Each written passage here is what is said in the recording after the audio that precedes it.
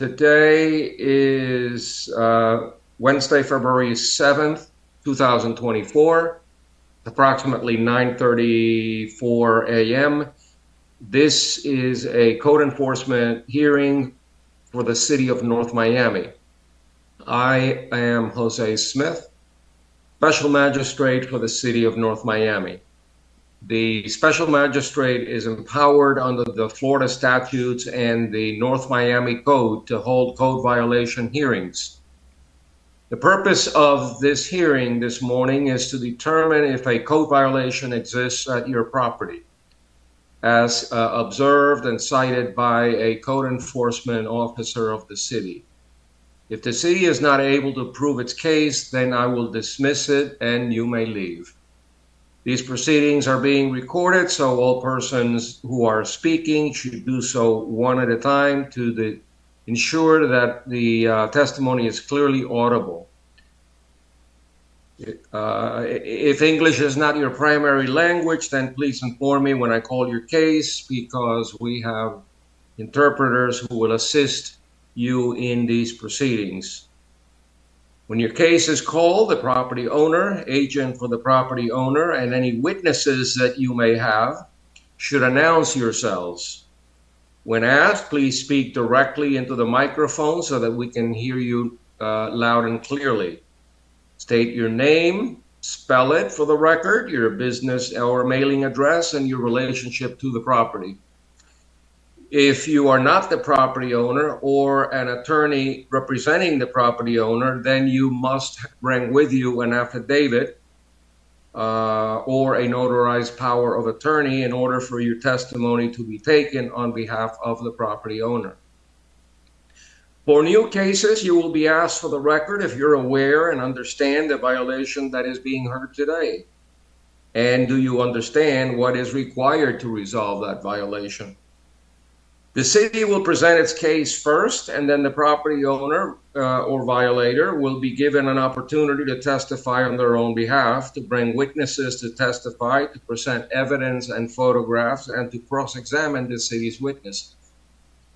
Following the case, I will issue findings of fact.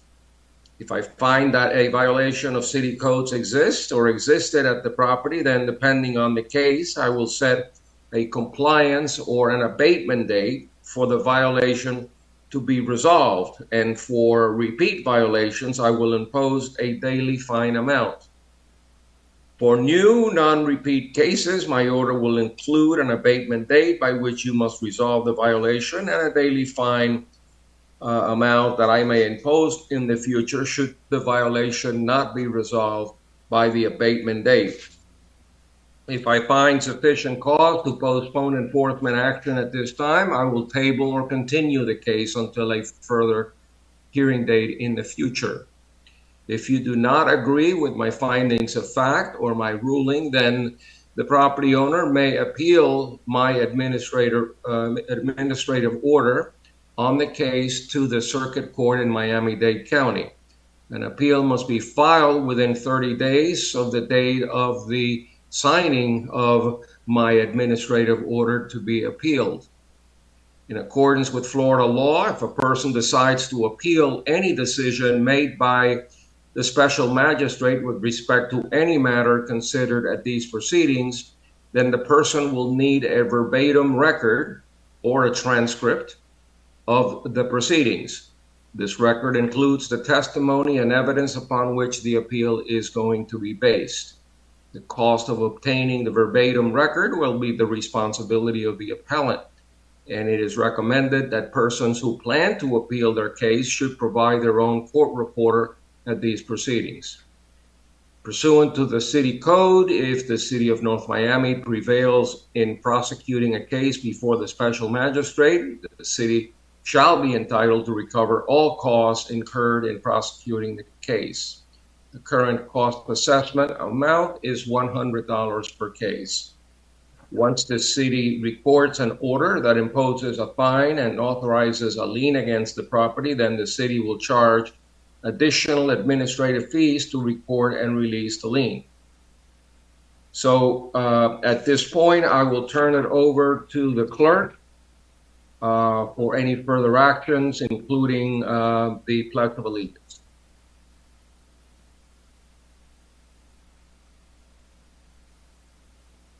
Magistrate, we'll go ahead and proceed with the Pledge of Allegiance, and then if there's any amendments to the agenda, I'll read that into record afterwards. Perfect. Do we have an officer on standby? I'm here. Okay. If everyone can put your right hand over your chest, you can start.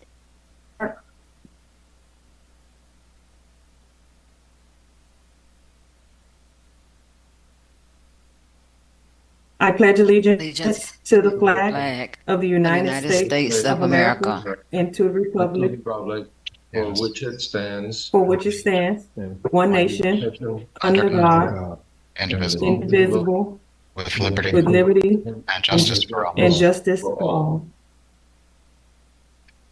All right, at this point, Madam Clerk, if you would tell us if there are any additions, deletions, or changes to the agenda. Magistrate, while we do have the officer here, we'll also do the oath for the inspectors and translators. Okay, let's do the oath. And I see that, okay, never mind. Go ahead. Okay, please raise your right hand. Do you swear or affirm that the testimony you are about to give in these proceedings will be the truth, the whole truth, and nothing but the truth? If so, say aloud, I do. I do. Thank you.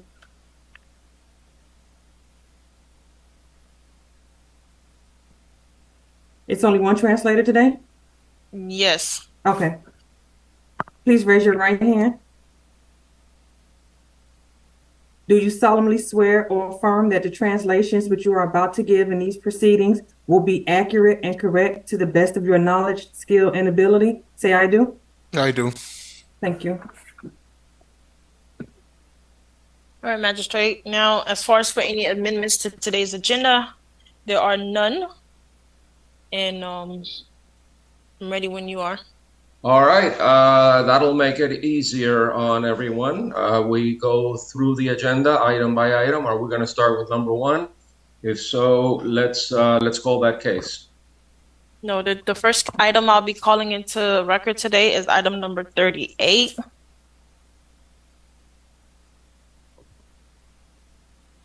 All right, let me first find it. Let me allow the personnel from the attendees. Is that Manuel Guerra? Yes, we had a Roosevelt Presume here representing him. I don't see him in the chat, but I'll move on. This case was going to be postponed for the hearing on March. Did you make contact with the representative, letting him know to not show up? I sent them an email. Yeah. Okay, so I'm going to read the case into record, Magistrate, which is Manuel Guerrera, case number CFAC 2023-00033. And the inspector just postponed it.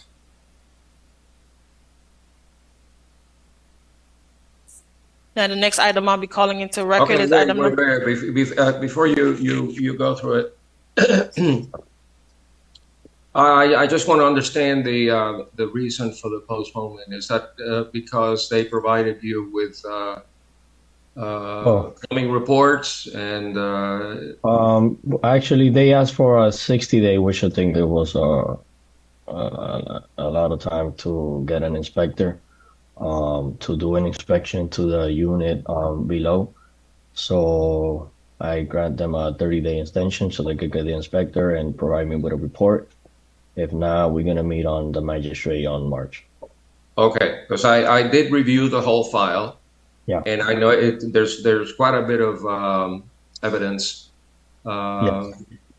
plumbing reports, bills, and so. In this case, I'm waiting for a report, and I already contacted Ms. Lewis, so she will be present for the magistrate on March. Okay, well. I will grant the request, but if there's no compliance by my next hearing, I want to hear it. Okay. All right. Next one. The next item, Magistrate, is item number 43 and 44, which is NM Real Estate Holdings LLC. Item number 43, case number is CEEXC 2022-00029. And item number 44, case number CEFAW 2022-00084. And the inspector is Shanna Sanders, and I'm going to allow the attendee in now.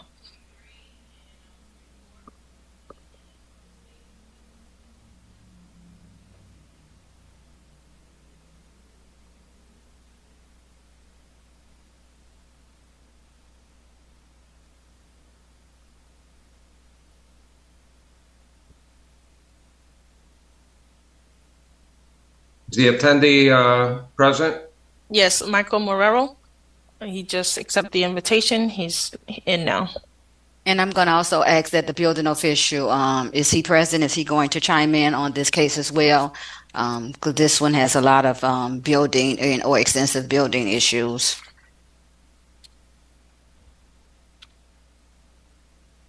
Good morning. Good morning, Mr. Building Official. Let's start with number 43, and who's the inspector? Shanna Sanders? It is I. Yes, Shanna Sanders, City of North Miami, Neighborhood Service Inspector, for for property address 12640 Northeast 6th Avenue. First case we're hearing is for CEEXC 2022-00029 regarding the rear exterior of the property. This is a case that has already been heard. I just want to make sure I'm looking over really quick. Okay, it's been tabled, so never adjudicated. So I'll start off from the beginning. This case was originally cited in September of 2022, whereas I started receiving multiple complaints and calls about different issues that were going on at the property. I myself, along with our then director, Crystal Patterson, went out, visited the property, walked it with the property management and one of the lawyers from the property. As you see in the pictures depicted, the rear of the property has been hit and or damaged by trucks that load and unload in the rear of the property. At that time, we had an agreement that we would give them 60 days to submit applications to the city and to talk to structural engineers and take care of this matter. Here we are a year and a half later. I do believe that permits have been submitted to the city. However, the rear of the property still remains pretty much in the same condition.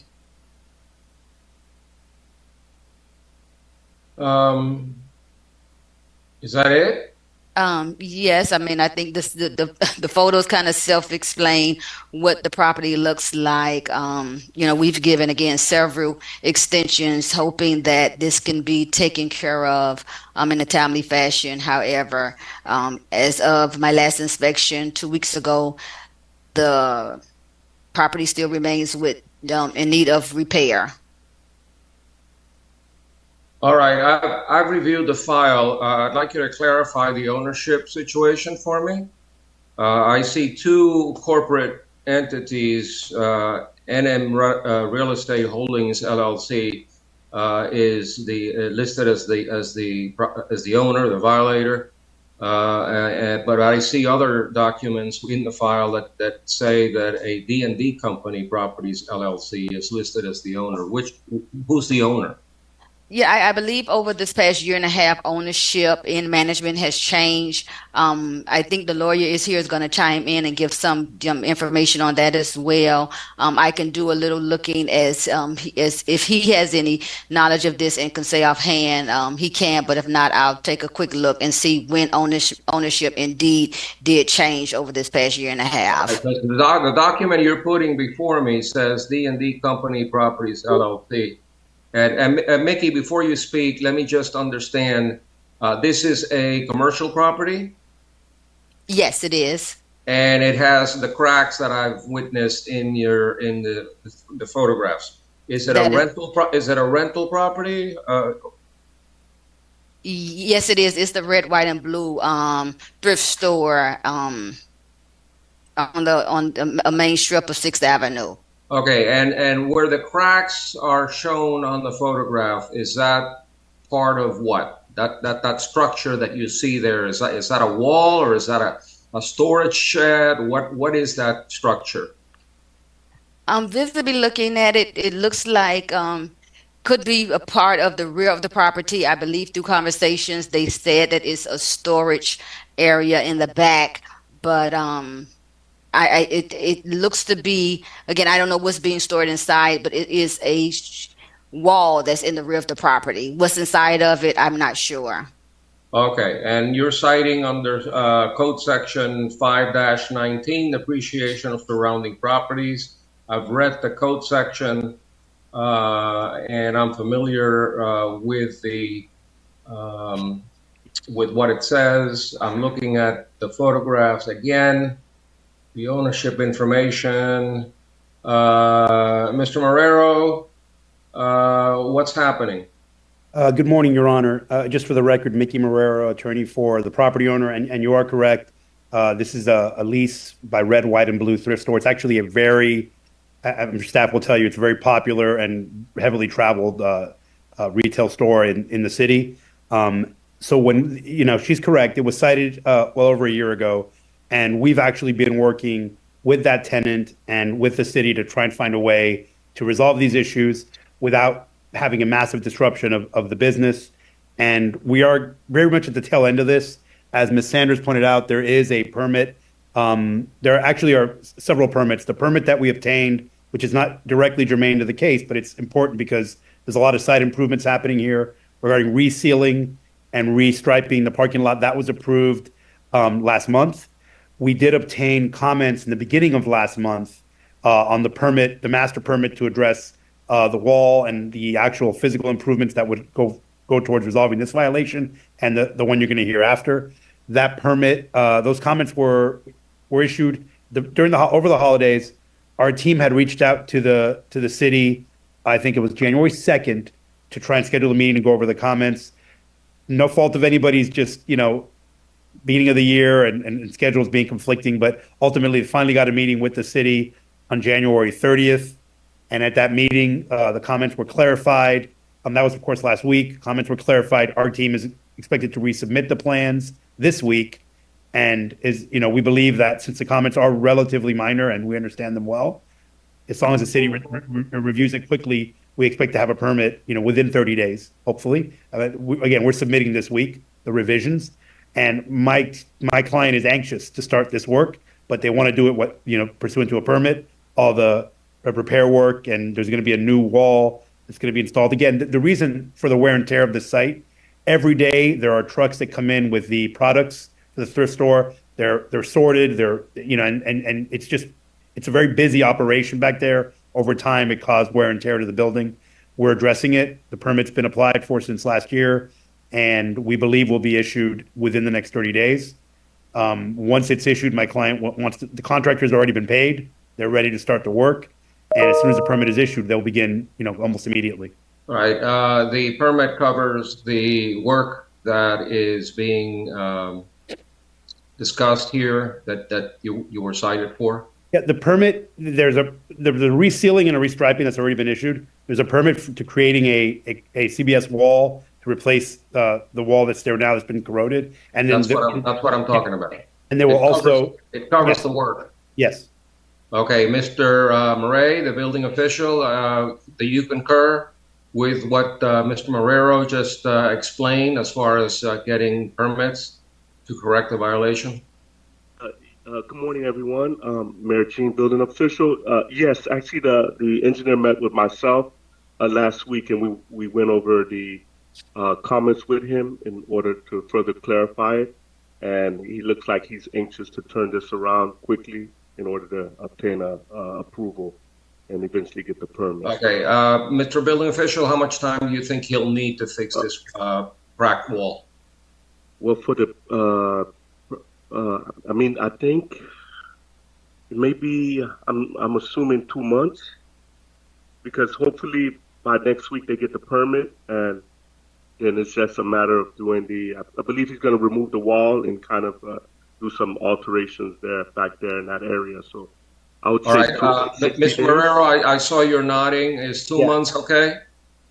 2 months is okay to do the work. Here's what I would suggest, Your Honor, humbly, if this works for you all. We're submitting the revisions based on the meeting from last week, hopefully by end of this week, let's say Monday at the latest. If the building department turns around and gets us that approval quickly, then I would say a 90-day compliance date, adding the time for the permit review plus the 60-ish days to do the work. Just so that we don't have to come back, it would be my suggestion, if it's okay with the city and you, 120-day compliance date, not a progress report, just a full compliance, which would build in a little extra time in case the building department has another comment that we don't anticipate, just to make sure we're not asking for more time again. I think 120 days would cover our submission, city review, plus the completion of the work. I'm not going to give you that much time, with all due respect. I know you're going to move quickly. If you need additional time, I'm sure that the building official will work with you and give you additional time as long as you're working in good faith. But I think that if the building official says 60, you're saying 190. I'm going to cut it down the middle. I'm going to give you 90 days, and then if for some unforeseen emergency comes up, you'll work with Mr. Mare and his department, and he will work with you to make sure that it doesn't come back before me. I know that you're going to work in good faith, and I know that you're going to at least take care of the code violation that was issued with respect to the cracks on the wall. So based on the testimony of the city's code compliance officer, the building official, the photographs, and the evidence presented depicting that the cited violation still exists, proper notice has been given. I find in favor of the city, enter an adjudication, and set a compliance date of 90 days. I know the clerk likes me to put a date certain. So let's... Magistrate, the three date of abatements are March 20th, April 17th, and May 22nd. Okay. And, March 19th? March 19th? No, March 20th. March 20th. April 17th. And May 22nd. All right, I'm gonna give the property owner until May 22nd as a compliance date. May 22nd, Mr. Marrero. In the event of non-compliance, there shall be a daily fine of $300 until the violation is abated. And that's Very good, as thank to you. each, or just that one case? We're only talking about the first case. We haven't reached the second case yet. Noted. So I'm gonna Okay. go ahead. So that gives you, we're in February, March, April, and May 22nd. If you need a little bit more time, talk to the building official. Fair enough. Thank you, Your Honor. Okay. All right. Let's talk about the second case, which I've also reviewed, and I'd like the city to comment on the order to comply, which is dated August 1, 23, from Magistrate Gazal. I do not see that listed as a guilty finding. I don't know why that didn't make it to the caption of the case. Anyway, you'll explain, Ms. Sanders. Magistrate, before Ms. Sanders proceed, yes, this case was in fact found guilty. It was found guilty by Magistrate Kazoo with an abatement date of November 16th, 2023, and then fine was set at $500 plus $100 cost assessment. So at this point, with the ruling that you end up making, if it's to postpone to table, it will be tabled. If not, then the fine will move forward. Okay, so there has been a finding already of guilty and a fine imposed with a compliance date of what date was it? November 16th, 2023. Okay. All right.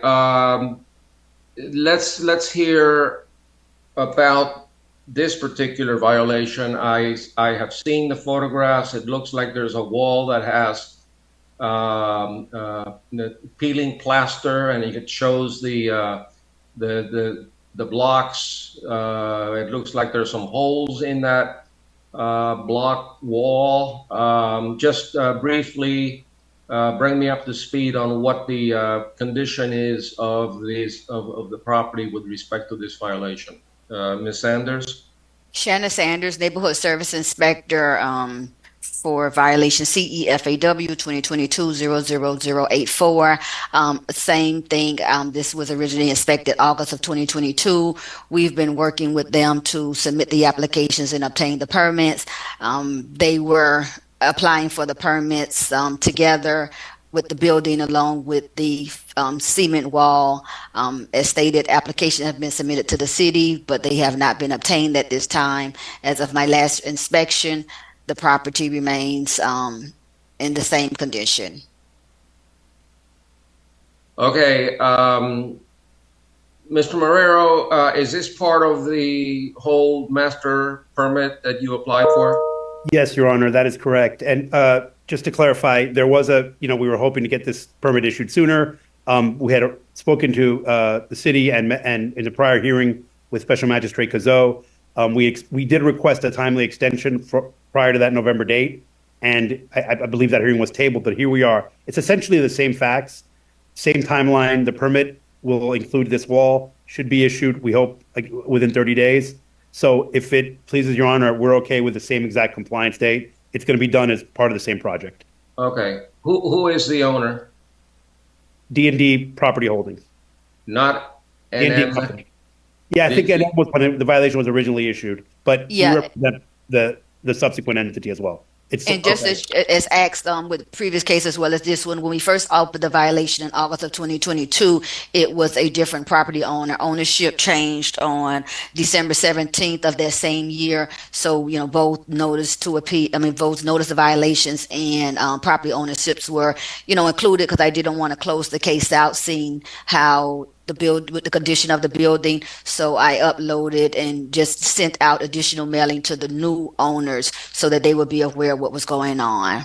Okay. To keep me from going crazy when I review these files, if the property owner has changed, whether it's a new owner or whether they changed the name to something else, let's make that clear so that I know who the owner is that has to comply. So in the future, when this case ever comes in front of me, I want you to list D&D Company Properties LLC as the new owner, and NM Real Estate as the prior owner, and they're both they both should be on the case. What I'm going to do, I'm going to table the prior order, which is dated August the 1st from Magistrate Cazot. And we're going to keep it at the same, we're going to table it until May 22nd, which is when I expect full compliance from the property owner. And Magistrate, just to confirm on the record, that brings you to the July 3rd, 2024 hearing. I'm sorry? Can you hear me? Yes, go ahead. No, I was just saying, just to confirm on the record, that brings Mr. Mero back to the July 3rd, 2024 hearing. No, I thought I said May. I thought I said May 22nd.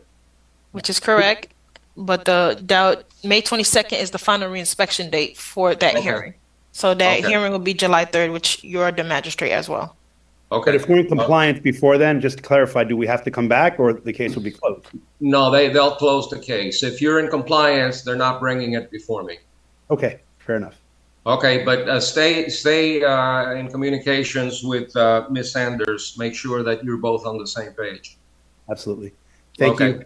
Thank you. Have a great day. You too. Bye-bye. All right. The next item I'll be calling into record is item number 61 through 64.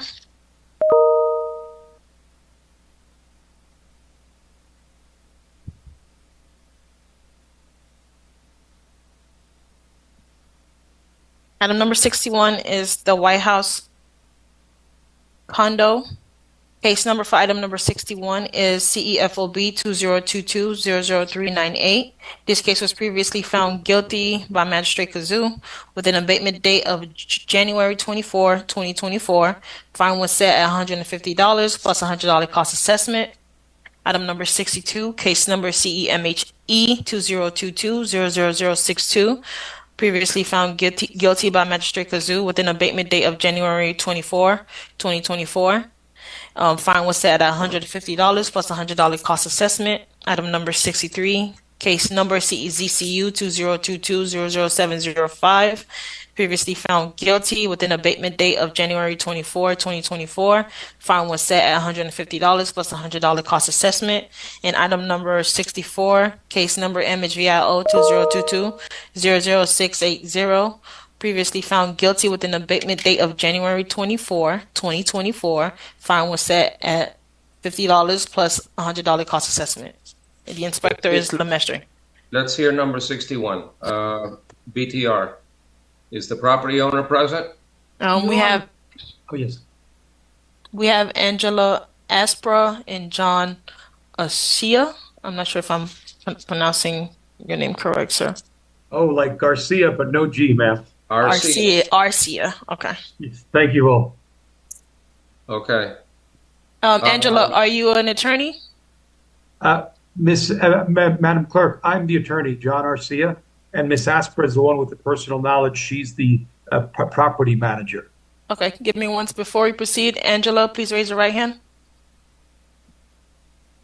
Do you solemnly swear or affirm the testimony you're about to give in these proceedings shall be the truth, the whole truth, and nothing but the truth? So help you God. Please say I do. We cannot hear you. Please enable your audio. I do. Noted.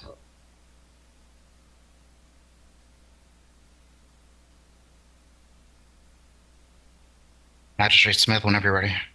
All right, let me hear from the code officer, who is John Lemestre. Good morning, everyone. Neighborhood Service Inspector Jonathan Lemestre. This case was opened back on October 27th, 2022, in regards to the commercial property not having a business tax receipt for the city of North Miami. As of the final reinspection date, which was January 24th, 2024, it's been over close to 2 years now. The property has failed to obtain a business tax receipt for the city of North Miami. And it should be noted that there is nothing on file as per an application. What kind of property is this? It's a commercial property, sir. Okay. What does it do? What activity is? It's a condominium. It's the White House condominium. Okay. All right. Mr. Arcia, you want to speak, or you want to let your client speak? Sir, if it's okay with you, I'd like to first give a little bit of background information, and then I could have Ms. Aspra give you the details. But there is again, thank you for having us here, and I'm sorry why we are here, but there has been a change of ownership. These are condominium units, and there was a substantial transfer of ownership towards the end of 2022. And what happened was that there was no board of directors in place until the new owners got in and took place. And I believe Ms. Aspra didn't really take control of this association until mid this year. Now, there were some notices that were sent, but unfortunately, the notices didn't.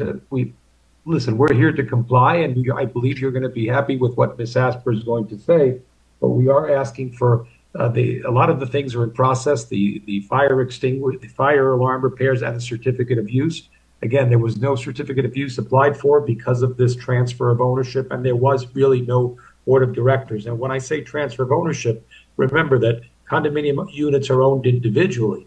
But what happened was that roughly 25 units or 24 units were transferred at one shot to one owner. Owned almost half of the building or a third of the building, and he transferred them all at one time, and that left the building without a board. So again, I asked that if we can, I'm the attorney now. I'm here. And Ms. Aspra is the manager, and she's certainly going to show you what's been done. But we asked for a short continuance to bring all this up to code.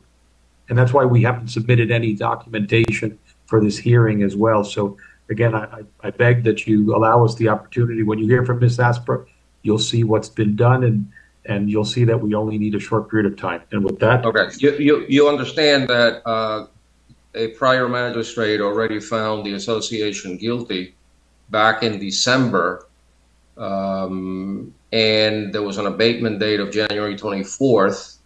So somebody must have gotten a copy of that order.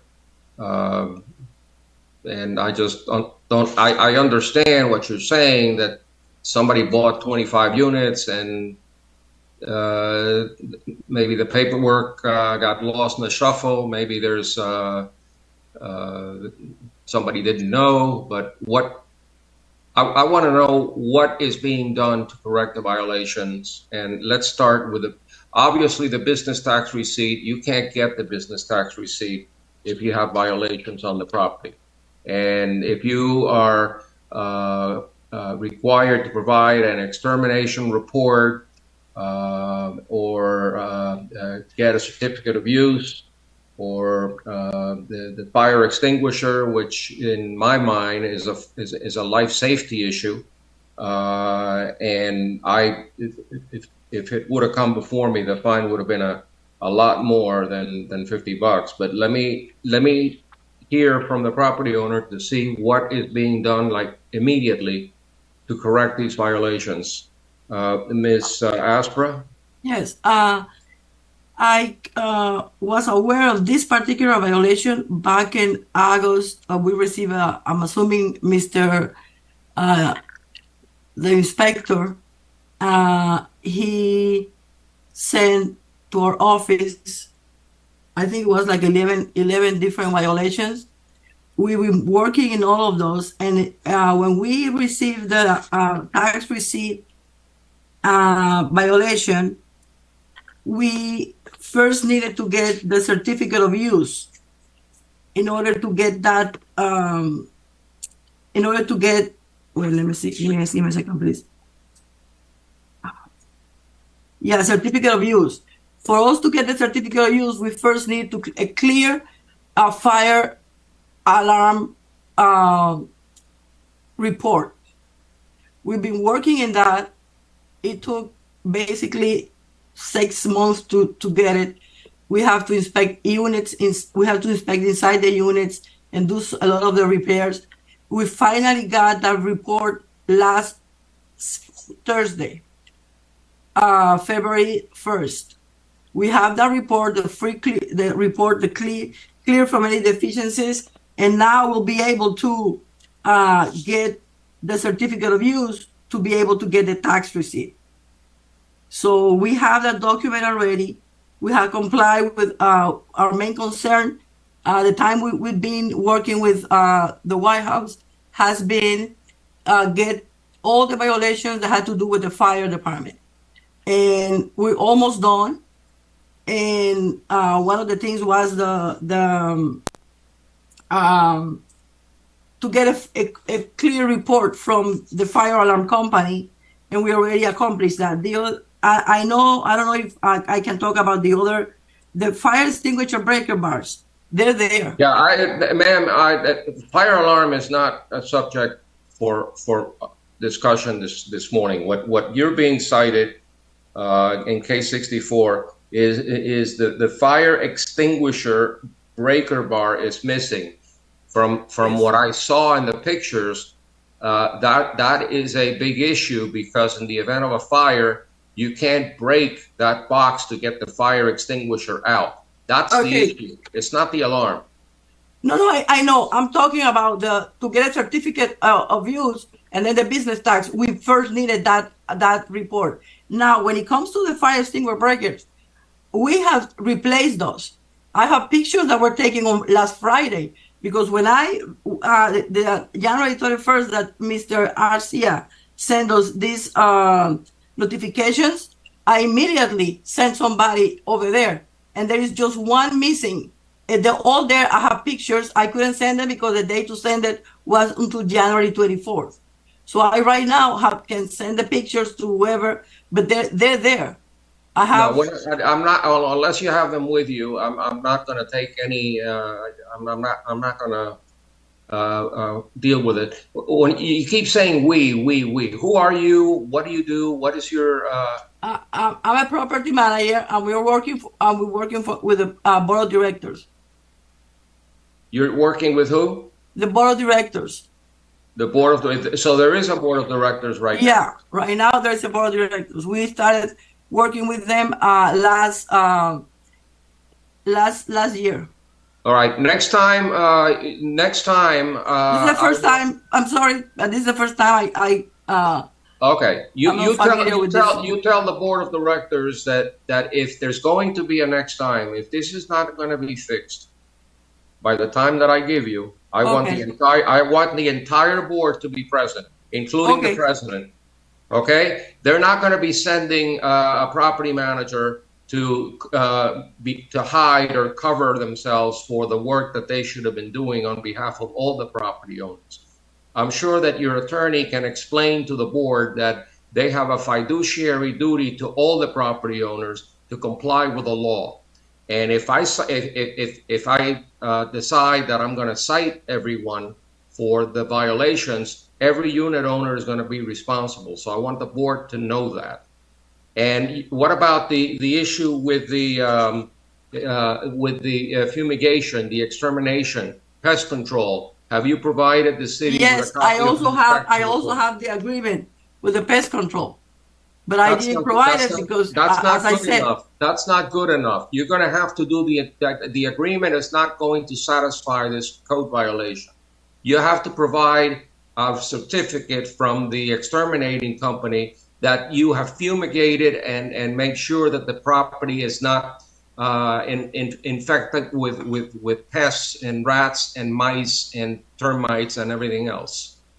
Mr. Smith, Magistrate Smith, with your permission, could we ask Ms. Aspra when is it scheduled to be done? It appears that if they have a contract, they may have it scheduled. Well, no, they already been there. Oh, so the work they've been there already. And do you have a certificate? Did they give you a certificate of completion? No, they gave me. What they do is they give us an invoice for whatever the work they done. Well, you have to ask them. You have to ask them for a certificate that the property is free of any pests, so that there are no issues with fumigating the property. It's just not enough that they give you a receipt. They gotta give you something that says that they've complied with what the city is requesting from you. Okay.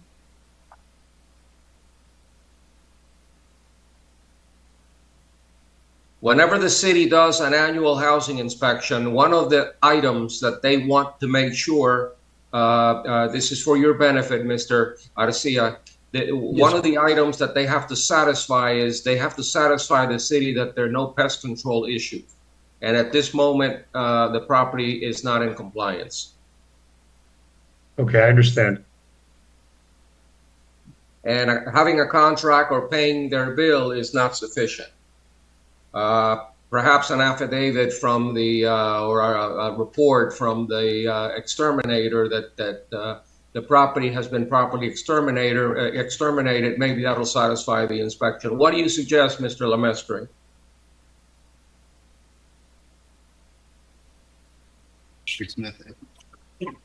Magistrate Smith, if the extermination, if they did the work, and if they have proof that they did the work and that there is no rodents, I would be okay with giving them a 30-day extension if they have proof that the work has been done, as Ms. Aspera is saying. Mm-hmm. Well, also, in addition, we need proof that the issues with the fire extinguishers have been resolved. And, you know, that's a Dade County Fire Prevention Code issue.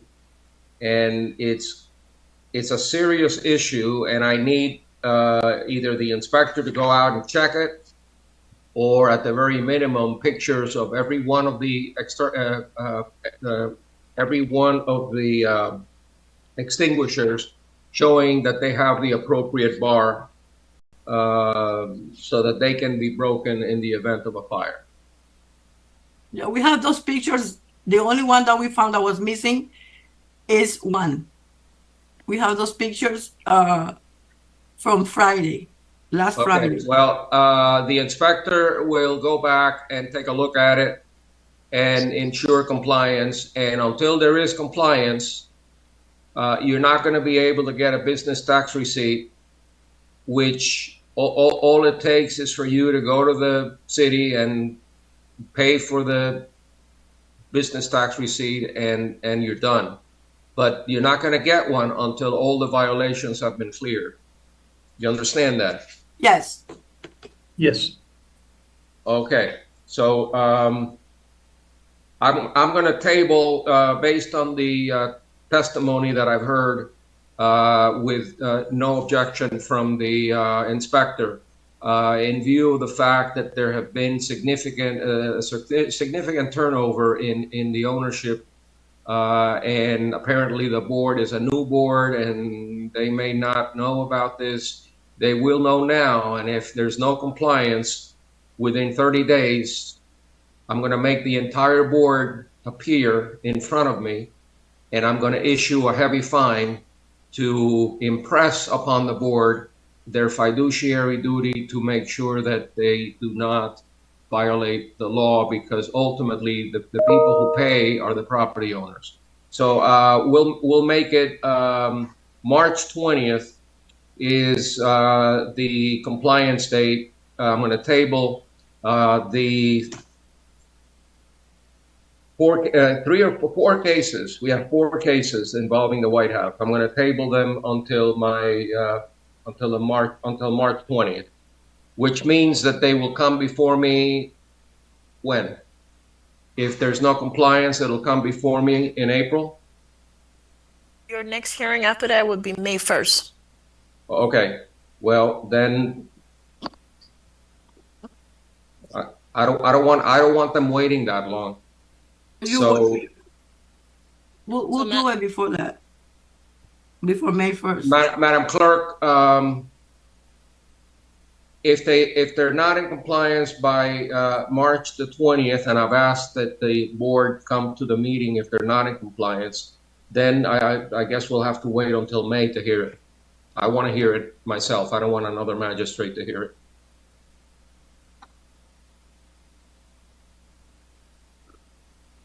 And Your Honor, just so that I'm clear, if there is compliance, I assume we'll be able to then get the certificate of use. And if we get that, do we still have to appear before the May 1st hearing? If you're in compliance, and it's not just a certificate of use, the certificate of use is probably much more difficult to get than the business tax receipt. But if you're in compliance, the code department will close the file. You don't need to come. Thank you. Thank you, Inspector. Thank you for being so clear with everybody. Mr. Arcia, let me just mention one more thing. There's multiple liens on your property in regards to the elevator, in regards to exposed rebar. So please work with the building department, and please contact me so we could work together and get this building fixed. Thank you. We already? Okay. Yeah, I didn't know that there were already liens on the property. That makes it even worse. You know, I'd hate to have the city foreclose on those liens and have everyone evicted, which is a possibility if there's no compliance with those issues that have been previously adjudicated for which a lien was put on your property. A lien is going to make it impossible for any unit owner to get a mortgage or to sell the unit. So you're in a bunch of trouble. Let me tell you, if you got liens on the property, you better clear them, because it's just going to, and the fines keep piling up. I assume these liens are associated with fines, right? Yes, sir. Yes, Magistrate. Okay, so you know, if any one of the property owners there want to mortgage their property, sell their property. You're not going to be able to. And you're going to get stuck with a huge fine at the end of the day if these liens are not cleared. So, Mr. Arcia, you have your work cut out for you. I'm just. I was just thinking the same thing. I was just thinking the same thing. It's not good to have liens on a condominium because obviously all the units can be put up for sale. Magistrate, majority of those liens are on the association. So, Mr. Arcia, my best advice to you is to start by, your first thing to do is to do a public records request on your property so you could go through the case files. Okay. Yeah, the liens are on the association. However, if you lien all the common areas, there's no bank that will ever lend money to anybody, and there's no lawyer that will allow a closing to take place without clearing those liens. And probably you will not be able to get insurance. And so you got a lot of work to do there to clear that up. And I'm glad that the code officer brought that up. No, I am too. Thank you very much. I wasn't aware. Yeah, and what this is beginning to look to me, and it's just my gut opinion is that whoever bought the 25 units wants to evict everybody else, have everybody else sell to him, so that he can knock down the building and build something higher. That's what it looks to me. That's the way that things are happening these days in South Florida. Is this a waterfront property? I don't believe it is. No, sir. No, it's not. No. No? Okay. Well, I think we're done. I think we all understand what we need to do. So with that in mind, I will table all the cases to March 20th. If there's no compliance by March 20th, I want the case brought back to me, and they and my fines will be a lot greater than the fines that have been previously imposed by the prior magistrate. I promise you that.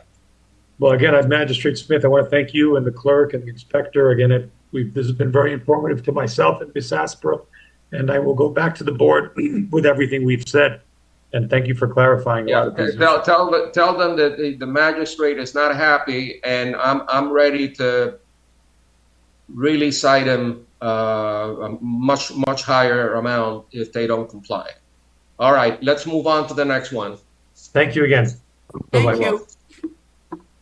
I'm going to go ahead and call item number 14 and 15, which is DRJ Holdings, LLC. Case number for item number 14 is CEFOB 2022-00391. And item number 15, case number is CEZCU 2022-00681. And we have Jerry Mann, who's here on behalf of this case. Okay, I see in my notes that this case was tabled on September 11th. The violation is lack of a business tax receipt for Saturn General Business. And the other case, 15, is for a certificate of use, same business. I am aware of the eviction proceeding. I have reviewed the pleadings, and I would ask Mr. Mann to tell me what the status of the eviction proceedings is, which was filed in August 29th, 2023. Mr. Mann, tell me what's going on with the eviction. Mr. Mann, are you there? I can't hear you. You are muted. You need to. Can you hear me now? Yeah, and introduce yourself. Tell us who you are, and what is the status of the eviction? Okay, sir. My name is Jerry Mann, M-A-N-N. Spell my last name. I'm the owner of DRJ Holdings, LLC, the property in question. Jerry, before you proceed, please raise your right hand. Do you solemnly swear or affirm the testimony you're about to give in these proceedings shall be the truth, the whole truth, and nothing but the truth? So help you God. Please say I do. I do. Proceed. During our last hearing, the only option I had was to evict the tenant. That was delayed and delayed, and then finally we went in front of county court, Magistrate Harris, or Judge Harris, excuse me, on the 18th of January. She put it over for mediation, which was disappointing because I was looking for a default possession. I didn't feel, of course, I'm somewhat biased, that the opposing attorney party had any basis for putting it over to mediation, but she insisted. Conveniently, the opposing attorney is unavailable the entire month of February, and it appears as though we're working out a date of March 21st for mediation. That's just mediation. I'm waiting to hear back from my attorney. The day has been agreed to, the specific time. I think he's checking availability with the mediator. And I look and see that the next time I come in front of you would be March 20th, but I repeat the same thing because right now we're shooting for March 21st for the mediation. Bless you. What are the defenses to the eviction proceeding? What issue is there to decide? On our part, nothing. No, well, on their part, what are you going to mediate? What are you going to mediate? No, that was my question to my attorney. I said, "There's nothing for us to mediate. We want compliance from the tenant." I said, "There's no give or take in this whole situation." And he said, "It's by statute that you must mediate," which is new to me on commercial. But he's the expert. He's my attorney. I said, "Okay, then I guess I have to go to mediation." But I told him in advance my position is going to be hand me the keys or come into compliance. Now, Officer Sanders I had a discussion with her. I don't believe there's any compliance on any of the outstanding items on their behalf. So my hands are tied. The issue is here is a BTR and a certificate of use. Right. Mm-hmm. Now, typically that's a no-brainer. I agree. Does the judge not understand that the city code is being violated and that these people should be out of business because of their violations? Has that been explained to the judge? I believe so.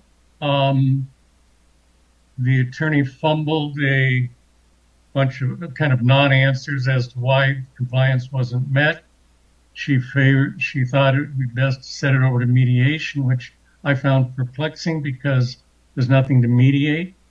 Position is firm that we need possession, and it's been over 2 years she hasn't been in compliance. Right, let me ask the city: are there any other remedies other than fines that can be used by the city, like shutting them down, red tag the building, make it an unsafe structure? Is there anything the city can do to shut them down?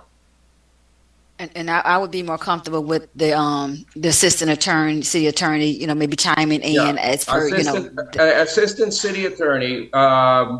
The gentleman is doing what he's supposed to be doing, which is evicting a tenant who is not complying with the code. The case is tied up in court. It may take another 3 to 4 months. Meanwhile, no compliance. Can we shut him down? I would not advise to shut them down just because there's active litigation. You guys are going through mediation. We wouldn't, aside from citing them, I don't think we'd be able to shut them down. What if we cite we also cite the tenant and make it painful for the tenant for not complying with our code? We can do that, can't we? That we can do, yes, absolutely. Okay, I would suggest that we cite the tenant as well. As long as the property owner is doing everything within his power to get the tenant to comply, I don't feel comfortable holding him responsible, as long as he's being, reasonable and is making efforts to evict. What is the eviction for non-payment, or is the eviction for violating the city code, or both? Non-compliance with the city code. Okay. I don't understand. The mediation will take 3 seconds, and then and then you're going to have an impasse, and then the next thing is you're going to need to have a trial and get your eviction order. And if the attorney is not going to be available during the entire month of February, maybe the defendant can get someone else. I don't know how this is. Not for me to say, obviously. I don't know, why this eviction is taking so long. I understand mediation is required, but you can set up I'm a mediator. You can set up a mediation in a week. Well, if you'll allow me, I did question my attorney, and I said, I got a little bit upset with him. I said, that's 7 weeks away, 8 weeks away. What's, you're just going to accept the fact that this opposing attorney is so busy that he can't make time an entire month of February and 3 weeks into March? It's just a stall tactic. Let's just get Maybe you need a new attorney. Anyway, well, that presents its own problems, as you well know. Yeah, I don't know what to say. The next step is the city's going to cite the tenant for operating a business without a business tax receipt and without a certificate of use. I'd like that case to be joined with your case, and I want to table it until my next hearing. Okay. At which time I will. Is that the 20th, sir? I understand that my next hearing is in May. Okay. Okay, that's a good amount of time. Maybe Madam Clerk, when is my next hearing?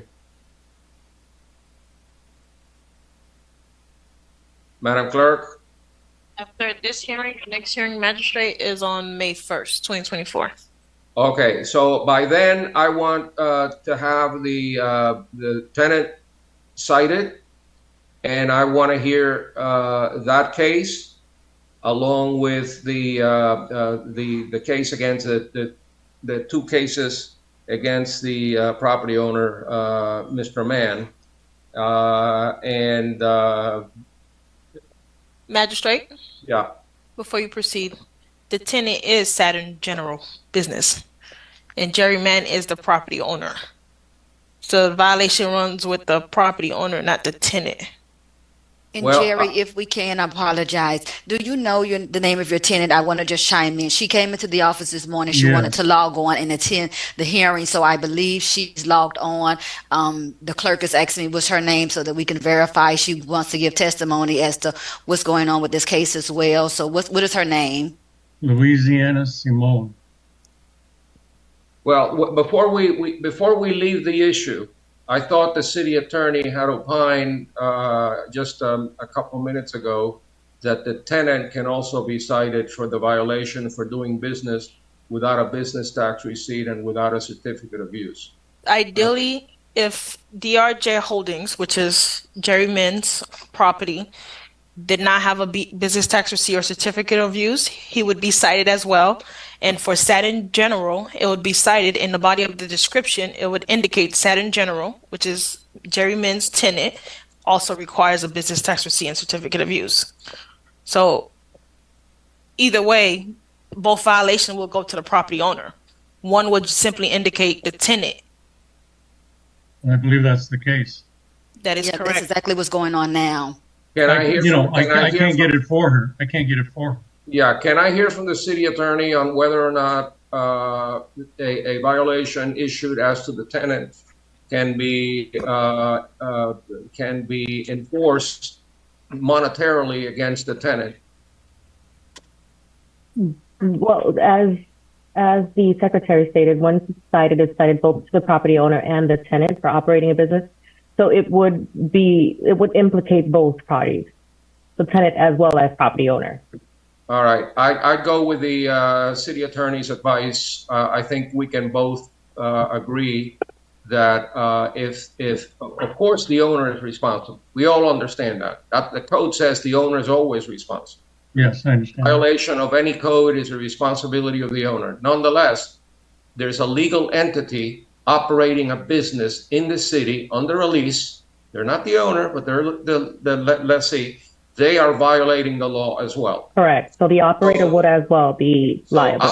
Operating the business without a business tax receipt and a certificate of use is a violation of the code. So as tenant, in many cases, we have 99-year leases. The owner may be in Alaska.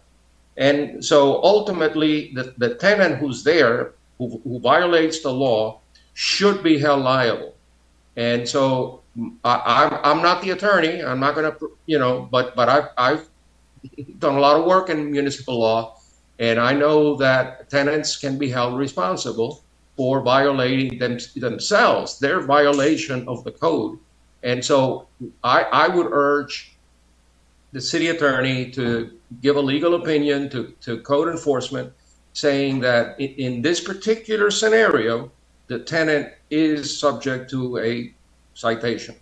And then I want to hear both cases together at my May 1st hearing, and we'll see, hopefully by then everything will have been resolved and the tenant perhaps would have been evicted, and then we have a new tenant operating properly. So can we all agree on that? And so that I'm clear as the officer who might have to open up this violation, because it seems like what you're saying is what's happening already. I mean, we opened it up to the property owner, and it does clearly state in the notations that is for the beauty salon, Saturn General, that's being cited as well. So, I mean, I just want to make sure again, and maybe we could do this off record if need be, but it seems like that's what's happening already. The property owner has been cited. And the operator as well is cited and given the violation. I think that is what we're doing. Both of them have been put on notice. I mean, because that's why she came this morning. I mean, Jerry knows we've been speaking about this for, well over a year. He's been cited and put on notice, as well as the tenant. Both of them are aware of what's going on with this property. Both of them know that a business tax receipt and certificate of use needs to be obtained. So I just want to make sure, again, if we could do this off record if need be, but I want to be clear as to what am I doing or need to do differently than what's being done that has already been done now. Okay, let me tell you that everything that has been done up to now is perfectly fine and appropriate and consistent with everything you have ever done. There's nothing wrong with it. All I'm suggesting is that we have a tenant in this case who is operating a business without a BTR and without a certificate of use. That is illegal. And the tenant also should be issued a violation for operating a business under these conditions. So there should be two cases. One against the owner, one against the tenant. That's all I'm saying. And if the city attorney agrees with me, then let's do it. If the city attorney says no, it's only the owner, the tenant has no responsibility, then I'll defer to the city attorney. No, the city absolutely agrees with you, because as the code states, the property owner as well as the operator should be cited. So Shanna, we can get off record and discuss, I guess, having items that are brought together in conjunction when they come before special magistrate. Okay. Magistrate, may I? Yes, sir. In these cases, yes, sir. In these cases, in these cases, and in my prior experiences, the way that we would do it, and this would be off record, but in order to make sure, in accordance with our attorney, of course, that she stated that she agrees with it. I also concur with that decision moving forward. We used to do a violation to the tenant that ran concurrently to a violation to the owner, and one would have an effect on the other and vice versa. So we'll discuss, and I'll go through it with the city attorney, and we'll give you a little report as it goes along, because I think that's a great idea, sir. Okay, I'll just because I know you'll understand, Mr. Director. In another city where you and I worked years ago, in a situation involving seasonal rentals, short-term rentals, we would cite the owner of the property, the tenant using the property illegally, the real estate broker, and anyone else, including Airbnb, associated with the with a short-term rental. So it's not one or nobody. It's everybody that is breaking the law, that should be, and we can have a seminar on this, Mr. Ramon. We can have a seminar on whether or not other people should be brought in on some of these violations. In some cases, you can't. But in some cases, you certainly can, and you have an operator here, a tenant that is violating the law, and the owner really can do nothing other than evict them. And so we're kind of going after the wrong person, because he's doing everything that he can possibly do to come into compliance, and because of some glitch in the judicial system, which requires mediation and a lawyer who is dragging his feet, he can't comply. So the next best thing to do is to go after the tenant. So that's I think we've said it enough. I think we know what we need to do. Thank you. And I'm sure that the department will heed the guidance of the city attorney and also the magistrate, because this really frustrates the hell out of me when something like this happens. And this is a perfect example when a tenant should get the violation, not the owner. Thank you, sir. Okay. Or the owner and the tenant. But let's move on to the Mr. Mann. I would urge you to urge your attorney to move quicker.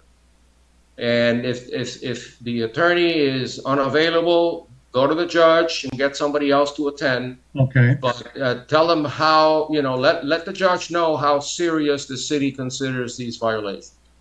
Okay. Okay. So I will do that. This is for both cases, for the business tax receipt and certificate of use? Yes, ma'am. Okay.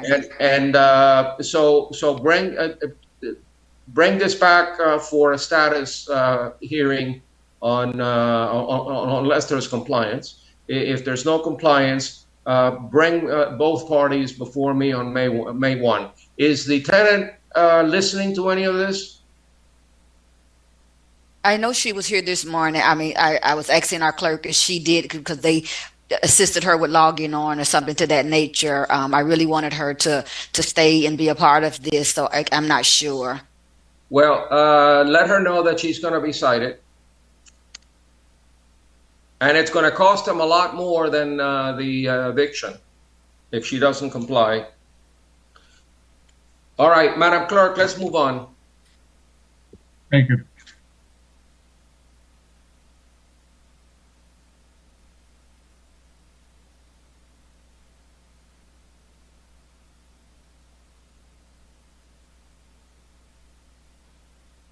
Sorry, Magistrate.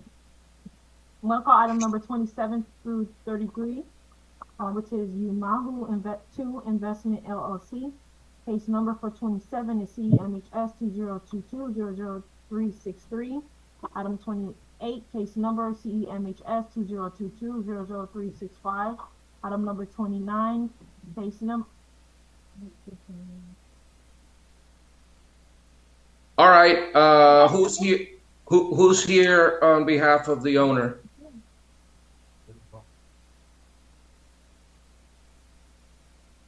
Anybody present on behalf of the owner? Going once, twice, 3 times. Okay, Inspector Lemestre. Magistrate, we do have someone here. I'm not sure if you were able to hear me, because. No. Okay, 1 second. We have Sebastian here on behalf of this case. Jerry Man, you are free to go. Mr. Mann, we're done with you.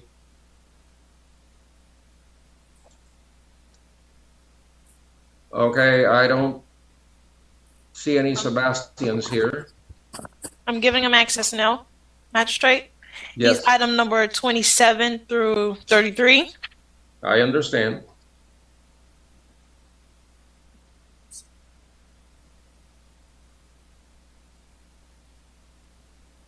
All right, let's hear from the inspector. Let's take them one at a time so that we don't get all confused. They're separate violations. Let's take 27. Exterior lighting, violation of section 526 of the code. Good morning, everybody. Neighborhood Service Inspector Jonathan Lemestri.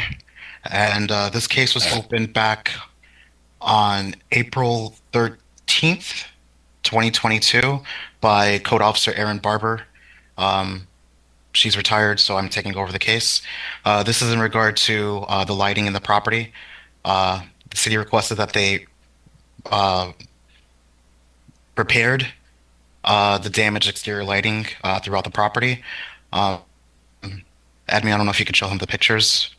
The property owners failed to repair the lighting in the exterior as of the final reinspection date. Compliance has not been met. Yeah, put it on the screen, but I have already seen the pictures. I'm just going to pull it up in my computer just to refresh my recollection. But I remember the lighting issue, having reviewed the file just recently. Let me look at it again. This thing on the right hand side of the door or window, the yes, dark, that's the light you're talking about? Yes, sir. All right, there's several of those around the property, correct? Yes, sir. All right, and none of them work? They're damaged or they're missing, so they don't work. So, okay. So at nighttime, you could imagine it being really dark at the property. Yeah, and you properly noticed the property owner? I posted the notice to appear at the property. Again, this is Code Officer Erin Barber's old case, but it shows that she sent a certified letter to the property. Okay. Owner. Anybody present? Sebastian, are you here on behalf of the owner? Oh, good morning. I think it's over there, or good afternoon. I don't know. I'm sorry. I'm in another country. That's why I was trying to get a little bit closer to this time. Okay, so it's 10:52 a.m. Okay, got it. Yeah, I'm an hour ahead of you guys. Okay. What country are you in? I am in Bolivia at the moment. Okay. Are you the property owner or represent? Are you representing? I'm going to get to that. Who are you? I am the son of the owner. I am the property manager at the moment. I just took basically other properties as well. I did not used to do this for my father, but given the circumstances, which I'm not going to go too much into it because it's something that it's not, something that is not worth mentioning but there's been some family issues. The person that was, that you guys sent the letters to actually is, it's a family member that there's a dispute on properties. He was managing a lot of our properties, unfortunately. And it wasn't until everything was brought into attention that we unfolded a lot of things. And I'm trying to work with, issues, not only with you guys, unfortunately, but with other cities as well. All right, let me stop you right there. Okay? Yes. According to the state, there are two property owners, two managers. Humberto Roca is your father? That is correct. Okay. And your father has given you authority to yes. testify under oath on behalf of the property? Yes. Has he been sworn? No, magistrate. No, I don't think he has. Let's swear him in. Sebastian, you'll need to enable your video. Oh, yes, of course. Can you guys see me? We could see you and hear you. Please raise your right hand. Do you solemnly swear or affirm the testimony you're about to give in these proceedings shall be the truth, the whole truth, and nothing but the truth? So help you God. Please say I do. I do. Okay, I'm going to ask it again because you're now under oath. Yeah. Your name is Sebastian Roca. You're in Bolivia, and your father is Humberto Roca. That is correct. Yes. And Humberto Roca is one of the two managers for the property. Correct. And the other manager is Carlos Abriata? Carlos Abriata, yes. And the two of them are not getting along very well. I don't want to go too much into it, but it's been very unfortunate events which has unfolded within the last year, and it really hurts me because it's my family, and it's brought the family apart, which is nothing that I would hope on anyone. Okay, but I'm not going to get into But yeah, I don't want to. Okay, but according to the city, this property that your father owns, and yes, and your father gave you permission to speak on his behalf, correct? Yes, correct. Yes. And you also manage for them, right? Now I do. Correct. Okay. This has been out of compliance since April of 2022. That's almost 2 years. Correct.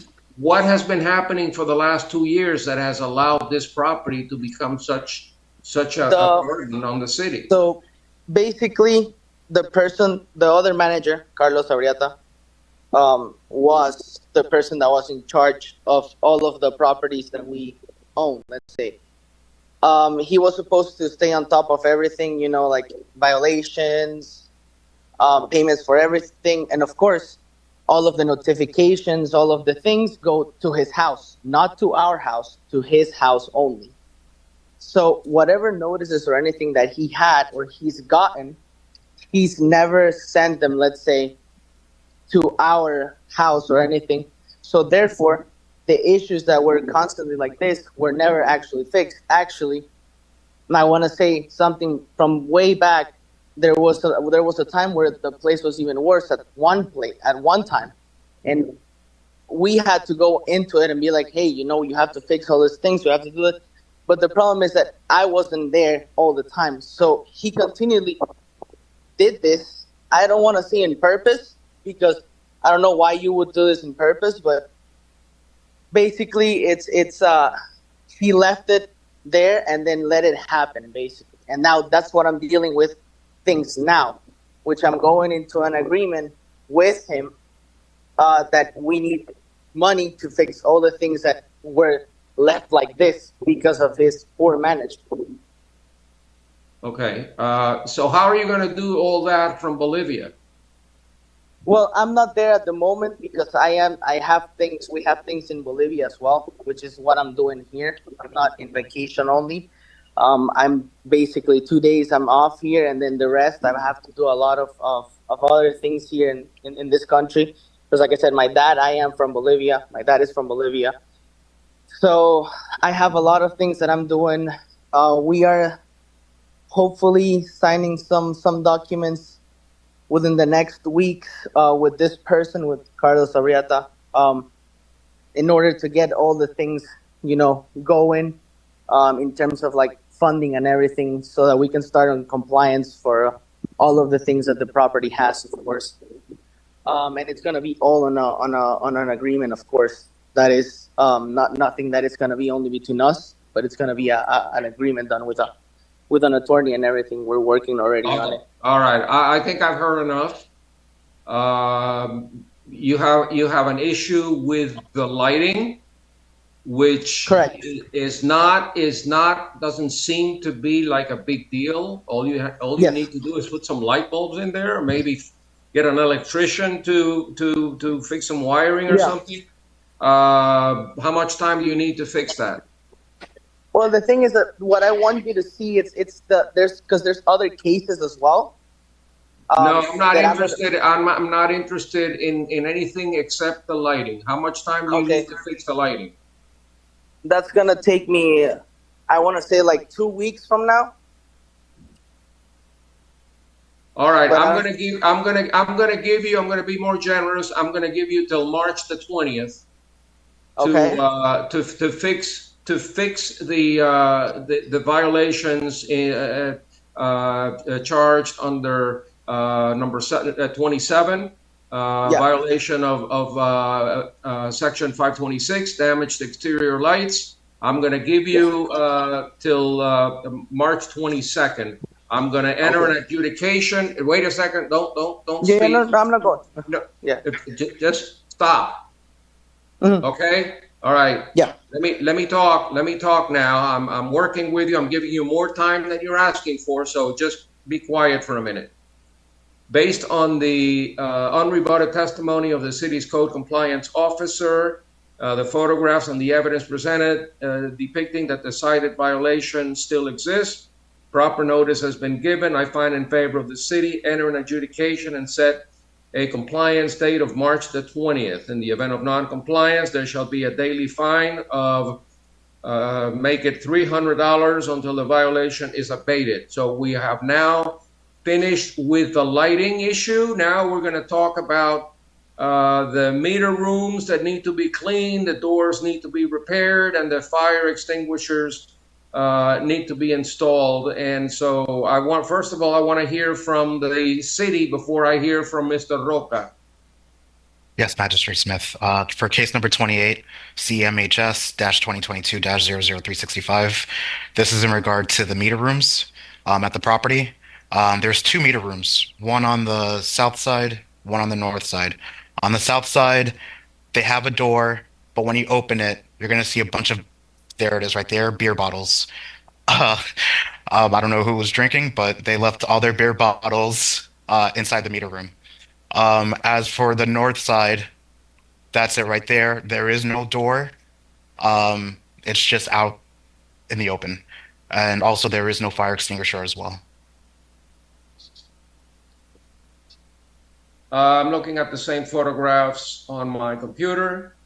So basically, it's the meter room.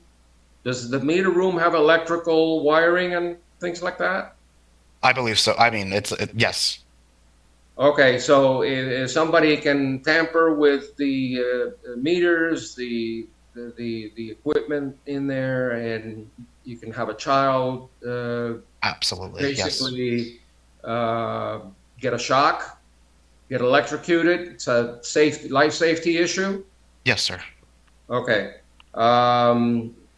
And what do they need to do? They need to clean it up and put a door. Is that what you're saying? Yes, to clean it up, again, beer bottles in the meter room, also secure the doors, and also have a fire extinguisher nearby. I don't know if a fire extinguisher could fit in the meter room, but at least a fire extinguisher nearby, just in case if there was a fire or an electrical fire, that they could put it out. So where would they put it? It doesn't matter as long as it's nearby. Yes, as long as it's close to the meter room. All right. I'll allow it. Since I consider this, and first let me hear from Mr. Rocco. I mean, Mr. Rocco, have you been able to see the photographs Yes. shown by the inspector? Yes, I have. Okay. That's your property, right? Yeah, correct. Okay.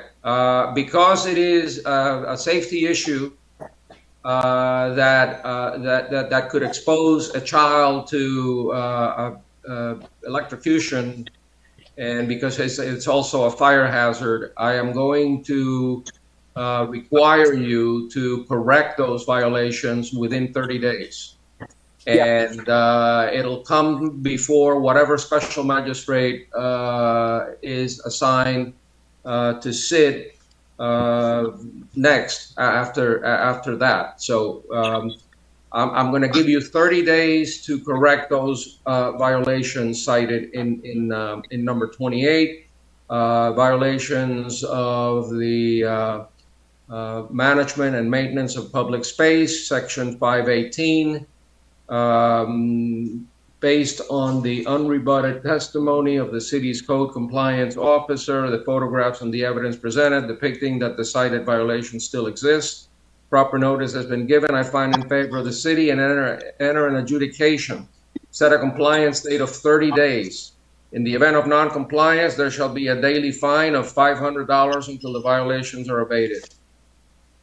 30 days for that one. So, Madam Clerk, whoever sits after 30 days, just you know, let them know that I've issued an adjudication and a fine is accruing after 30 days.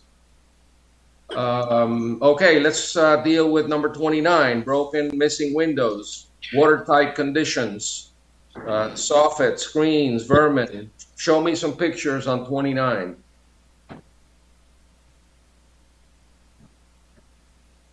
So for case number 29, CEMHS-2022-00367, again, this is in regard to broken/missing windows, window screens, door glass, and vermin screens, either being missing or damaged at the property.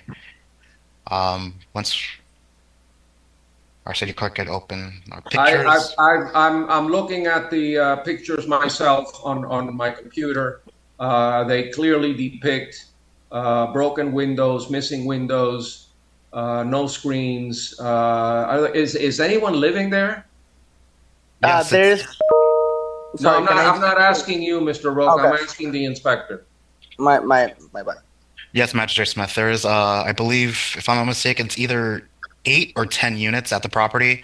I've had residents come up to me begging for help. The property is in disrepair, with the broken windows, with just trash all over the property. They've come to me personally and just said help. All right. Well, let me make a suggestion to the building official, if he's around, or one of his representatives. To me, this looks like an unsafe structure, and it should go in front of the unsafe structures board. If there is failure to comply, then this to me looks like a structure that is calling for demolition. So, Mr. Building Official, I'm going to rely on you to consider, within your discretion, to take this matter before the Unsafe Structures Board. Okay. Okay. I can't believe that people are living under those conditions in today's day and age, and you know, this is unacceptable. So I'm also I'm going to it's just unbelievable that this property owner has allowed this, and he doesn't he doesn't even have the courage to be here to talk to us about it. So what I'm going to do is I am going to also make it a requirement that these conditions be remedied within 30 days. And Mr. Roca, you can speak, but you need to get somebody on this tomorrow, because otherwise your building is going to be demolished and the cost is going to be incurred by you. Okay. All right? No, it's at 100%. I'll be on it. Okay. So you understand? You saw the pictures. This building is not habitable, in my opinion. Yeah. Can I speak or no? Yes. Go ahead. Go ahead. Speak. Yeah. I sent an email to the inspector the other day. But also I wanted to tell you, there is actually, since I've taken over, there's three apartments there that are actually under eviction because of the people that are living there still to this day were actually people that were not paying, and are, from the pictures that I see, are the people that have destroyed their units to make it look like this. And I can tell you, it's number 9, it's number 5, it's number 2, the unit number 1. I already fixed the door on it. Those 3 units that I just told you have completely destroyed the place, and that's what they're telling you right now, or what they're telling the inspector, is that because that's what they want to do. I tried to speak with them before, and they have they've been very not even tenants at this point because they haven't paid in over a year. So like I said, I've been trying to do a lot of things here and there. I actually got one of the writs of possession already, two of the writ of possession. I'm waiting on one more because I really need to start working on that specific building that you're seeing. A lot of improvements will be coming to the place because, like I said before, and you said it before, those units that you saw that are missing all the windows are the ones that I told you, and those are the ones that I need to fix. Besides the other ones as well, I'm gonna be doing a lot of work to the whole property itself, and it's unfortunate that it's come to this, but I am taking my hands on this whole matter because I can't let it happen. I can't let this thing happen. It's to me, it's unbelievable. If I'm being honest. To me too, Mr. Building Official, will he need build plans and building permits in order to fix some of these things, or he can do it? No, definitely you would need a permit. So submit plans and correct of the repair work or alteration. Also, I wanted to add, Mr. Magistrate, once the for Mr. Sebastian, once the tenants have moved out, can you please kindly secure those units, either board them up, so that way there's no reentry of unwelcome guests in those units? Of course, yeah. I talked a couple months ago when I started doing this with the city itself, with the police, because I've had an unwanted guest in one of the properties. This is reported from one of the tenants there, and then that's another issue. I want to close them completely from people that are squatters that want to go in there, because that's not only bad for in this case for someone that is unsafe, let's say, but it's also bad for me because then at the end of the day I will have to evict someone that it's not even a tenant. All right. So, that's between you and your tenants. I'm not going to get into that, but what the building official is telling you, and it would be a good idea if you listen to him, that you need to board it up to keep vagrants and squatters from going in, because then it's going to be even more difficult for you to throw them out.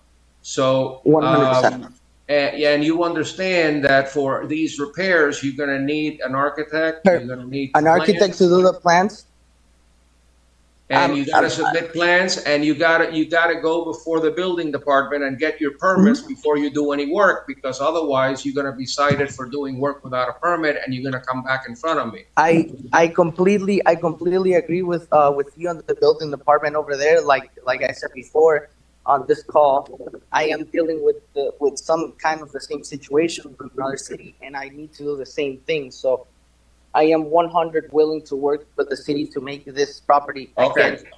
You understand that the building official can take your case to the Unsafe Structures Board of Miami-Dade County and demolish the property at your expense.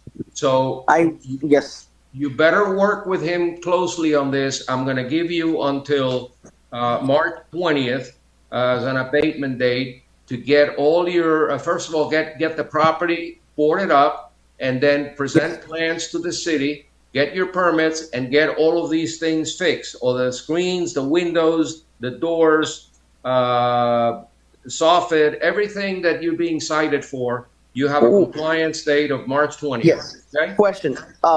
In the cases that this, because that's why I want to ask you a few things, because it's a little bit complicated on the complicated side. I can't board those units that the people, unfortunately, that don't pay, that are still in eviction, are in the unit. You go to the judge and you tell the judge that that the city is insisting that the property be boarded up because it's an unsafe structure and it's got all these violations, and you get an attorney and resolve it with the court if you have to. And like the case involving Jerry Mann a few minutes ago, we'll see what happens in court. But in the meantime, you got to make these repairs and get it watertight. Get everything done. I'm going to give you to March 20th. Okay. So based on testimony I of can the city. Sir, you're done talking. Now it's my turn. Based on the testimony of the city's code compliance officer, the photographs and the evidence presented depicting that the cited violations still exist, proper notice has been given. I find in favor of the city, enter an adjudication and set a compliance date of March the 20th. This is as to case number 29. In the event of non-compliance, there shall be a daily fine of $500 until the violation is abated.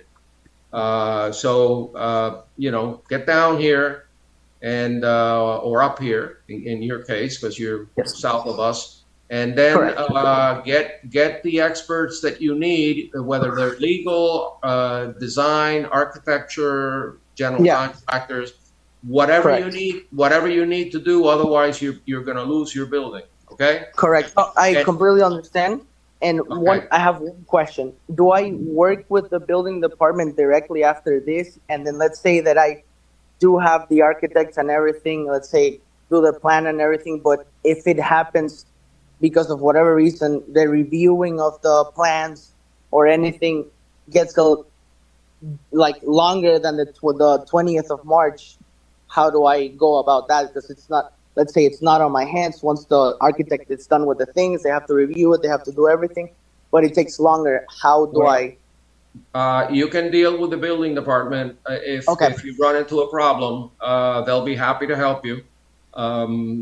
Yes. If you're acting in good faith, if you got all your professionals and the work is getting done, they'll be certainly willing to entertain a brief postponement. But I will encourage you to get up here, start working first thing Monday morning, and get this thing fixed.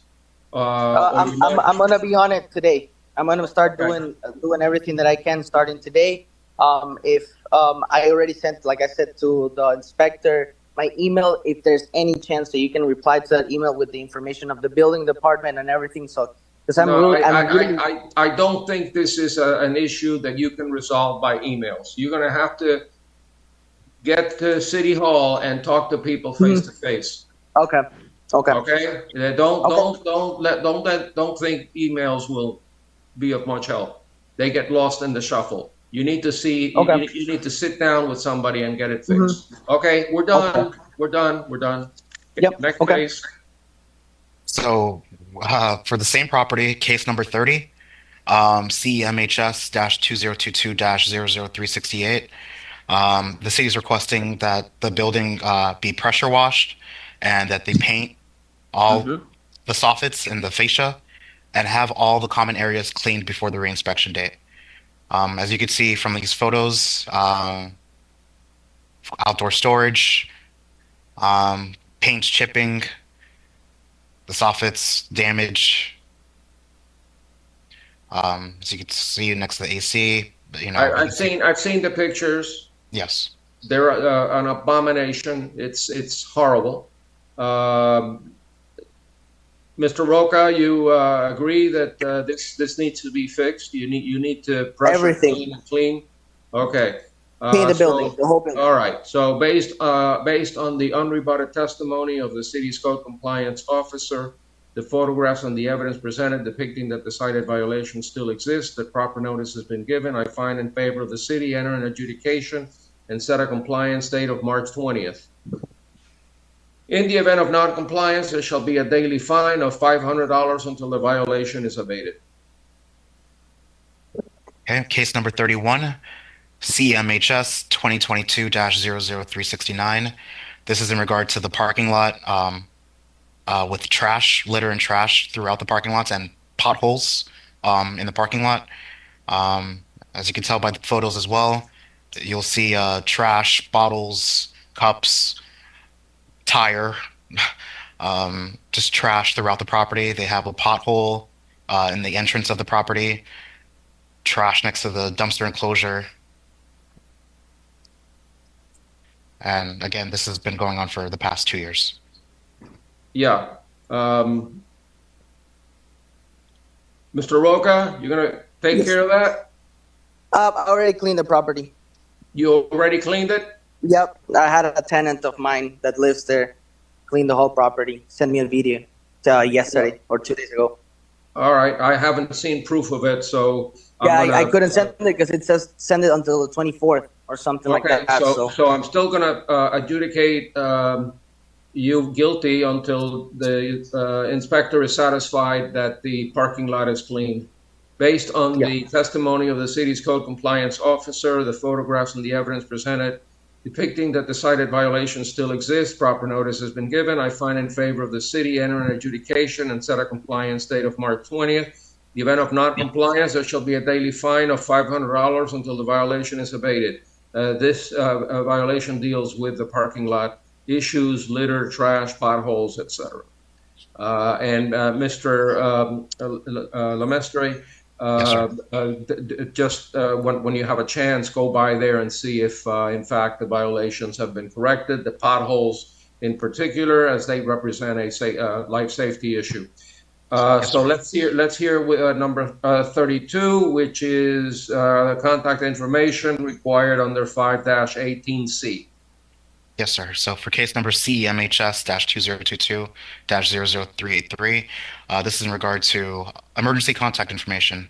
In case if there was a fire, in case if there was an emergency at the property, they could contact the property manager or the property owner at the property. Again, something that's been open for the past 2 years. Nothing has been done. There is no contact information at the property. Okay. Do you understand, Mr. Roca, that every property that is rented has to have the information, so that if the city or the fire department or the police department need to contact the owner, there has to be some contact information on the property. That is something that you could probably put up in the next 10 days. So based on the unrebutted testimony of the city's code compliance officer, the evidence presented showing that the cited violation still exists, proper notice has been given. I find in favor of the city, enter an adjudication and set a compliance date of 10 days. In the event of non-compliance, there shall be a daily fine of $250 until the violation is abated. And finally, case number 33, CMHS-2022-00384. We're requesting that the door at Unit 1 be repaired, have all waste removed from the property, and have all outdoor storage removed before the reinspection date. I did go to the property and I did observe that Unit 1 door has been repaired. Comparing the pictures from when Aaron Barber, the former code officer, opened the violation. But again, waste is on the property, outdoor storage remains at the property. And yes. All right, so the violation, to the extent that it deals with the door to Unit 1, that violation has been cured, complied with. So I will find that the other portions of the violation still remain. The waste, the outdoor storage issues remain, and so based on the unrebutted testimony of the city's code compliance officer, the photographs and the evidence presented depicting that the violation still exists, proper notice has been given. I find in favor of the city, enter an adjudication, set a compliance date of March 20th. In the event of non-compliance, there shall be a daily fine of $300 until the violation is abated. And I think we're done. Okay. All right, Mr. Roca, with all due respect, you need to get to work. All right? Yes, starting today. Okay, I'll start excellent. today from here. Good. All right. Good. All right. Thank you so much, Judge. And yes, I'll do all the best. And like I said, if there's any chance as well, again, just to make this clear, if he can send, if the inspector can send me the number for the building division or the email so I can do it from here until I get there, I would appreciate that very much because I really need to get this going. Okay, Mr. Lamastra, give him all the contact information that he needs. Yes, sir. To be able to start. And in the meantime, sir, if you could have your architect, engineer, or contractor get going and perhaps meet directly with these officials while you fly to Miami. That would expedite things. We still have a couple of days left in the week. And I think that those 2 days, Thursday and Friday, if you could have a representative or someone on your behalf go to City Hall and start the process moving, I think it would expedite things. Correct. That's what I'm gonna do from here. That's all I'm gonna do. Okay, great. All right, let's Thank see. you so Let's much hear the again. next case. All right, safe travels. All right. Thank you. Bye bye. I'm going to call item number 2, 12200 North Miami Holdings, LLC, case number CEMHS 2022-00593, and the inspector is Shannon Sanders. Okay, anybody here on behalf of the owner? Yes, we have Roger Lopez. Roger, please raise your right hand. Do you solemnly swear or affirm the testimony you're about to give in these proceedings shall be the truth, the whole truth, and nothing but the truth? So help you God. Please say, I do. I do. Okay, let me hear from the officer. Shanna Sanders, Neighborhood Service Inspector for property address 12155 Northeast 6th Avenue. As stated probably by the previous inspector, this case was originally opened by now retired at that time Code Officer Aaron Barber. The case has been passed on to me to follow up on and to present at today's hearing. This case was originally opened by Ms. Barber on October 12, 2022, whereas she inspected the property. Per her notes, she observed some section of the concrete soffit in the joints that were cracked and appeared to be quote unquote compromised. One section of the concrete soffit at the front southeast side of the entry appears to be bowing away from the flashing. I showed that a notice of violation was sent out the very next day on October 13th, certified mailed. I received this inspection a couple of months ago, followed up on it, visited the property. At the time, I see that work was done, minor work seems to have been done, but I do see in the notation that it was stated the property owner needed to obtain a building permit for the repairs, seeing that it's a commercial building and seeing how the concrete walls were looking at the time of the initial inspection.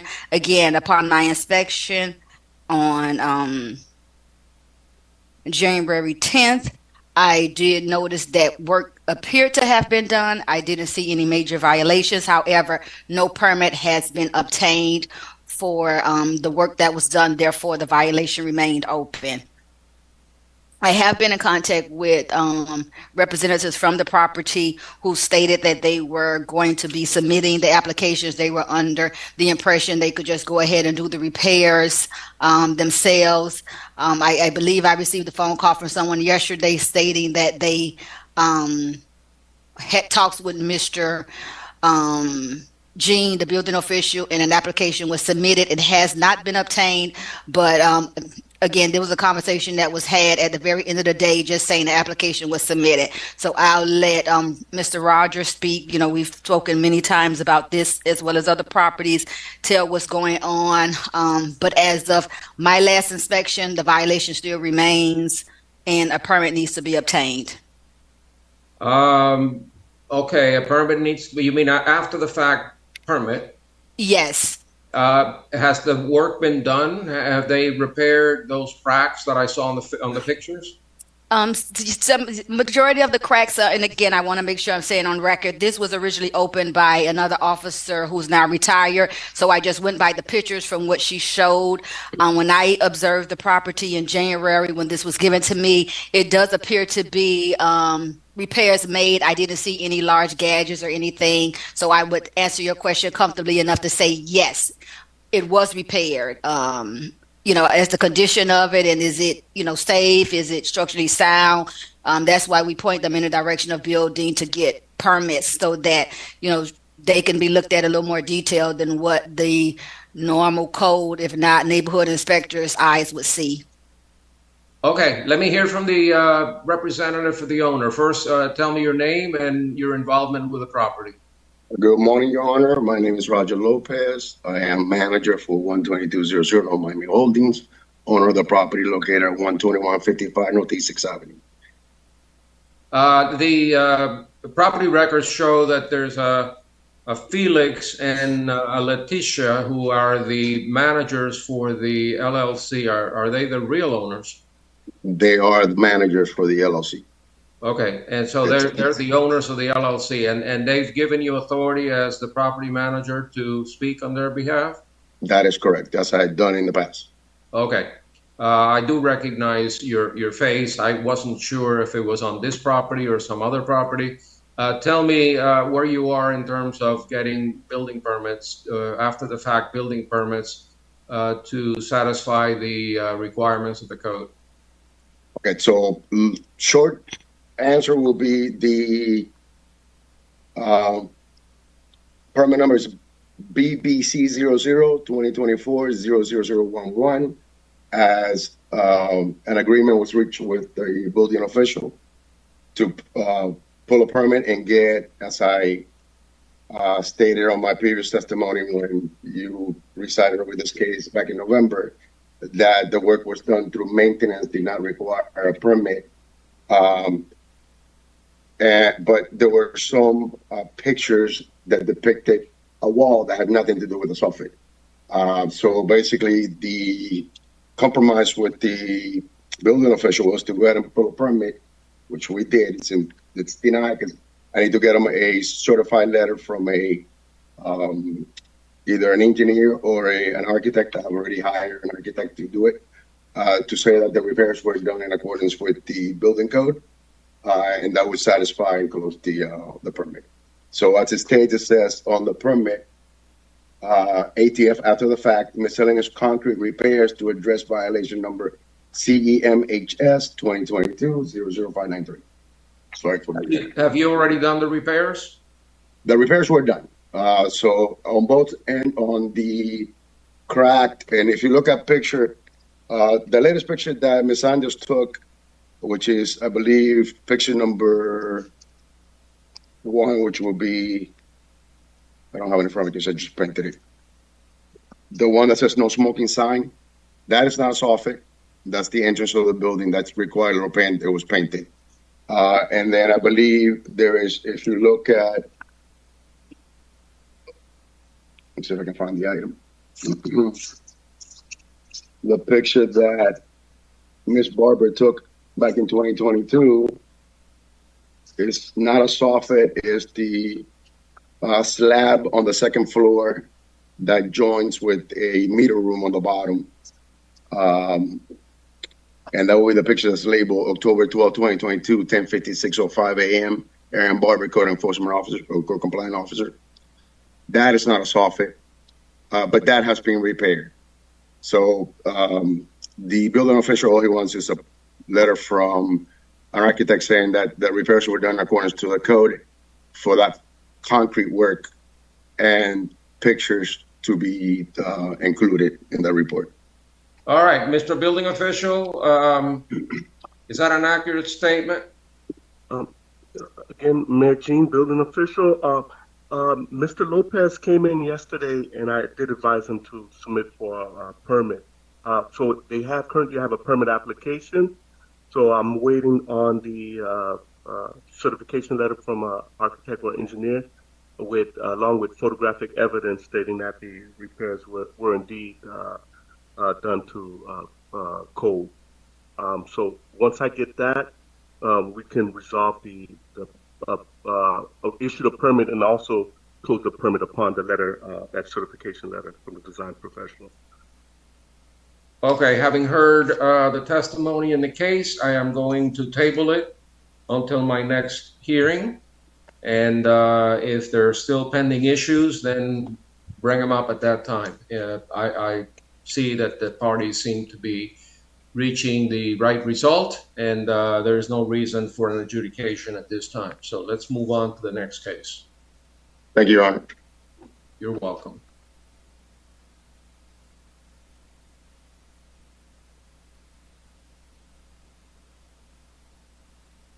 Magistrate, I'm going to call item number 58. 58? Yes. Okay. Scott E. Larson, Senior, case number CEBPR 2022-00556. He was previously found guilty by you and must abate by April 20th, 2023. Fine was set at $250 plus $100 cost assessment. Inspector Sanders. Inspector Sanders, first of all, is the property owner here? No, we have the attorney representing him here, which is Ethan Wasserman. The attorney's name is? Ethan Wasserman. Okay. He's joining now. All right. There he is. Okay. I think I remember this case, but bring me up to speed on it, Ms. Sanders. Okay, give me one moment. I have 37 cases on the docket, so give me 1 minute. Okay, I have it. Okay. I remember the case. I just thought that we had already resolved it. Okay. And I'm going to, put again on record. I know they hate when I do this. However, Shanna Sanders, Neighborhood Services Inspector. This is the case that was previously opened or was originally opened by our manager, Jose Perez. I am presenting the case today. It was transferred over to me last month. I'm being honest enough to say I'm not familiar with the case. So I'm going by notation and notation alone. So please forgive me. I want to put that on record. I'm looking at the history of it. I'm showing that they were originally cited for, a building permit for a canopy that was done around the roof area. We asked them to obtain a permit to show proof.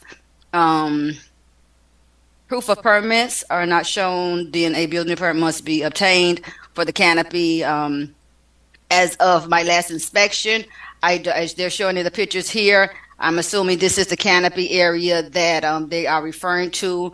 Excuse me, Inspector. There's a photograph that has the canopy circled in an orange pencil. And that's what we're talking about. Okay, thanks for helping me out because I'm being honest. When I went to the property, I remember the case, and I think I have a better memory of the issue than you do. So I want to ask Mr. Wasserman to bring me up to speed on. I believe that that the canopy is a little higher than the code allows, and you were going to work with the city to either get a variance or find some other solution.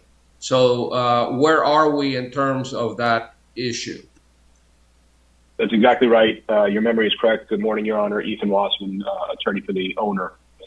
We are trying our best to obtain the permit. I've had almost monthly calls with the building official. We are ready, willing, and able to do the work.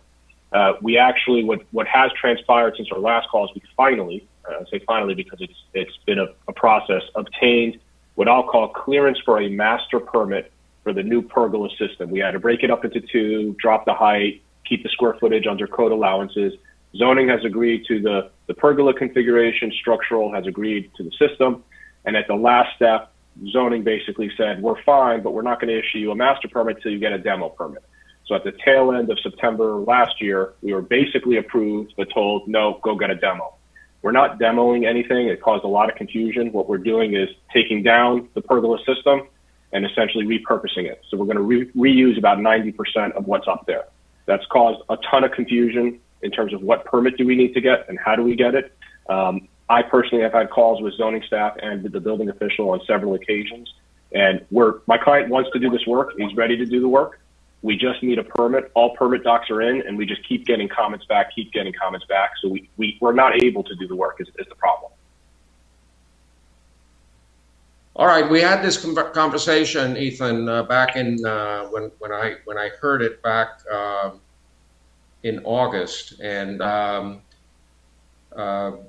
we felt at that time that an abatement date of October 19th would result in the issue of the permit being resolved. I thought that the issue was that this was built higher than the code allows. Was that one of the issues? That's right. That's right. So, that's the big issue. Yes. Other than demolition, how else do you bring the structure lower? And I think it was only like 1.5 feet or something like that, right? That's correct. So it was the height, but also size. The square foot under single roof was not allowed. So we're basically detaching it from the building, cutting it down. The pergola contractor knows this better than I can, but there's certain tests we have to do on the structural load of the pergola once it's down, kind of chop the legs a little bit and put it back in 2 or 3 different locations. That's all we're doing. It's really not a huge amount of work. It should be done very quickly, 4 to 5 weeks, I'm told, once we start. But I'm embarrassed to say I don't have a permit. And I've talked many times with the building official. I think the building official is on as well. He can attest to what I'm saying, hopefully. Okay. Can you get a permit to cut the legs off from under the canopy so you can lower the height? Is that something that is practical and feasible and doable under the code? Good morning, Mayor Jean, building official. So, Mr. Magistrate, so it's up to the design professional to, he can reuse those members, if it meets the strength that he specifies for design. That's not an issue. And also, I wanted to add, I had a talk with Mr. Wasserman yesterday, and internally we need some coordination with the zoning reviewer and myself, so that way we're on the same page. So I just wanted to state that on the record for this permit. Yeah, what troubles me, frankly, and I don't want to assign blame to anybody. It's not my purpose.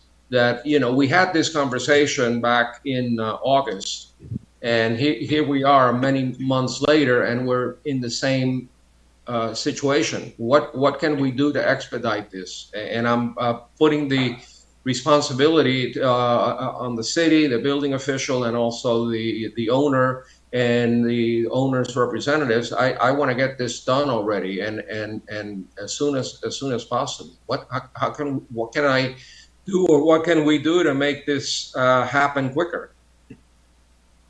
Mr. Magistrate, later today I'm going to have I've had a conversation with the zoning reviewer, but I'm going to look at the documents that were submitted again, and basically make a assessment of where we are in order to try to get this going. I also expressed to Mr. Wasserman, depending upon my review, if he can have his engineer turn if there's something pending from design side, if he can turn this quickly in order to try to resolve. Okay, so as I understand the process, and correct me if I'm wrong, because this is a zoning issue dealing with height. It's a height issue, and the zoning department needs to sign off on it. You can't issue a building permit until zoning reviews it and approves it. Is that how it works? Yes, Mr. Magistrate. Also, there needs to be the coordination on the work description. I think the zoning reviewer had an issue with that. So basically, it needs a coordination on my part and her part, so that way we're on the same page in terms of permit. Okay, and then eventually issuance of the permit. Okay, so the permit and the work that we're talking about is strictly for the canopy. The building itself, has already been permitted. Correct. Okay, and was the canopy built contemporaneously with the house, or was the house completed first and then a canopy was put on top of it? I believe from my recollection, the house was built first, and the canopy was additional work, I guess, after the fact work that was done to the structure. Okay, so they got their CO for the house, and then they decided later on, after getting their CO, to build a canopy on top of the house. Correct, without a permit. Correct. Okay, Ethan, how did that happen? Didn't they know they needed a permit to build a canopy after they got their CO? Yeah, I don't know. I can't speak to what my client knew. I think the contractor should have applied for a permit. That's clear. He hired a contractor to build the pergola. It was built. he was cited. There's no question that it was done without a permit. My client acknowledges it and has tried to get the rectifying permit and just hasn't gone yet. I do want to state one thing though. The building official was extremely helpful. We were hitting a roadblock in about September of last year, and we had essentially a Zoom call with notes on the permit, what exactly I needed to do to get the permit, because we just kept going in circles. And so the building official, I think what he's saying now is we'll probably do this, if we can, do the same thing on the demo. I don't know why there's zoning review on a demo permit. I'm not entirely clear on that myself, but I think if we could just have a sit down, tell me exactly what is needed, we'll get it back in. That would be very helpful. So after zoning signs off on it, your plan is to get you're calling it a demolition permit? Yeah, I don't know that it should be called a demo. Obviously, that's the building official's description if needed. But we're basically detaching and going to reattach after some modifications. When you think of demo, I think we're destroying it. Yeah, you're not going to demolish. You're not going to demolish the canopy. What you're going to do is you're going to make it lower by cutting the columns. Correct, and separating it, repurposing it is what we're trying to do. And Mr. Magistrate, yes. The work description that I told Wasserman that I want this to be under, and I want the zoning reviewer to be on the same page.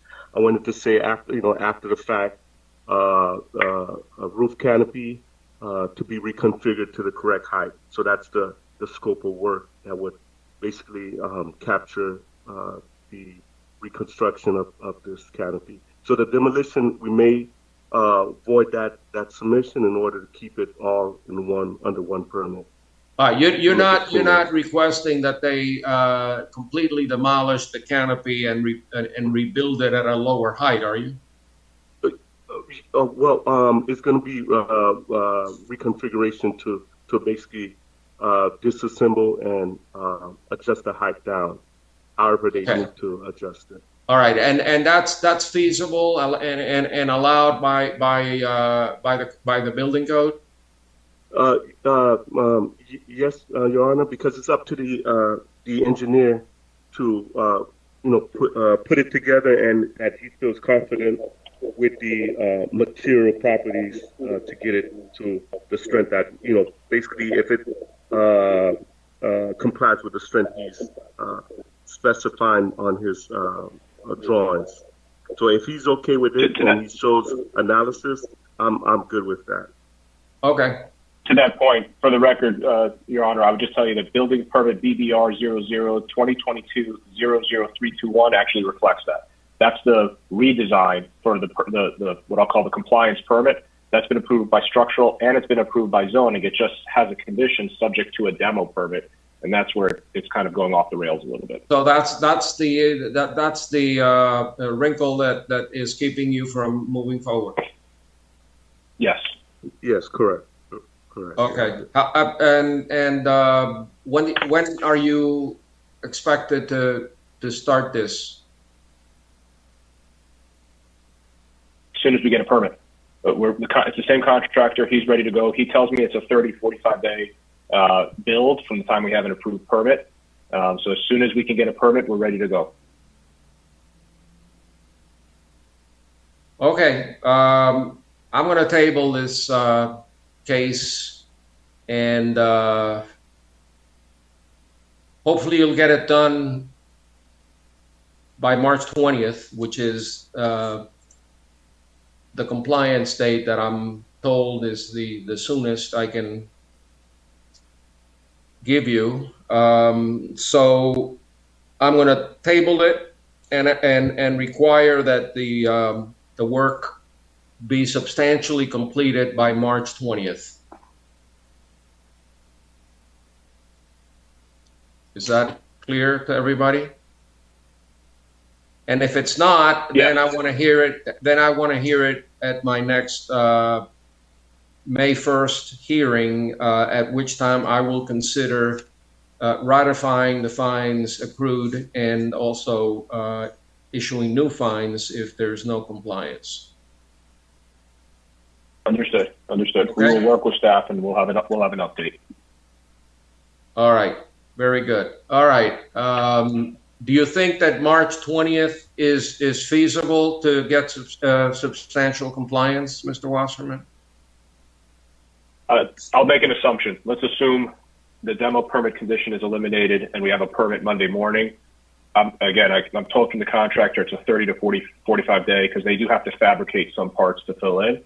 So 45 days from Monday would be, call it mid-March. So it's aggressive, but it can be done if we have the green light to go. Well, I say substantial compliance. You know, if it takes you an extra week, I don't see a problem. But let's shoot for March 20th to get everything done right. That works for me.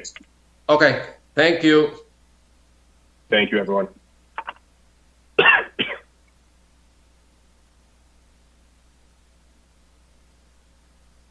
Magistrate, I'm going to call item number 3 through 7, which is case for 12801 West Dixie Highway, LLC. Item number 3, case number is CFOB 2022-00401. It was previously found guilty with an abatement date of October 19, 2023. Fine was set at $250. Item number 4, case number CFOB 2022-00403, previously found guilty with an abatement date of October 19, 2023. Fine was set at $250. Item number 5, case number CFOB 2022-00404, previously found guilty with an abatement date of October 19, 2023. Fine was set at $250 plus $100 cost assessment. Item number 6, case number CEZCU 2022-00709, previously found guilty with an abatement date of October 19, 2023. Fine was set at $250 plus $100 cost assessment. And item number 7, case number CEZCU 2022-00710, previously found guilty with an abatement date of October 19th, 2023. Fine was set at $250 plus $100 cost assessment. And Inspector Murillo, we have Liliana Lopez. I'm allowing her now to rejoin as panelist. Magistrate, item number 4 and 7, they're in compliance. So those two cases have been closed. Okay, case number 4, that's the 4, Get Glammed Beauty Supply. Yes, sir. That's in compliance, and you say number 7 is in compliance? Yes, sir. Magistrate, yes. Even though they are in compliance, just on the record, they have to pay the $100 cost assessment. Okay. Who's here on behalf of the owner? We have Liliana Lopez. Liliana, please enable your audio and raise your right hand. Do you solemnly swear or affirm the testimony you're about to give in these proceedings shall be the truth, the whole truth, and nothing but the truth, so help you God? Please say, I do. I do. Yeah, by the way, as soon as we finish with these cases here with 12801 West Dixie, we're going to take about a 10-minute recess to get people chance to go to the bathroom, have a glass of water, or do other things that we need to do. We just can't, keep going for hours and hours and hours without a break. So we'll take a break just as soon as we're done with this property. Ms. Lopez, is it Lopez or Lopes? Lopes. Lopes. Okay. It usually there's a Z at the end. When there's no Z, then it's Lopes, right? Yes, that is correct. I'm from Portugal.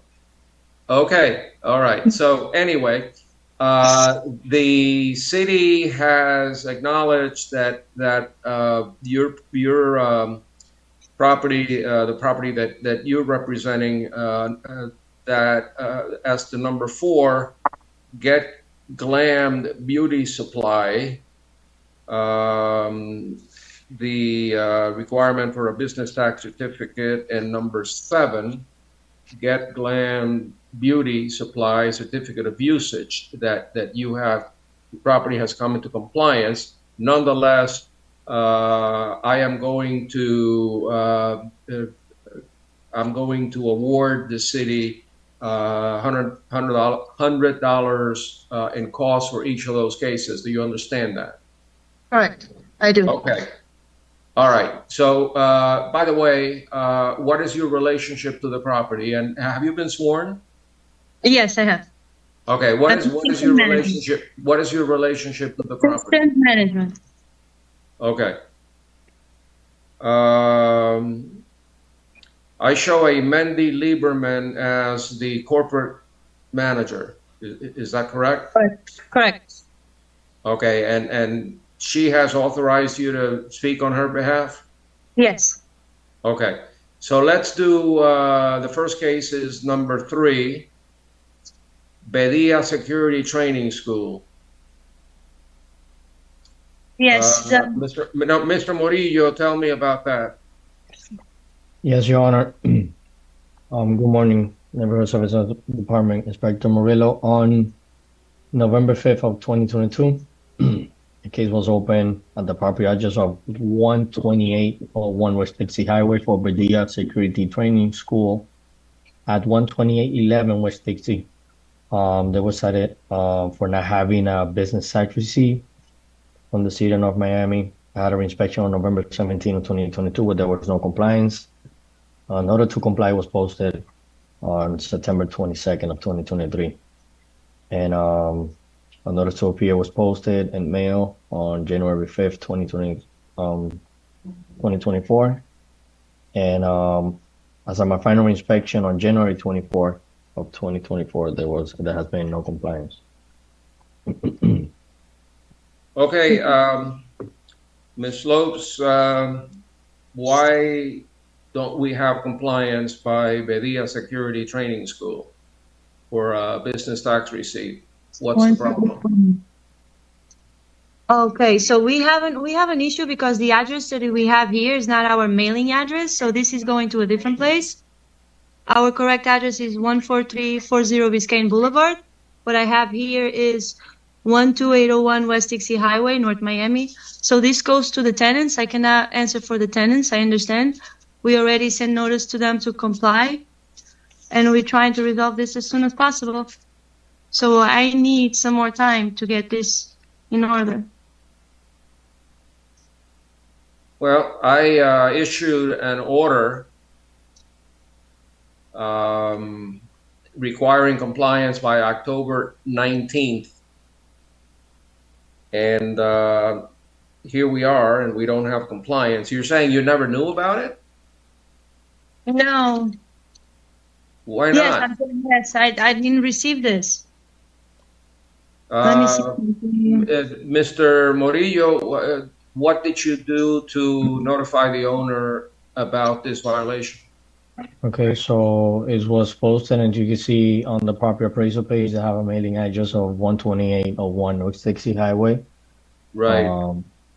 I'm checking also on the Sunbis. We just corrected it, Sunbis.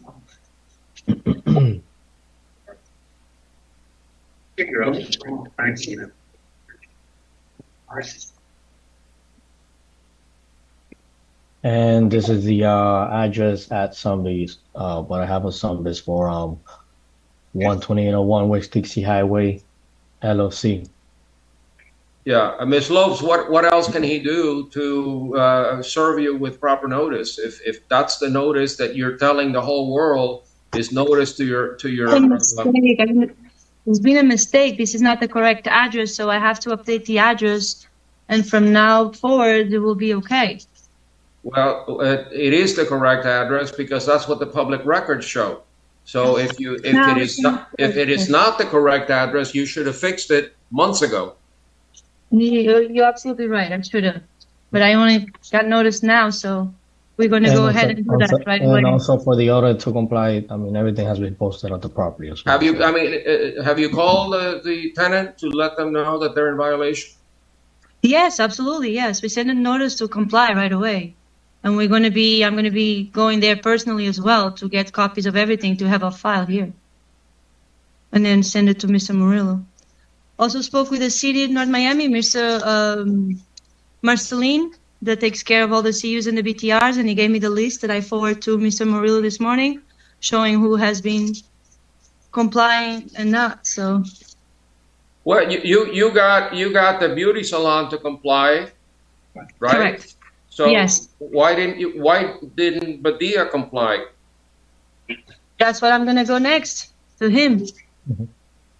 It's also there's a language barrier and a culture barrier, I think. So they might, be a little slower doing the things when we ask them. Is that the same with Majesty Dry Cleaners? Correct. You don't know why they haven't complied? No, I haven't. I have to go there again because we gave them the notice, and now I have to go there and try to see if I can need help or something that I can help them, so I can get this resolved and closed out. Mr. Murillo, what is your recommendation? Whatever you decide, Your Honor. As you can see, there's been for over a year already trying to get them in compliance. This was open on November 5th of 2022. And magistrate, also for the record, the mailing address that's on property appraiser currently, I'm going to go ahead and share screen because I just searched it. It's still showing as 12801 West Dixie Highway, North Miami, Florida 33161. The inspector did in fact mail it correctly to the mailing address and as well notify the registered agent. Yeah, I'm going to find that there was proper service. Was it mailed to 12801? Yes, both. And it was posted. Yes, and they knew enough to get Clam Beauty Supply to comply, and they should have done the same with the other people. So I'm going to go ahead and ratify the fines. So is someone speaking? Please shut down your mic. Based on the testimony of the city's code enforcement, this is as to case number ending with 00401, 12801 West Dixie Highway, case number 3. Based on the testimony of the city's code compliance officer, the evidence presented showing that the property has been out of compliance since October 23. I hereby fine in favor of the city and ratify the fines accrued to date in the amount of $250 and assess a cost assessment of $100 in favor of the city. The fines shall continue to run on a daily basis until there is compliance. Ma'am, you can tell the owner of the property, Ms. Lieberman, that I don't find her argument persuasive. That she didn't know about it. She obviously knew enough to get the other people to comply. So the fines are running on case number 3, and will continue to run until there is compliance. And you can, I suppose, ask the city to grant you mitigation if you convince them that that you're entitled to mitigation, but I find that there is sufficient evidence for me to ratify the fines. Let me now go to number, ma'am. I'm sorry to interrupt. What do you mean you have enough evidence? Because you knew enough to tell the other people. The other people did it. Like I was saying, like I said in the beginning, I'm going to repeat myself. I just got all this mail was sent to a different address. The main office is not there. So, and inspectors know. And I went to the property for another reason, and then the gentleman there gave me all these notices of all of this. So this was new to me. Well, the inspectors can only serve you where you ask them to serve you, and all the addresses, the same address that was used to serve you is reflected in the state and in the county records. If you change your address or you don't go by the property to pick up mail, then that's on you. That's not on the city. So that's the evidence that you were properly served, and they're not only served, but I issued an order which would have been recorded and sent to you as well. Do you have a signed green card of notice of receiving? They don't have to have a green card. All they have to do is mail it and also post it. Okay? And I don't particularly appreciate my orders being ignored. So that's another reason why I'm going to ratify the fines, because my order was ignored. Okay? Those are my reasons. You want to appeal it? Go ahead. You want to mitigate the fines with the city? That's your right. But that's my order. And let's now move on to the next one, which is number 5, Majesty Dry Cleaners. Your Honor, I'm going to present both since they were open and served the same day. Again, for November 5th of 2022, the violation was found for the property address of 12801 West Dixie Highway for Majesty Dry Cleaners at 12817 West Dixie Highway for not having a business tax receipt and certificate of use. I had an inspection on November 17, 2023. No compliance. An order to comply was posted on September 22nd. Your certificates to see if it's a mistake. All right, let's stop the talking on the side, please. Okay, I've reviewed number 5. Are you going to tell me about number 6?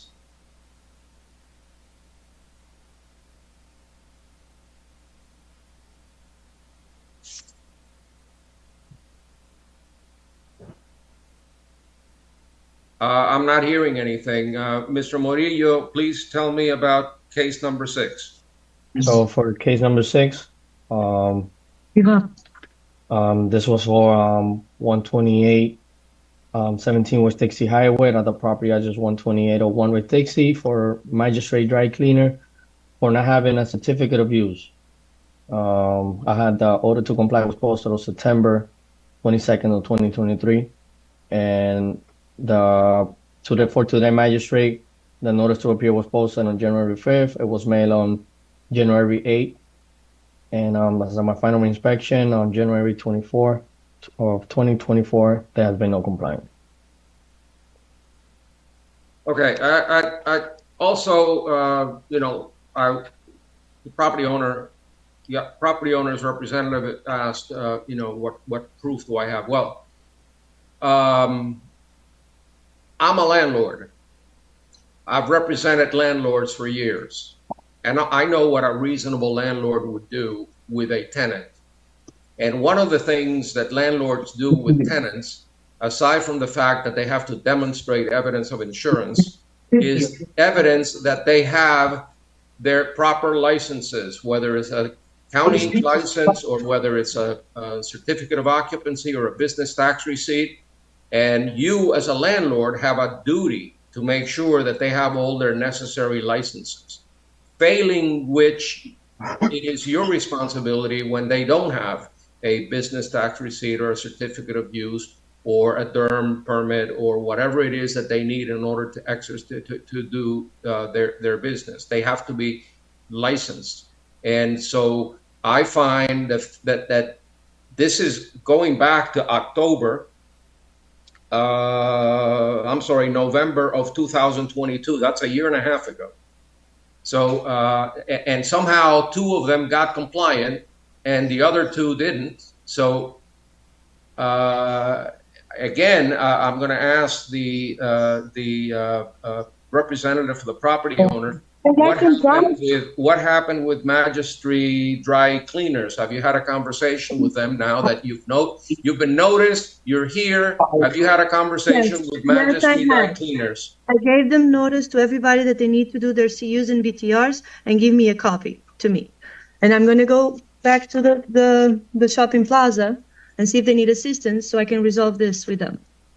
Great. I understand that it's my responsibility as well to have all the license and everything up to date. I understand that. Okay. All right. So as to number 5, based on the testimony of the city's code enforcement officer and the evidence presented showing that the property has been out of compliance since October 19th, 2023, I find in favor of the city and hereby ratify the fines accrued to date in the amount of $250 and assess costs in favor of the city. The said fines shall continue to run on a daily basis until there is compliance.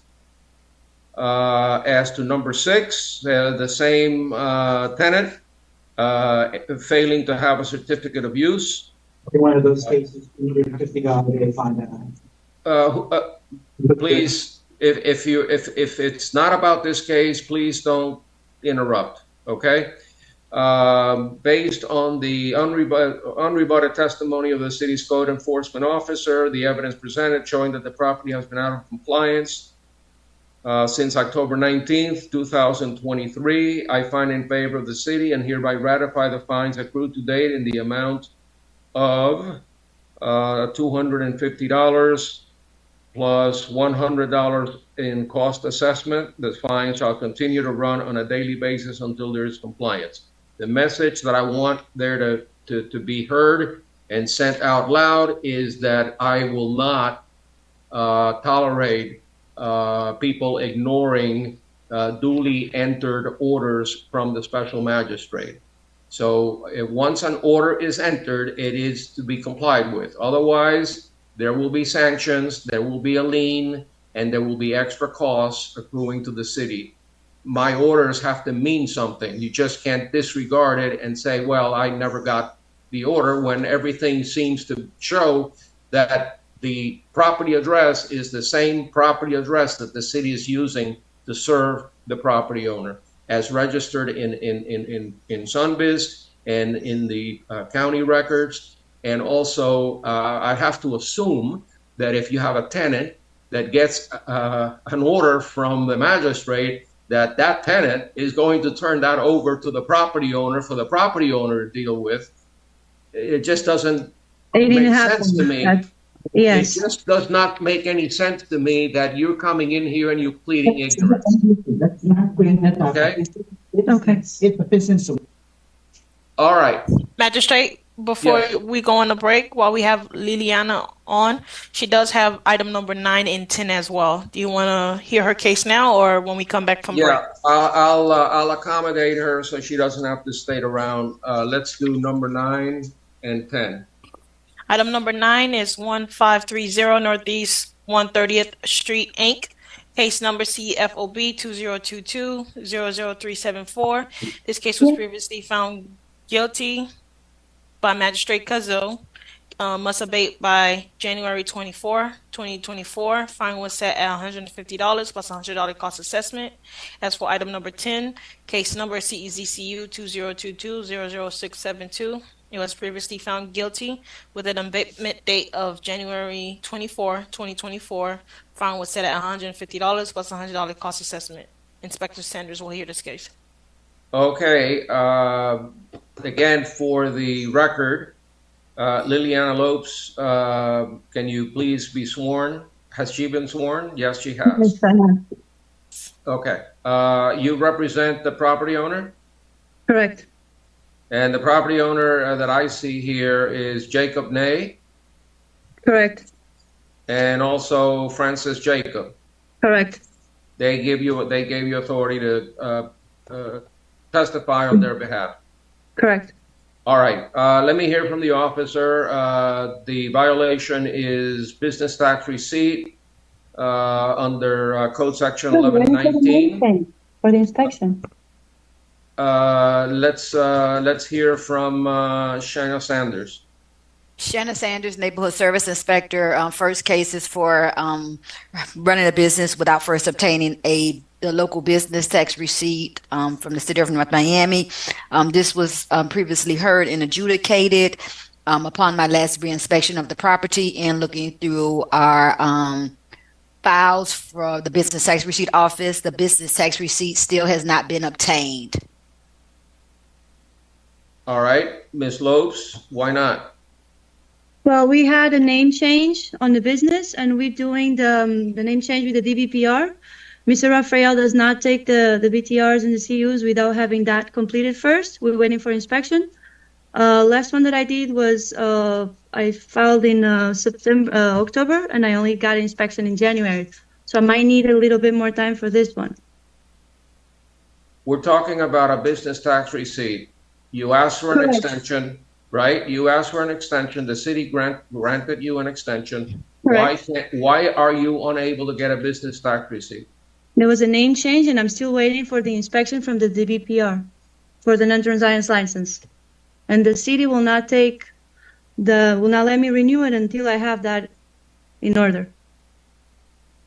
A name change from what to what? That was Instacar before, and now it's 1530 Northeast 130th Street, Inc. So what do you want to change that to? That's going to be 1530 Northeast 130th Street, Inc. But the non-transience license. That's the inspect. That's who was cited. Correct, but the license with the DBPR is not the same name. So it needs to match, which I already requested, and I'm waiting for inspection. And then I can go with everything. An inspection of what? They go to the property and they check everything if it's in order, and then they give me the license, an non-transience license, and with that I can go to Mr. Rafael and they can issue the CU and the BTR for me. Okay, can you clarify that for me, Ms. Sanders? Do you need to visit the property in order to get a BTR? I mean, I myself don't do that. I believe we have officers that might be logged on, or inspectors now that might can give better testimony to that. I deal with the violation part of it. I don't do with the inspections in regards to obtaining it. So I'm not comfortable with saying yes or no. May I interrupt? Well, now you can. Okay, I'm sorry. No, I meant the DBPR has to do an inspection, and then they give me a license, and with that I can go to submit the BTR and the CU. And if I can, Magistrate, I'm just going to jump back in to say, even if that is the case, this has been a case that's been open since January of 2022. We've already given 2 extensions. I have been more than willing to work with, Mr. Jacob regarding these violations. But, I'm at this time asking that these cases be moved forward, these fines be ratified, and, once they obtain the license, they come back and mitigate it at a later time. But these cases have been open for a year and a half, a little more than a year and a half now. Yeah, I noticed that. And she also asked you for an extension, which you gracefully granted to them, right? I have on 2 different occasions. Okay. In your experience, have you ever heard of a case that takes a year and a half to get a name change? I haven't. And if I can, I'm willing to call the building, the office for next door that does the business tax receipts to verify. But no, I've never heard of it taking that long, especially for a name change. Okay. I can see an inspection for a certificate of use application. Is there a reason why there is no certificate of use, Ms. Lopes? Yeah, because we got to do everything together. Okay. And actually this one is since July of 22, and there was an order that was entered by another magistrate in December of 23. And you haven't had enough time to get the name change? No, I haven't. And you misunderstanding me when I say we need an inspection. Is not from the City of North Miami department that I need the inspection from. It's from another department. Is the city? The DBPR. And no, I definitely hear what you're stating. And as I've stated to them, and with other residents or other businesses who have stated that they're waiting for them, I urge you to give them a call back. Let them know that you have violations running and that the city is on your back about obtaining these licenses. I can't have a year go by with you still saying you're waiting for your DPR. Okay. Okay, and DPR is Department of Professional Regulation, right? Correct. And what jurisdiction do they have on your property? Why are they required to give a DPR license? Is there some It's kind of? it has to do with apartment rentals, the 12 months apartment rentals. It's called a non-transience license. It's called what? I don't know if I'm spelling it right. Non-transient license? Transient, I'm sorry. Non-transient license. Okay, is that because you owe resort tax? Is that like a resort tax issue? It's a building that has more than five apartments. So they make us do this. Do you pay a tax to the state? Yes. Is that for a sales tax, or is that because you're renting Because units? we're renting 12 months apartment, yeah. Do you renting 12 months or more, or 12 months or less? No, 12 months or more. Never less. Okay.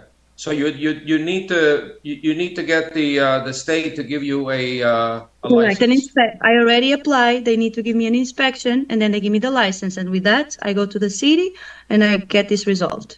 Okay. Due to the extraordinary length of time here that we've been waiting to get this done, I'm going to ratify the fines based on the testimony of the city's code officer and the evidence presented, reflecting that the property has been out of compliance since December 7th, since January 24th, which was the abatement date, and that the fines accrued to date are in the amount of $150 for both the business tax receipt and the certificate of use. I'm going to enter an order regarding each separately.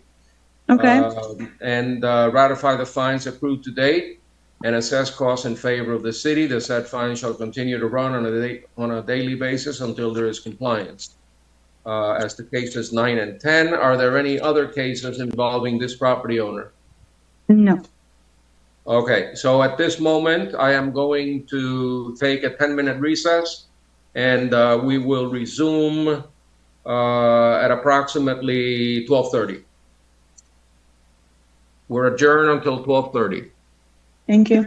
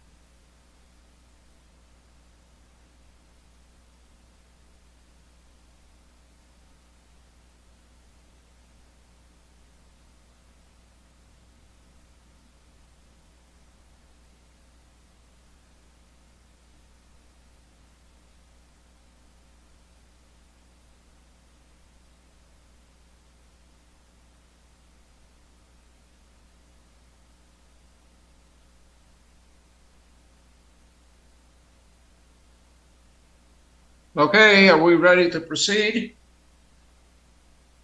Madam Clerk?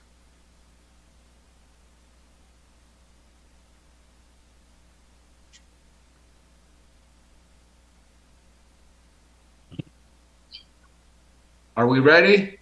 Yes, Magistrate. Okay.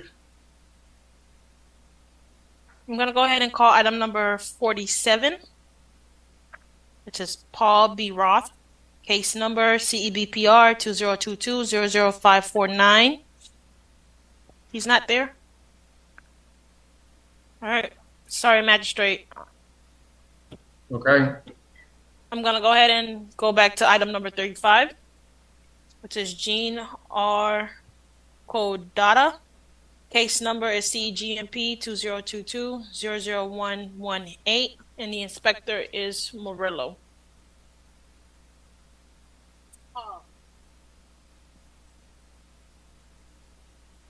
And we have Margaret Jones.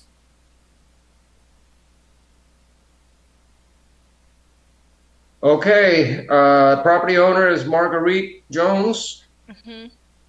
Has she been sworn? Not yet, Magistrate. Okay, let's swear her in. Hello. Please enable your There you go. Marguerite Jones. Say your name for the record. My name is Marguerite Jones, spells Marguerite. Last name is Jones. Okay, has she been sworn? No, Magistrate. Please raise your right hand. Do you solemnly swear or affirm the testimony you're about to give in these proceedings shall be the truth, the whole truth, and nothing but the truth? So help you God. Please say I do. I do. And I don't understand why the case is filed against Jean Kuroda and wife. Yeah, I'm the ex-wife. We're not together anymore. Okay, you are the ex-wife of Jean Kuroda. Okay. And I'm the one who live at the property as well. So you own the property? Yes. Okay, and you've been cited for because you need a pressure wash the floor and you need to repaint the entire property. Yes, Judge. Okay. I am going to let the Inspector Gennaro Murillo tell me about the violation. And the property is at 1360 Northeast 137. That's correct. Okay, Mr. Murillo. Yes, Your Honor. This case was opened on July 14 of 2022 to the property address, as you mentioned, 1360 Northeast 137th Street, to repaint the entire property with pressure wash.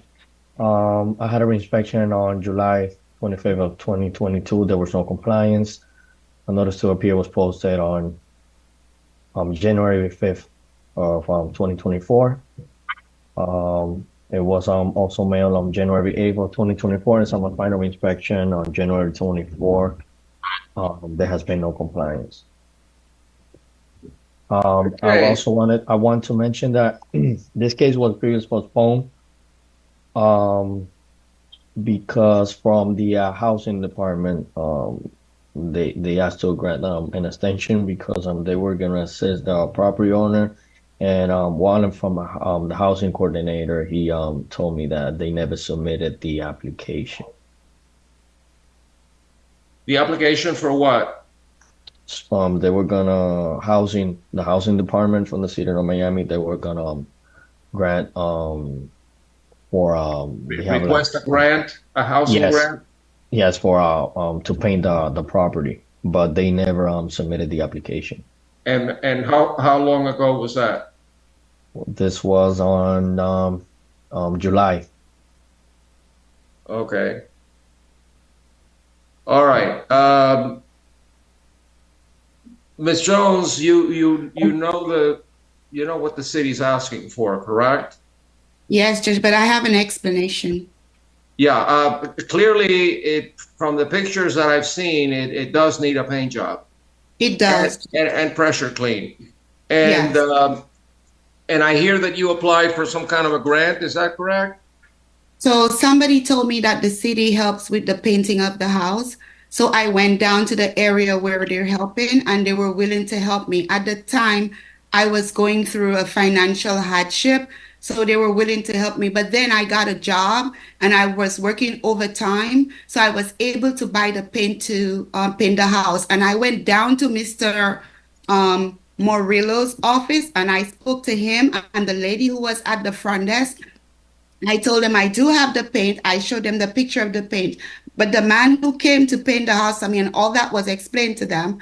The man who came to paint the house, he said the house has cracks and holes because I don't really go to the back of the house on the side because I have snakes and I'm scared of them. So I came down to them. The man said that the house needs to get like stucco, like they need stucco. Right. They need to put like wall all over the house before I paint it because it's like a waste of paint. So the man was charging me $9,000 to do the job. I didn't have all of it. But anyway, I was able to give him $2,000. But he told me I needed to go to the city building area to get a permit, a homeowner's permit. I went down there. When I went down there, the gentleman told me I need to have a survey, like a paper from the survey, and he gave me, I took a picture of the people that I'm supposed to call to get the survey, but I had to pay $500 for that survey, for the survey paper. I didn't have the money to pay the $500 for the survey. I went back to them for an extension, but apparently, for me to have gotten the extension, I had to come and get the extension before the 24th. And I came after the 24th. So I was not able to get the extension. So I'm here today to get an extension for me to be able to get this done. I've already given the man the $2,000 from the $9,000 to do the stucco, and he said I can pay him every 2 weeks when I get paid, but I need to have. Ma'am, I don't know if who did you hire? Did you hire a contractor or architect or who did you, or a painter? Who did you hire? So it's my neighbor. He does stucco work. He does that kind of work. So you're dealing with your neighbor. Does he have a license to do stucco work? I am not sure. But okay, I know you may be one of my neighbors' job, you may be creating more problems for yourself by hiring your neighbor who's unlicensed. But I know that he did one of my neighbor's job, and he said that I need to go to the city to get the permit. And I did do that. I went to get the permit, but the gentleman told me that I have to have a survey thing that I have to order. He gave me the number to call the survey people, and I did call, but I have to pay $500 to get it. Who are the survey people? Give me 1 second. I took a picture. Mr. Morillo, do we require a survey to paint the house? Not to paint, for the stucco. If she's gonna do stucco work to fill in some cracks, does she need a survey? Mark Jean, if he's there. Magistrate, for the permit aspect, yes. Somebody said for the permit aspect, yes. I would ask the building official if they're gonna pull a permit to stucco the house and then paint it, do they need a permit? Do they need a survey? Okay. Sorry, Mr. Magistrate, sorry, my headset was off. Can you repeat that, Mr. Magistrate? Yeah, I'll repeat the question. The lady owner of the property claims that she had to pay $500 for a survey because she needed to stucco some cracks and also paint the house, and she had to pay money for a survey. Do we require a survey? Yes, for some submission when it's a any modification done to either a structure or any, let's say, new fence or a new structure, a survey is required. So that way we can. Okay, so now identify. that she has the survey, which she paid $500 to get, what's the No. next step? You haven't paid. No, this is the information. I think it was this gentleman. He made me take the picture to speak to the survey people. So I didn't know that it was going to cost like $500 to do it. I had surgery. I haven't gone back to work as well. I go back to work on Wednesday. I've been out of work for about a month. So I didn't have the $500 to pay, but I called and they told me that's how much it's going to cost me. And I think this gentleman there, that was the person that I spoke with in regards to it. Okay, so you're not able to correct the violation. The violation is a failure to paint the entire property, but you can't paint the entire property. She can't paint the property because the painter says she's got cracks, and the painting is not going to do any good if she doesn't fix the cracks. But she can't get the cracks fixed without a survey, and she doesn't have the money for a survey. So that's the issue. I go back to work on tomorrow, so I'm gonna have the money like in 2 weeks because I get paid. You know, I don't understand. In order to fill some holes or cracks on the walls, some cracks, so that she can paint, I really don't understand why you need a survey for that. But I'm not the building official. Can that be waived? Well, we're gonna have to take a look at it because the cracks structural. What the cracks are just. Can you put the pictures back on the screen, Mr. Morillo? And frankly, I don't see the. I don't think I can run outside and take a picture of the cracks for you right now. Okay, because the pictures that I have. It certainly shows that it does need some paint. Yes, but I don't see any cracks from the picture. I don't know if it's in the back of the property. If it's on the side, on the back, in the front has some as well. But because the pictures were taken like far, you can't see them. But I can go take pictures right now, if you want. Well, I'd rather just get done with it from Mr. Building Official. Based on these pictures that we're putting on the screen, and the requirement, the request from the city that the property be painted. Do you see any reason why a survey is necessary?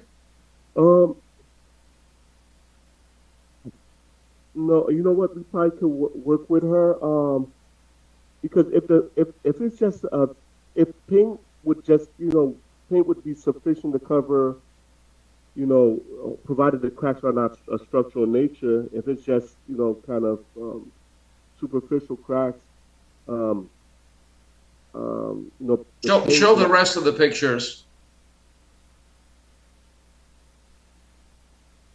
It's just patchwork, right? Patchwork. No, they have one.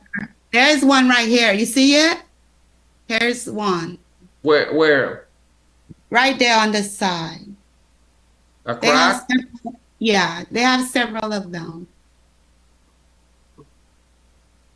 And if you see where the white area is, we had already rented the machine so they could clean the house.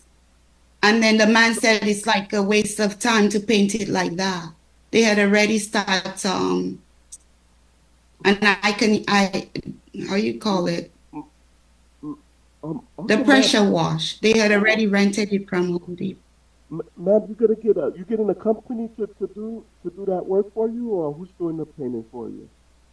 Her next door neighbor. It was my neighbor who does that work. He did one of our neighbors' work, but he said you cannot do it without the permits. That's why I came down to you guys to get the permit. And you told me that I need to get this. Mr. Magistrate, so if she's doing stucco or she's adding stucco, then she needs a permit. But if she's just gonna pressure clean and just paint, no permit is needed for a resident. So it's not. If you're gonna add stucco. So it's like a waste of money to paint the house without the cracks being thin, because I'm gonna have to do it again. You know, if I'm just paying it just to make sure that I meet the city's requirements, I can do that. But to me, it's not an advantage to me. I'm like struggling already. So, You Mr. know? Magistrate, we'll waive that requirement for a survey, and if she wants to, apply, put a stucco and paint, come for a permit for stucco and paint, and There you go. just provide a good photo of each elevation so you could put it on the record, and that'll be sufficient. All right, Ms. Jones, with the kindness of the building official and mindful of the work that needs to be done and your financial condition, he's saying if you go in with pictures Yes. and show him, what cracks you want to fix or stucco, and Okay. bring your guy with you, bring your Yeah. neighbor, and Yeah. he can then get his permit to Yes. basically stucco the cracks and paint the house, and so it looks nice and it'll last for a long time.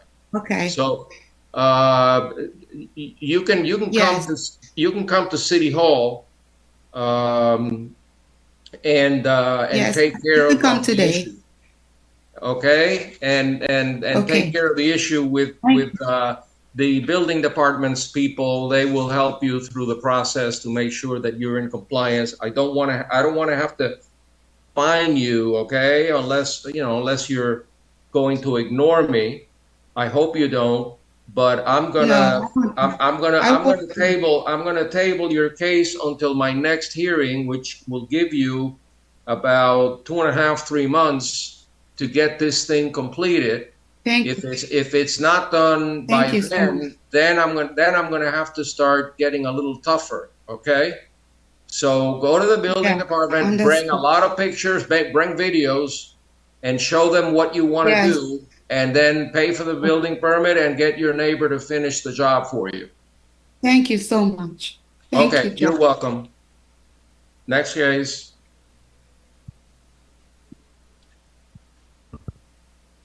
Item number 42.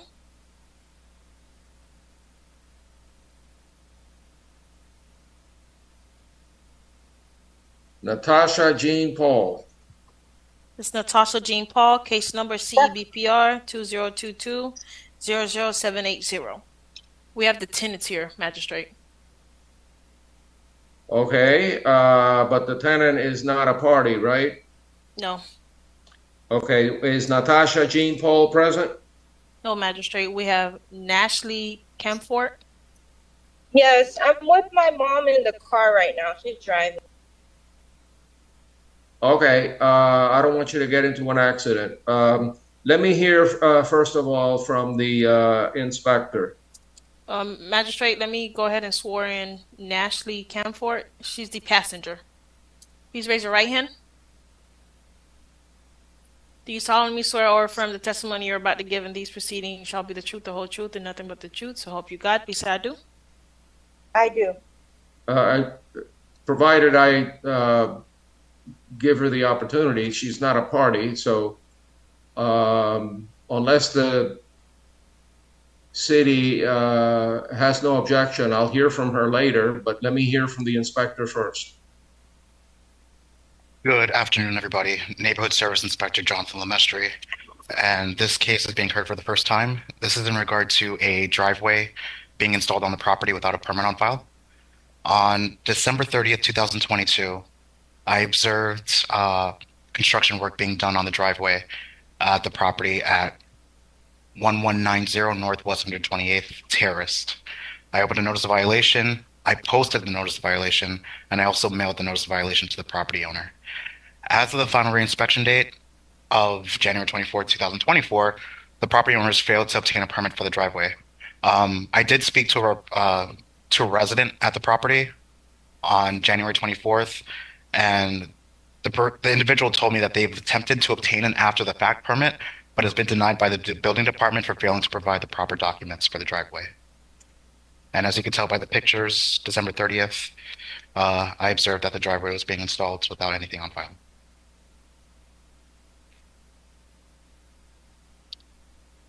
Okay.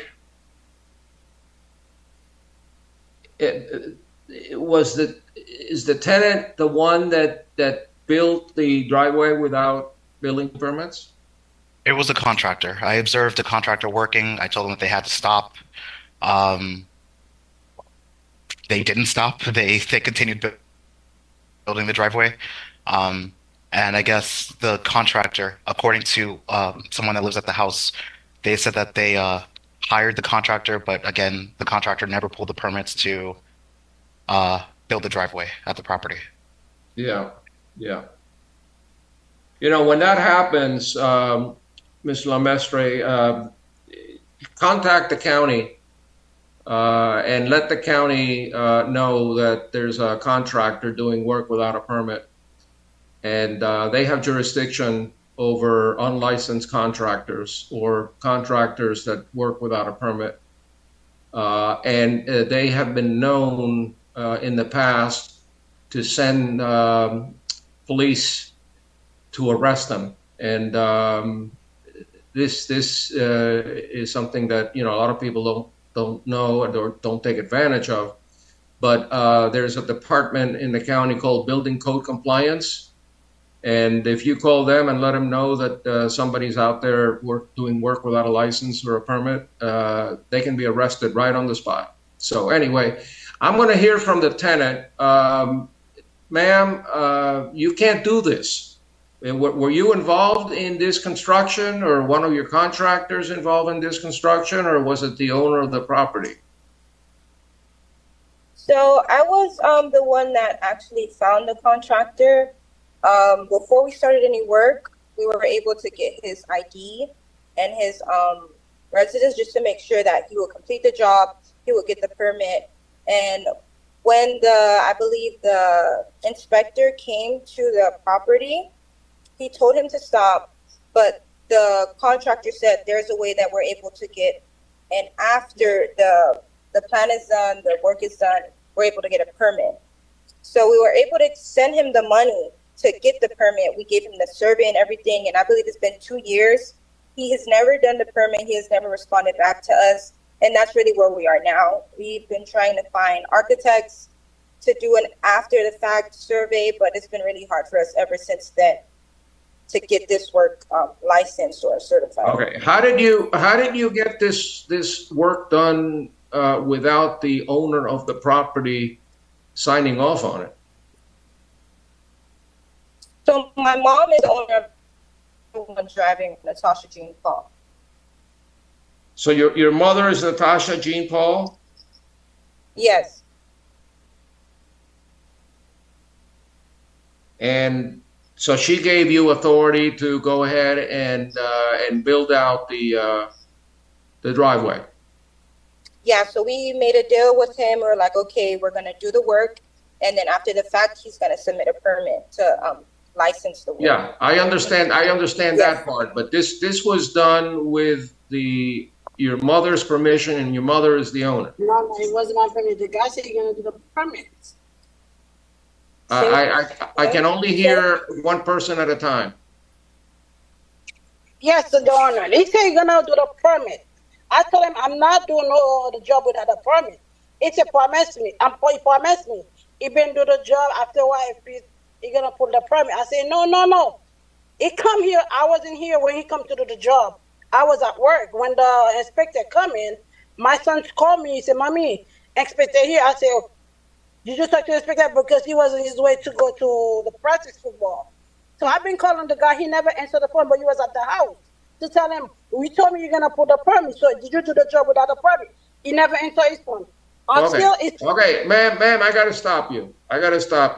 First of all, you need to be sworn. If you're gonna give any testimony that you want me to consider, you need to be sworn. Madam Clerk, can you swear the witness in? Yeah, she would have to pull over as she's driving. Pull over. I know she. Yeah, pull over.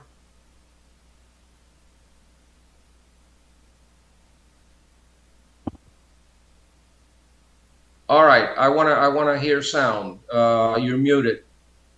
Yeah, she's trying to pull over. I'm at the beaches. Okay, and please, one person at a time, okay? Yes. And I can't, when both of you speak, I can't understand what you're saying. Let me see if I can pull up here. Anyway, I'm going to talk to Nashley first, and then I'll speak with her mom. So the way you left it is you gave some money to a contractor to get an after-the-fact building permit, which he promised you he would get, but he disappeared. He ripped you off. Basically, that's what happened.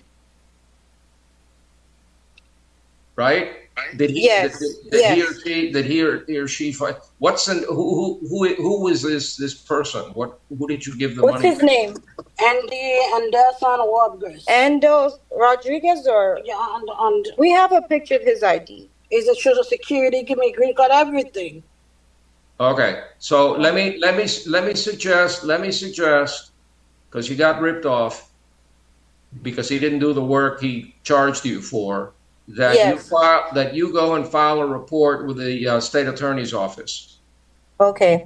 They have a whole department that helps people in your position that got ripped off by probably someone who's not even a licensed contractor.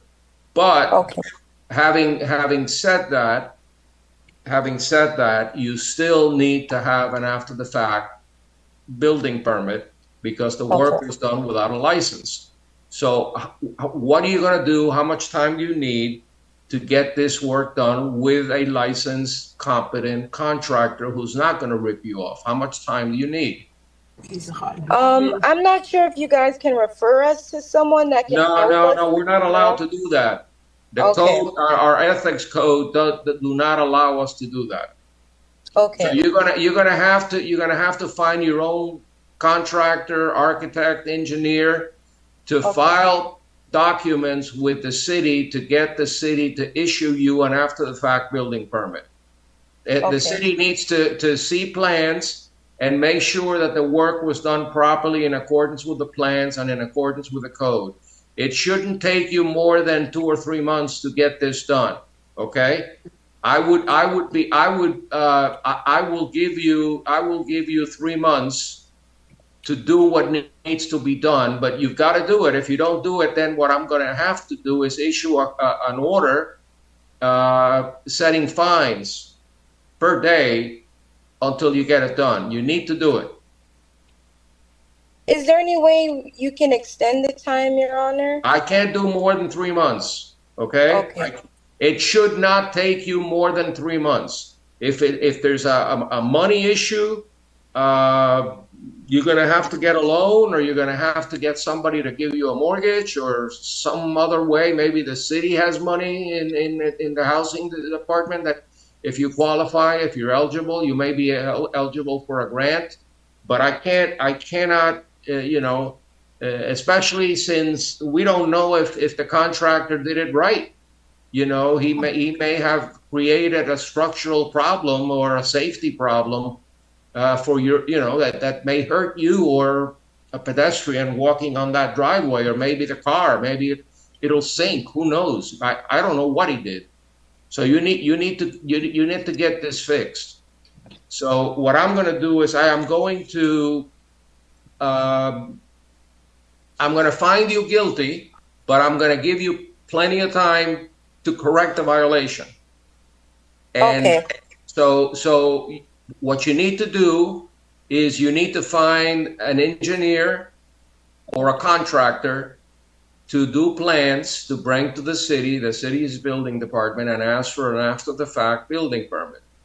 City's building department. You go to the building department and well, if you hire somebody that's that's competent, they'll know what to do. You don't need to know how to do it as long as you hire somebody that knows what to do. Okay. Okay, it's called an after the fact building permit because the work that was done by this contractor, I mean, from the pictures, it looks nice. It may be that all it needs is just a visit from the city and just a basically sign off on it that it was done right. but it was done without a permit, so we don't know. The city doesn't know whether it was done correctly in accordance with the code. Maybe the grade is wrong. Maybe the concrete that was used was wrong. Maybe there's not enough steel to support it. So it needs an inspection, and the only way it's going to get an inspection is by having the city send out somebody. So based on the unrebutted testimony of the city's code compliance officer, the photographs and the evidence presented depicting that the cited violations still exist, proper notice has been given. I find in favor of the city, enter an adjudication and set a compliance date we'll give you till May 22nd. Okay. Compliance date of May 22nd. That's a long time. That's more than 3 months. Okay, thank you so much. In the event of non-compliance, there shall be a daily fine of $250 until the violation is abated. So get on it tomorrow and look around, see, maybe you can ask one of your neighbors, maybe, call the county and see if they can give you a list of contractors in your area. I can't recommend anyone, but you need to find your own to get the work done, and do it as fast as you can, so you don't have to come back before me. Okay, I think we're done with 42. What's the next case? The next item I'll be calling in is Paul B. Roth. He's here physically, magistrate, so we're going to allow him access on a laptop.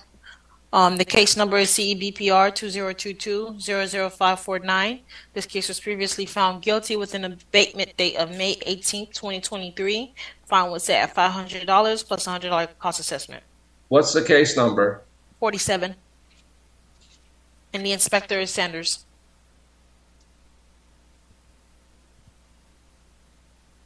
All right, Paul Baroff, prior order issued on April 6, 2023. Need a building permit under Section 532. Mr. Baroff, are you present? I'm here. Good Sir. afternoon. What is your name, sir? Paul, P.O. All right, Yeah, we're going to go. swear you in first. We're going to swear you in. Please raise your right hand, sir. Do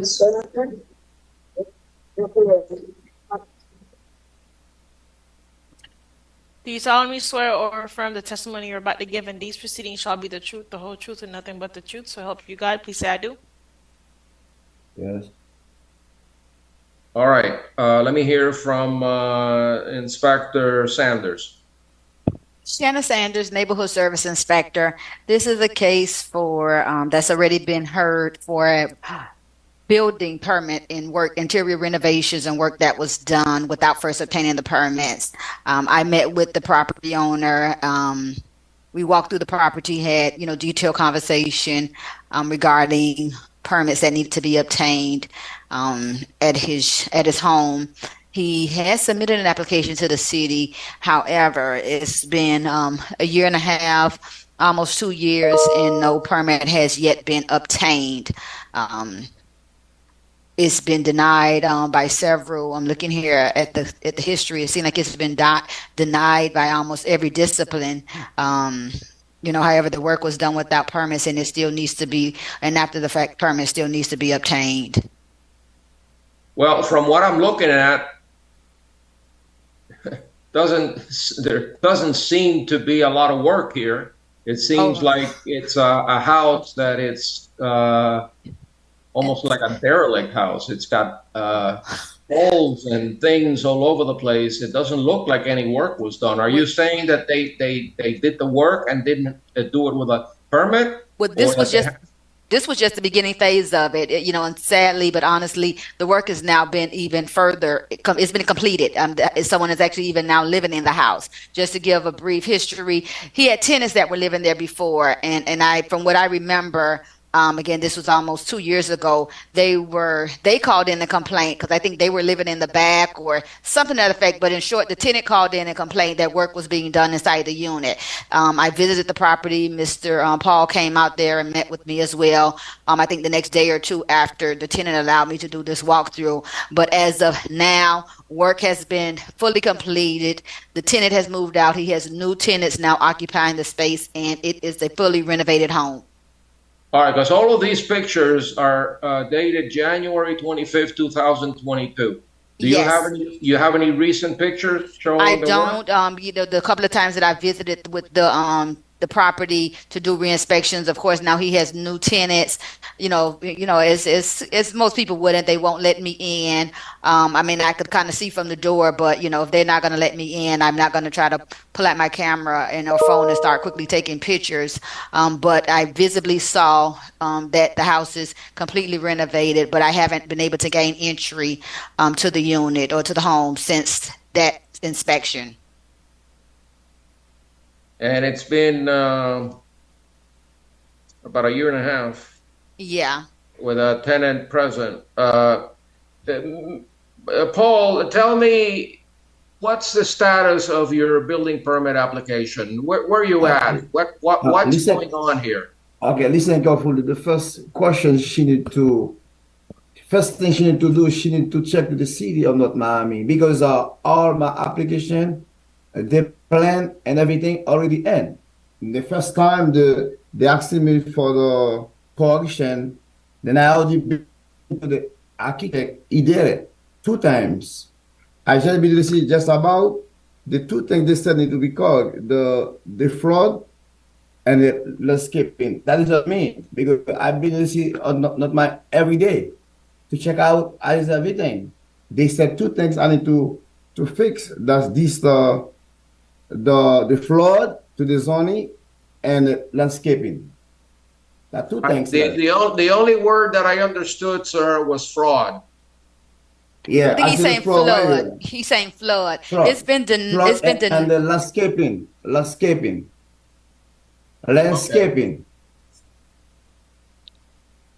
There's an issue with the landscaping. What? Yeah, that's what they said. I don't know what she said. She said maybe the tree was moving out, something like that. You know what I mean? Because I gotta go back to the architect, to the page. Am I going to see what's happening? Magistrate, if I can, I'm going to jump in, Paul. Specifically, I'm reading directly from the building department's reports, and it's saying that again it was denied in several disciplines. Right now he's speaking of the landscaping, and it was denied, stating due to the scope of the work it requires a complete landscaping and tree removal permit application. It must be demonstrating compliance with the city's minimal landscaping requirements. A tree permit is required if any trees were removed and or relocated, and all existing trees must be protected per ANSI standards of the city's ordinance. That was one discipline that denied it. It was also denied by flood. Detailed, they have comments after the fact permit. Please provide an itemized cost associated with the project to include all work costs, labor, and materials, including the value of donated and or discounted materials and the owner and or voluntary labor of work that was completed. That's what Flood's comments were. It's just, again, it's showing different disciplines that denied it for different reasons. Engineering denied it, stating water and sewer impact fees must be assessed for this property. Please provide a copy of the Miami-Dade County Ordinance Compliance 89-95 form. Fees will be determined after the department receives 89-95 form. Structural denied it. Provide structural calculations, provide as-built certifications for all structural components. So, we've spoken, and he keeps saying that he has submitted an application, but as I'm explaining to him, it's been denied. You need to, have someone come to the city, look at these plans, whether it's you, your engineer, whomever, and make revisions to these plans as per what the building department is stating. Well, asking the gentleman to resolve these complicated issues. It's like asking me to do heart surgery. No, he has a contractor, I believe. He has a contractor, and and again, I'm apologizing. This was over, a year, almost 2 years ago. That he's had at least 2 or 3 contractors that have contacted me, has met with me, has met with the building department. It seems like once things get denied, it has flipped a couple of times with a few contractors. So then the contractor is either incompetent or unreliable, because it's been a year and a half. He completed the work without getting a building permit. We now need an after the fact permit. Correct. So this has a lot of complications from different departments. And while we are focusing in on the work that was done inside the house, renovations, additions, remodeling work, there seems to be a hell of a lot more that needs to be done, like the flood and the landscaping, which it wasn't even an issue that you cited. So, sir, I've issued an order, or a magistrate issued an order almost a year ago, April of 23, and you're not following the law. You're still not in compliance. So you got to get your contractor to comply, because I'm going to fine you for not doing the work. And I have no choice, because there is already an order saying that you have to fix all the problems by May 18th of 2023, and it hasn't been done. You understand that? I know you got papers in front of you, but every discipline in the city, every department, whether it's the county or structural or landscaping or engineering, everybody says the plants are no good. So you got to get somebody better to get the work done in accordance with all the requirements. So I'm going to have to find you. I have no choice. Based on the testimony of the city's code compliance officer, the photographs and the evidence presented showing that the property has been out of compliance since May 18th, 2023, I find in favor of the city, and I hereby ratify the fines accrued to date in the amount of $500 and assess costs in favor of the city. The fines shall continue to run on a daily basis until there is compliance. I hope you understand that it's nothing personal, sir, but your contractor is not protecting you and not doing what he or she is supposed to be doing. And a magistrate told you that last April, and here we are almost a year later, and we're still not in compliance. So every day that goes by now, you're going to be paying a $500 penalty fee. So you better get going, because pretty soon those fees are going to turn into a lien on your house, and that's not a good situation. Okay? You can lose your house if you don't fix this thing. Okay. Okay? All right. Next case. Thank you.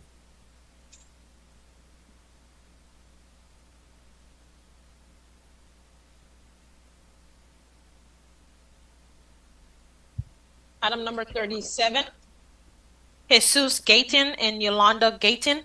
Case number MHVIO 2019-004220. And building official will be hearing this case. All right. Property owner here? Yes, we have Jesus and Yolanda Gayton here. I'm Okay, allowing them access now. they're the actual owners who were cited? Well, according to the name and the attendees, well, once they accept the invitation, we'll know. Okay. Excuse me, Madam Clerk. What's the case number for? 37. 37. Ends with 00420. The address is 1500 Northeast 141st Street. They did a storage shed and a small building at the back of the house, carport without permits. Yes, Mayor Green, building officials. So, as of today, for the property located at 1500 Northeast 141st Street, there are no permit or permit application or permits on file. Okay, let me hear from the owners of the property.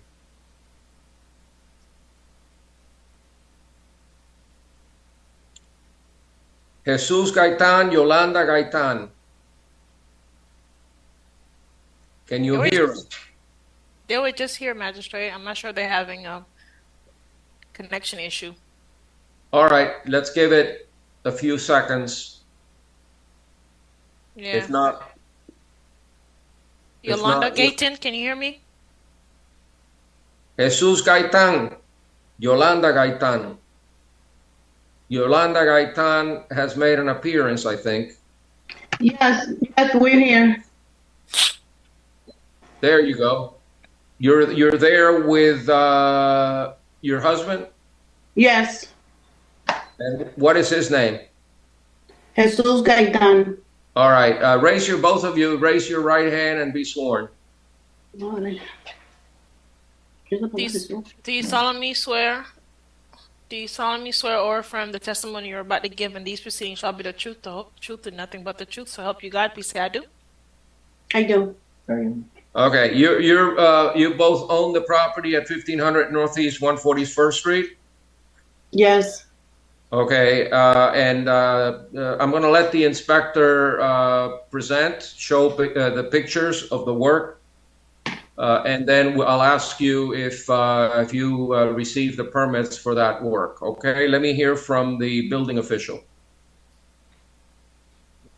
Mayor Green, building official. So I believe this case appeared multiple times, and I believe this is a structure that they have at the rear of the property at 1500 Northeast 141st Street. Thank you for the photo.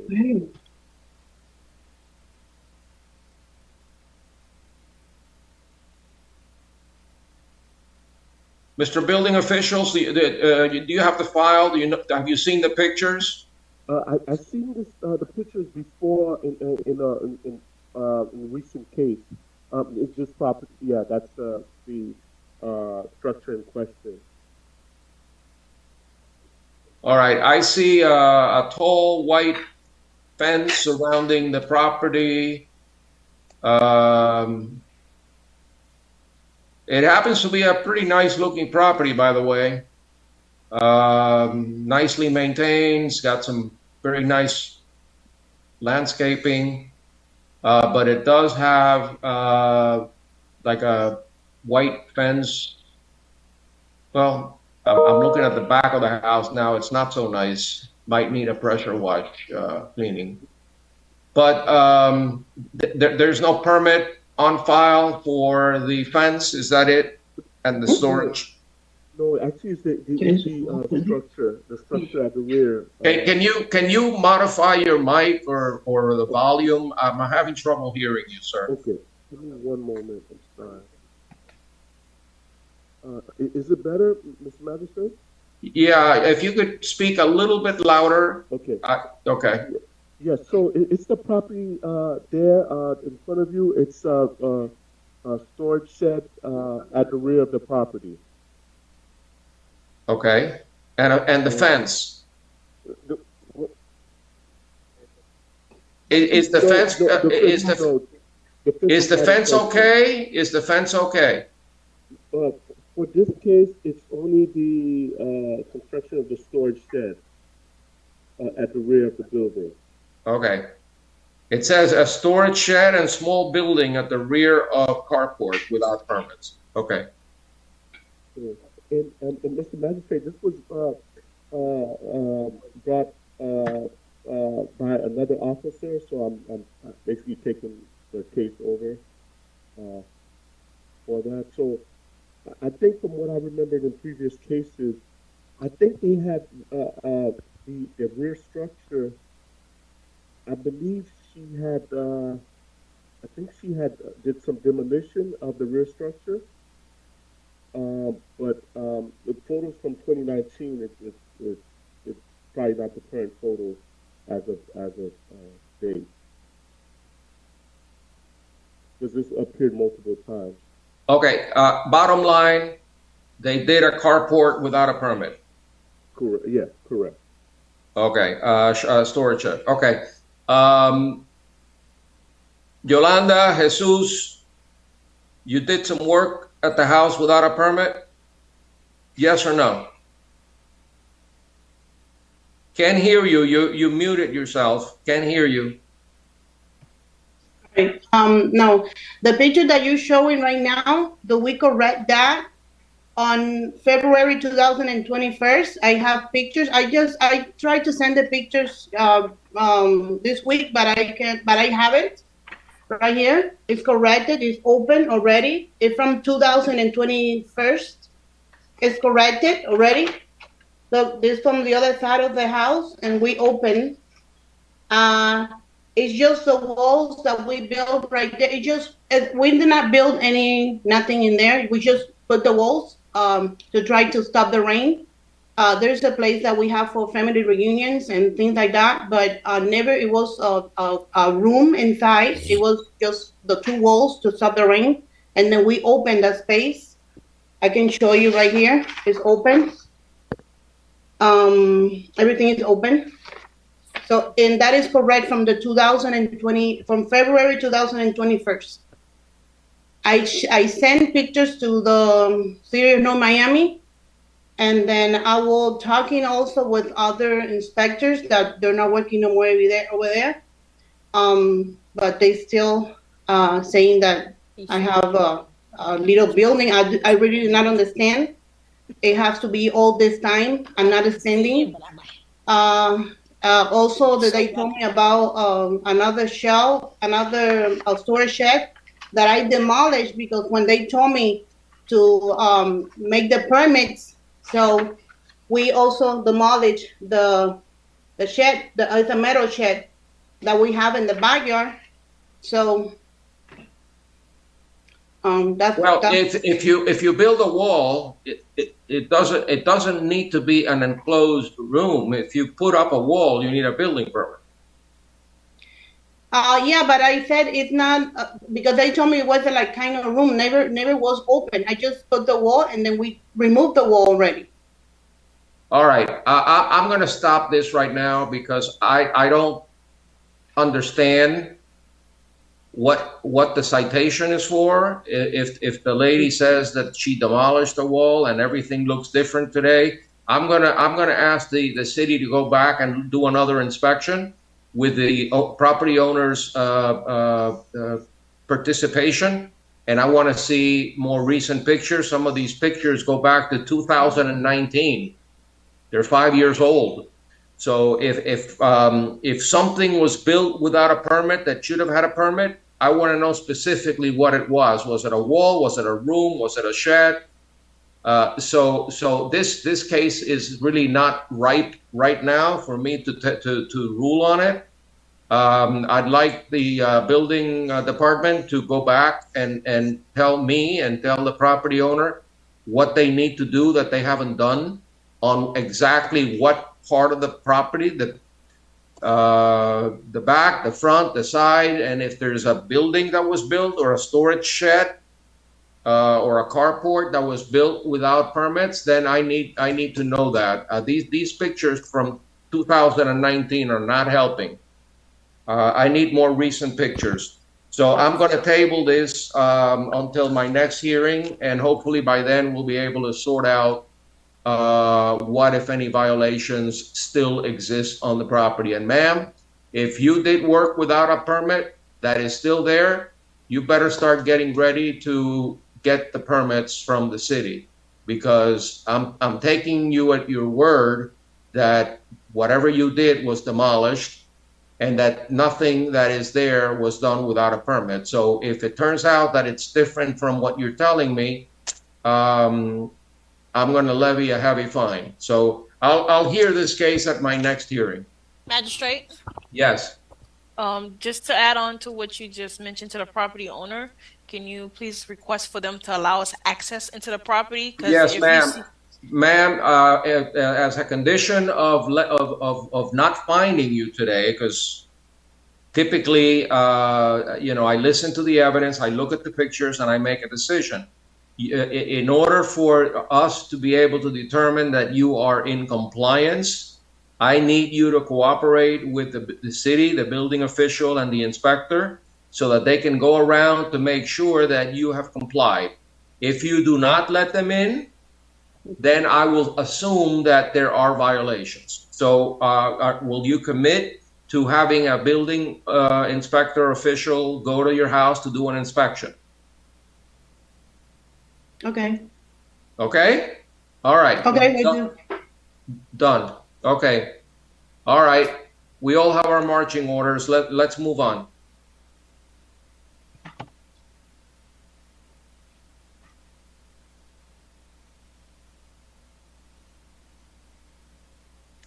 I'm going to call item number 39. Marcos Sebastian Melida. Case number CEBPR 2023-00789. Inspector Sanders. Anybody present on behalf of the owner, Marcos Sebastian Melida? Which property address is that? 13105 Ixoras Court.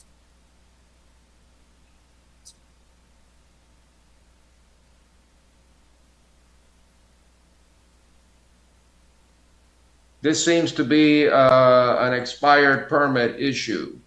Yes. So they had an interior renovation permit, and the number is listed in the agenda. And it expired. It was not renewed. Is that what it's about, Ms. Sanders? Yes, Shanna Sanders, Neighborhood Service Inspector. That is correct, Magistrate Smith. And what was the permit was to do interior renovations? That is correct. That's correct, yes. And they never finalized the permit. They never closed it. It's still open. It still remains open. Okay, so we don't know whether they're finished, not finished, whether they did it right or whether they did it wrong. What says the owner of the property, Marcos Sebastian Melida? Present? Yes, Your Honor, I'm present. Okay, and identify yourself for the record, and then we'll, first of all, let's swear you in. Okay. Sir, please raise your right hand. Do you solemnly swear or affirm the testimony you're about to give in these proceedings shall be the truth, the whole truth, and nothing but the truth? So help you God. Please say I do. I do.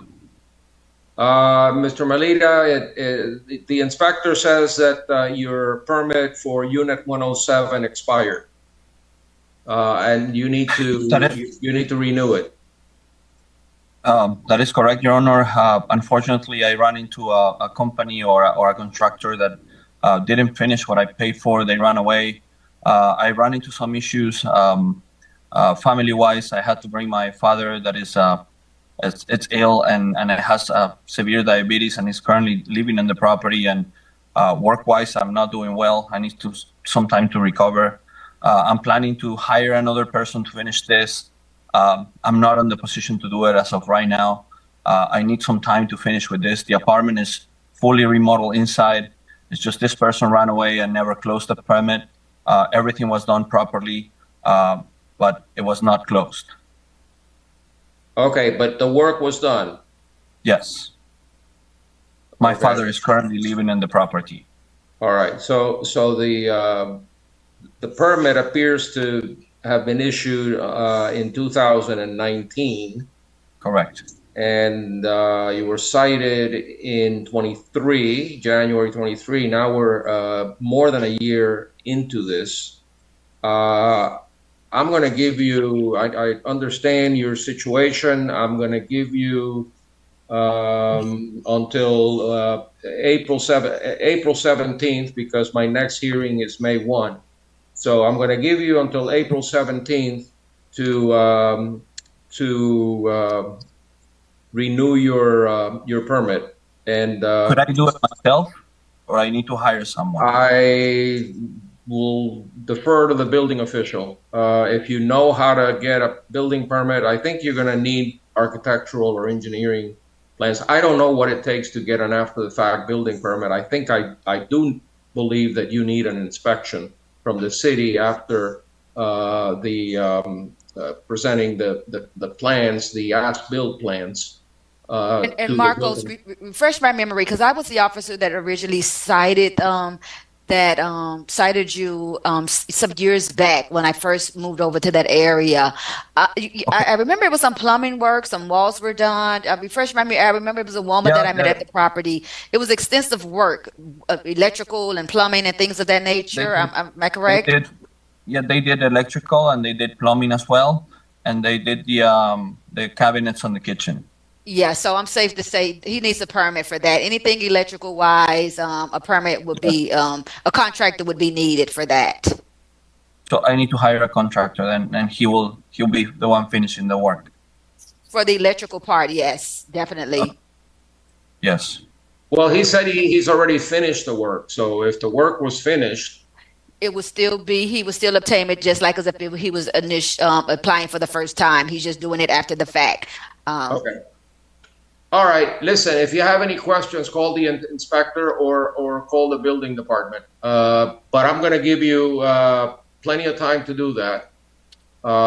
Mindful of what you said about your family and your situation. I'm going to give you till April 17th. So I'll take care as soon as I could. Okay. Well, you got 3 months. Okay. Almost 3 months. Based on the unrebutted testimony of the city's code compliance officer, the photographs and the evidence presented depicting that the cited violation still exists, proper notice has been given, property owner is present, I find in favor of the city, enter an adjudication and set a compliance date of April 17th, 2024. In the event of non-compliance, there shall be a daily fine of $250 until the violation is abated. So, come April 17, you still don't have your permit, I'm going to start fining you $250 a day. So better get the work done quickly. All right. Next case. Yes. Thank you. Item number 46, Nomi Condominium Association, Inc., case number CEBPR 2023-00781. Inspector Sanders. I'm here. All right. Who's here on behalf of the Garcia? Javier Lopez. Yes, Your Honor. Good afternoon. What is your relationship to the property? I'm the manager for the association. Okay. I'm going to swear you in, Madam Clerk. Your Honor, I have a problem with swearing in because of religious reasons. I'm a Seventh-day Adventist. I give a yay or a nay. I've done it many times in court for 30 years. Okay, so you can raise my hand and say a yay or nay. I know the oath is a little different, but can the clerk accommodate Mr. Lopez? Thank you so much. I appreciate it. Sure. Do you solemnly swear or affirm the testimony you're about to give in these proceedings shall be the truth, the whole truth, and nothing but the truth? Please say I do. I do, but it's not a swear. I give my yay as instead of swearing, he's affirming that he's going to tell the truth. Do you affirm? Thank you. Noted. Janvier, do you also have Pablo Rodriguez? He should be on the line listening. He's not gonna. His English is mediocre at best, and he's listening listening in his car somewhere. Okay. I have permission to talk. I'm the CAM license for the condominium, and it'll be short and to the point. Your Honor, do you want me to go first or Inspector Sanders? No. I'm going to have the inspector go first just so that we know the players. Pablo Rodriguez is the registered agent, correct? Yes, and he's also a board member. Go ahead, Magistrate. And he's a board member, and Javier Lopez is the property manager, correct? Mr. Lopez. Oh, I'm sorry. Correct. I thought you were. You're the property manager. Yes, sir. And the president of the association is Manuela Verte? Correct. Is she around somewhere? She's not available. Okay. Apparently, and I want to hear from the inspector, there's a white iron privacy fence that was located, built without a license, and it's in violation of Code Section 532. I want to hear from Ms. Sanders. Shanna Sanders, Neighborhood Service Inspector. This case was originally opened January 6th of 2023. I do want to put on record, it was initially opened that day, but we had conversation months prior to that regarding this issue. Long story short, the violation is reference to a fence that was installed along the front of the property without first obtaining a permit. It was initially kind of brought to me because there is a unit in the rear of the property that has nothing to do with this property here being 360. I needed to gain access to the property in the rear, but couldn't gain access. So I had a conversation with both property owners of 360 and the unit behind them. It was brought to my attention that this fence was installed a few years back. Of course, I looked in the computer, did not see any permits that was obtained, had a conversation with Mr. Lopez via telephone call a few times, instructed him to visit the city to apply for the permit. He asked for some time, then he asked for some more time. As of the last reinspection, the fence still remains. I do want to put on record, it is still fenced off and blocking the entrance to the property in the rear. And no permit has still been obtained and or submitted to the city at this current time.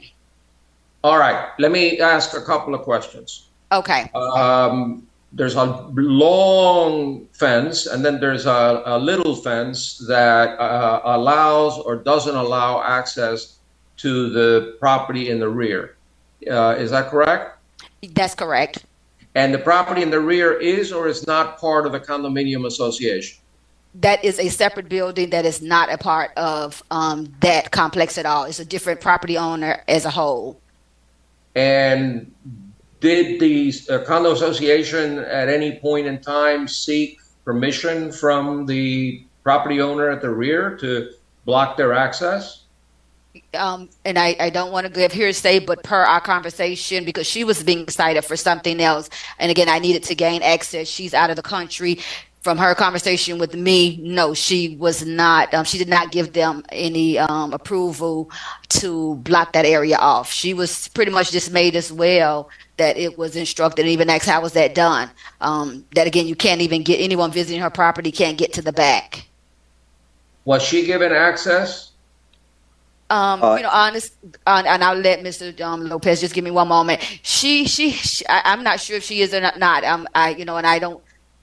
I could put on the record she's lived out of the country. She has a little issue going on, and Mr. Lopez is probably aware of it. We've again had extensive conversation with all three parties. She lives out of the country, and for whatever reason, she has not been given her green card to come back. She went, and I guess something transpired. You might remember, or you might not. It was a case that we had for a derelict property. She was, I think, calling from somewhere. And again, I know you were the magistrate for her case, but in short, she's not here enough to even visit the property. So she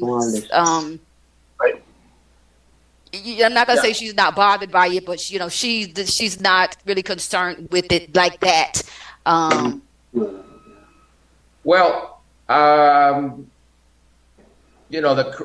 main violation is that the fence was built without a building permit, and it does require a building permit, doesn't it?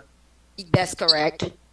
Is each individual parking space able to open the fence, or do you have to open the entire fence in order to be able to get your car?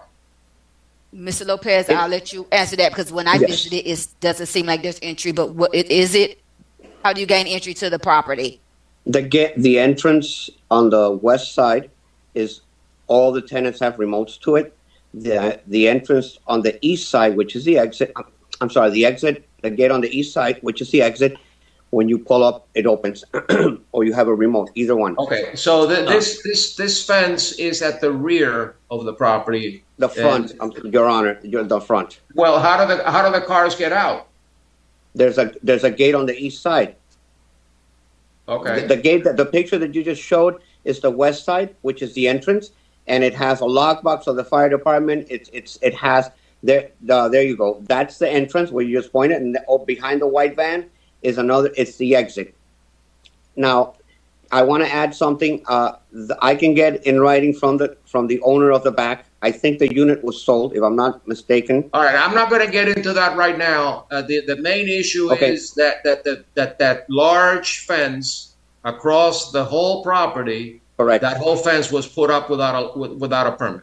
That's my issue. I don't want to distract from that. There are other issues as to whether or not the back owner granted access or didn't grant access or whatever.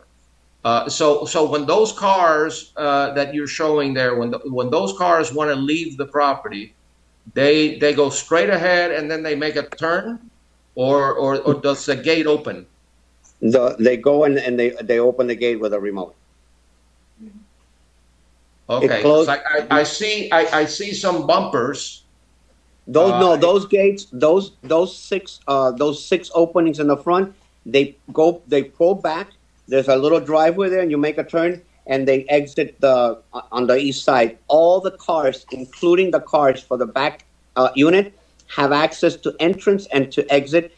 And I will get to the permit. I know we have to get an after-the-fact permit if it's possible, but everybody there has entrance and entry and exit. Okay, let's get to the after-the-fact permit, which is going to be required. It's not a question of possibility or no possibility. I'm in full agreement. So you are here representing the condo association. It would be nicer if the board or a board member would also be present, so that they understand. They understand the importance of this. I'll call you in a minute. Let me just finish. You've been around enough, and these board members have been around enough to know that this type of work requires a permit. These gates also can be very, very dangerous to people. There have been many cases of people getting crushed by these fences. And so to me, getting a permit for a fence is very important. And so how much time do you need to get one, and what are you going to do about it? We applied for a permit last year, and we hired an architect, and he was supposed to, this permit requires 2 permits, one from the city of North Miami, and then it requires approval from the Miami-Dade County Fire Department, because the city of North Miami doesn't have a fire department. But to get an approval from the fire department in Miami-Dade, you need to do a permit with the building department of Miami-Dade. We applied for the permit yesterday. I have a number here, and you can't do one without the other. Long story short, Your Honor, the architect that did this had to leave to Uruguay. I wasn't able to get a hold of him. We paid him in full. We just hired a company called Luso Permits that went to Dade County and applied for the second part of the permit. This was done this past Monday because it took us weeks to find the right company to do it. And also, let me just add something about the building. The gate has a fire department Knox lock it's called. So if the fire department can enter there at any time, it was built, this fence, when the association did the turnover, when it was converted, this was a rental building. And that fence was already there when they converted it. We have no idea who built it. There's been changes of board members. I don't have to tell you the story. You know how it is. So we didn't build it. Okay, it was there already. We will take care of the problem. I would ask for 60 to 90 days if it's possible, because we would have it all. Now it goes to Miami-Dade County, and then from Dade County it goes to the fire department. The fire department goes back to Miami-Dade. Miami-Dade goes back to the city of North Miami. It's a very lengthy process. Okay, I just learned this. I've done many permits before. This one, I couldn't do it. I couldn't even figure it out until someone at the city explained it to me in detail. And, you know, we're doing the best that we can. I kindly ask the court to allow us some time, and we will comply. Okay. I give my word. I'm gonna give you some time. You know, I can understand going to the county and the fire department, and it's not easily accessible. It's in the middle of nowhere. And the county doesn't make it easier for you to get but that you understand that you know it's been a year. So I understand. And I know condos have issues, and Yes. you may be facing a 40-year litigation soon and other financial issues, but you don't want your condo owners stuck with a lien on the common areas because it's not done at the right time. Is it now a condo or a rental? It's condo association, okay? It was converted about, don't hold me to this, 8 to 10 years ago. The fence was there. I mean. Okay, but when when it was converted, whoever the developer. The developer turned it into a condo. Yes, sir. Okay, so the way things work is that the condo association board, once the conversion takes place, has to ensure that you got all your permits squared away and that everything is just right, that there are no code violations or anything. So whenever the turnover took place, that's when it was necessary for this board to figure out that this was not a permitted amenity. And so whoever handled it didn't do it right. So No, now sir. the present owners are going to pay the consequences of somebody years earlier screwing up. So you've asked me for some time. I'm going to give you until April 17th to get to get the permit.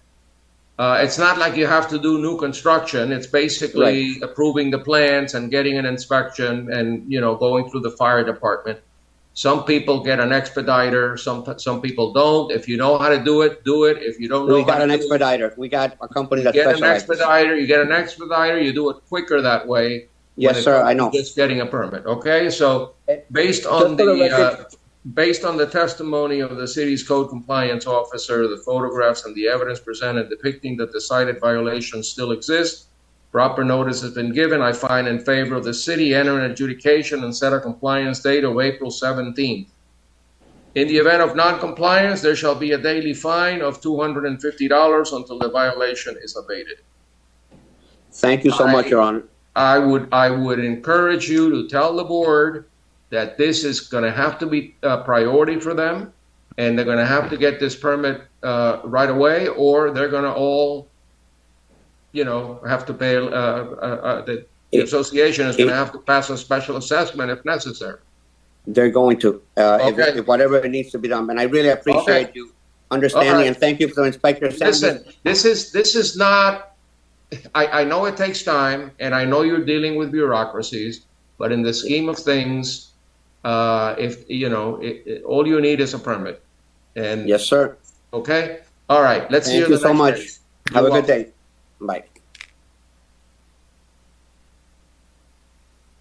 Item number 59, Silver Star Car Wash, Inc., case number CEGEF 2022-000037.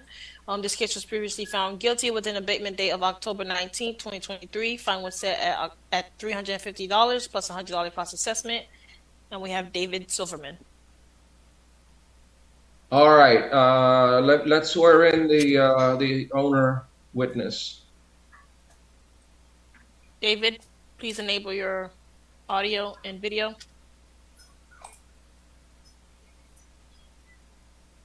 Please raise your right hand. Do you solemnly swear or affirm the testimony you're about to give in these proceedings shall be the truth, the whole truth, and nothing but the truth? So help you God. Please say I do. I do. Mr. Silverman, you are the president for Silver Star Car Washing. Correct. and you're here to represent your corporation, correct? Yes. Yes. You've applied for extensions before, I understand. I'm looking at the file right now. Have you been granted extensions before by the city? I don't know if it was an extension that was granted, an official extension. I don't believe so. Okay, I thought I saw one. So we have a dumpster that it needs to be enclosed. There is an order finding the corporation guilty on August of 2023 with an abatement date of October 19th and a fine set of $350. Why have you not complied with that order? Sure. I just kind of wrote it down so I would have all my notes in front of me. But I'm David Silverman, the president of the Silver Star Car Wash. We own the property at 12300 West Dixie. I'm here before you today to address the matter of the garbage enclosure. It's crucial to understand that the permit for this fence was lawfully obtained over 10 years ago, and since then it stood as an integral part of our property. 2 years ago, in an earnest effort to reinforce the aging structure, we diligently replaced the panels with those approved by the state of Florida and the city of North Miami. Regrettably, during that maintenance period, an inspector noticed the temporary dismantling of the fence and insisted on a new permit and installation. We hired a contractor and attempted compliance, but could not obtain a permit as our site survey was deemed too old, although the replacement was the same standard as its predecessor. Since then, the property has been sold twice, but the sale has yet to be completed. There were long lapses as there were 6 months due diligence periods, and it's the intent to sell the property for land value. The new owners will most likely demolish the existing building. The trash bin would be removed immediately once the property is firmly sold. I've been very transparent and have been informing City Inspector Sanders via multiple emails and phone calls along the way. Please note that we've since had a new survey done, and it's filed with evidence in this case. Now, despite our kind of financial hardships and our intent to sell the property for its land value, we're being compelled to take down the existing fence and obtain a new permit. So we hired a company named Miami Fence. They took a deposit, provided a receipt, and support for all this stuff has been entered into evidence for this case. The company promised to apply for a permit, but has been ignoring our many emails and text messages. And again, evidence has been submitted to this case. I took copies of all the transcripts and sent them in. We have since put out a new round of calls for quotation for this replacement fence. I implore the court to consider the impracticality of this demand and kindly request that the city cease pursuing this issue, allowing us to proceed with the sale of our property unhindered, if that's possible. Alternatively, give us an extension so we can get a proper contractor in and get the fence put up if they need so.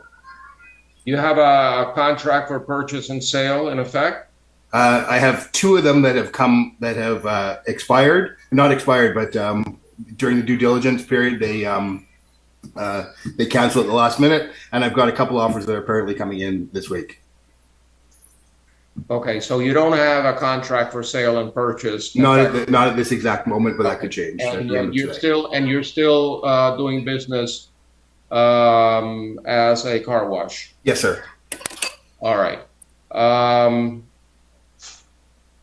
You're not being compelled to do anything that the code doesn't already require. Every property owner in the city has to comply with the code.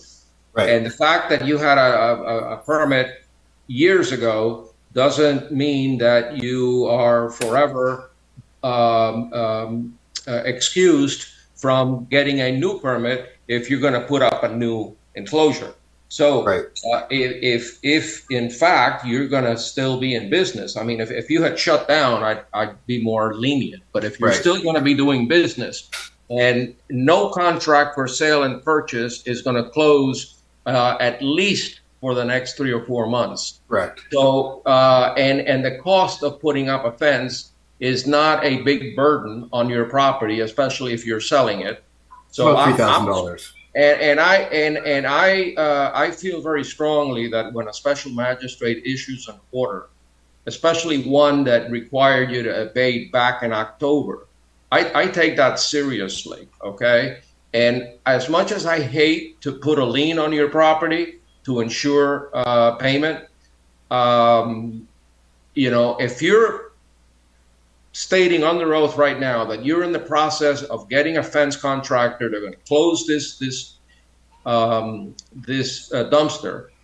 I will give you the benefit of the doubt and table this case for perhaps 30 days, and then we'll see where we are after that. Sir, if I may interject, sir, in August of last year, we hired a company to do that. They came out, they measured everything, and we want to put this dumpster up. There's no dumpster enclosure up. I'm not trying to avoid that at all.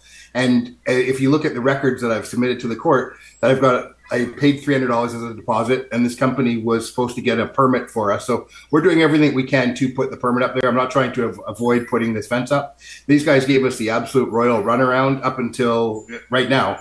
So now I've got to start fresh again, find a new guy to come in there, get a permit done, have everything measured and everything else. So I am 100% going to comply with this order, and I was trying to comply with this order, and I've sent to the court the receipt from the previous company called Miami Fence Company. The Miami Fence Company promised that they would have this enclosure done very quickly, and the permits, and to satisfy Ms. Sanders. I've also sent all this information to Ms. Sanders by email in a few different emails over the last few months. So I'm trying to be transparent. I'm trying to get this thing done. And if the city has a preferred contractor for this, I will definitely go that route. It's obviously a question of cost, but it's a question of getting this thing done and complying. You're not going to get anybody recommended by the city. You have to hire your own. I understand that, sir. So I'm at the mercy of trades. That's not allowed. That's not allowed. So I'm gonna ask Ms. Sanders to comment on the statements, and also some of the materials that you've sent in as evidence, and see where the city what the city's position is on your request for a slight postponement. Shanna Sanders, Neighborhood Service Inspector. And as Mr. Silverman stated, we have had several conversations via email and via telephone call. I do, hear everything that he's stating, and I am going to say I asked all the things that you've asked as well, Magistrate. I've asked, do you have a contract pending? When you asked at the beginning of the hearing, was there an extension given? We did give him an extension. They gave him, he applied in August. I believe he had stated he had a contractor. We went before the magistrate. She gave him until, I think it was October, to obtain a permit in order to abate the violation. In October, we had the same conversation that we're having in this magistrate hearing about the sale of the property, about the contractor, about everything else. I gave him the extension request. He submitted it. We gave him 60 days, which brought us to this hearing this time. So he was given an extension to get another contractor that would be able to pull the permit. As you kind of stated, and again, we've had this conversation, and I don't mind standing on record. If there was a pending contract on file that he could have produced, I would have been more than willing to not have this case come before the magistrate. But I've kind of been hearing this for the past year that we're selling, we're demolishing, we're trying to seek the permit. We even had a conversation, I believe, yesterday or maybe the day before, and he asked for another extension. The city stance right now, I'm comfortable with saying, to move this case forward, if he cannot solidly obtain a permit within the next 30 days, I'm definitely okay with ratifying the fines and moving forward. He's had more than enough time to obtain the permit, as we've instructed him to do privately, through extensions and through these magistrate hearings. All right, I appreciate your statement, Ms. Sanders. I'm also frustrated by the lack of progress, and I'm also troubled by the fact that there's an order already of record, and I understand having problems with a contractor, but we're not building the Taj Mahal here. We're putting an enclosure around a dumpster. And this is an ongoing business. And that's what the code requires. Mr. Silverman, please tell me a definitive date by which this will be done, or else fines will start accruing. Okay, Your Honor, and to be completely respectful to everyone in the room, I'm trying to get this thing done. It's not a question of not trying to get it done. If you look through the email transcripts, I mean, more than hiring I apologize. I'm a single dad with a 3-year-old. Don't worry about it. I've got 6 grandkids. I know. Okay, well, I have a 3-year-old.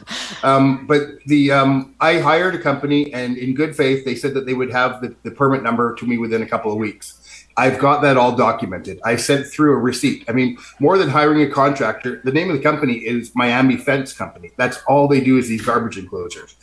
Also understand, sir, that the garbage right now does have an enclosure on it. It's not an exposed garbage. It does have it's completely enclosed right now. So they just have to come in and either inspect it or bring it to code or that. We originally had another company that came in. They tried to get a permit for our place. They said the survey was too old. So during the summer, we engaged and had a new survey done, and it was thousands of dollars. I heard one of your other customers say, or one of your other people say it was $500. We paid thousands. The new survey had been submitted to the court. So they wouldn't give us a permit because our survey was too old. Now we have the new survey. Then we hired a company. We gave them a deposit. They came out and they measured it, and we've been just waiting. And if you look at the email thread and the text message thread, which I've submitted to you, you will see that I am very, very pushy with these guys going, hey, guys, you're supposed to get this thing. We've now got a court order. We've now got a court date. Please get it to us. And these guys stopped returning calls. We heard they were out of town and all kinds of different things. So I am doing the best I can. I've also called another company. I've submitted it to them that they're going to come out and do an estimate this week to give us a price on getting this fence done. So more than that, my hands are tied. If I could go out tomorrow and get the permit, I would go there this afternoon or tomorrow, but I'm not a contractor. And because it's a commercial building, they will not give it to me because I am not a contractor.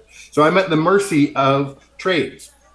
If I know you can't refer anyone, but if these guys don't show up within a few days, I'll get another company to come in there.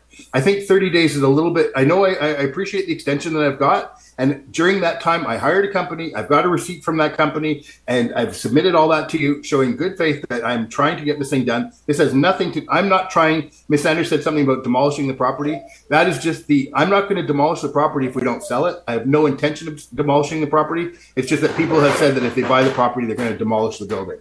So, in no way is my decision based on either you're demolishing the property or even selling the property. If you came here and told me that you got a sale that's closing next week, I would agree with you. It makes no sense to build an enclosure. Right. You don't even have a contract. Right. And I know real estate.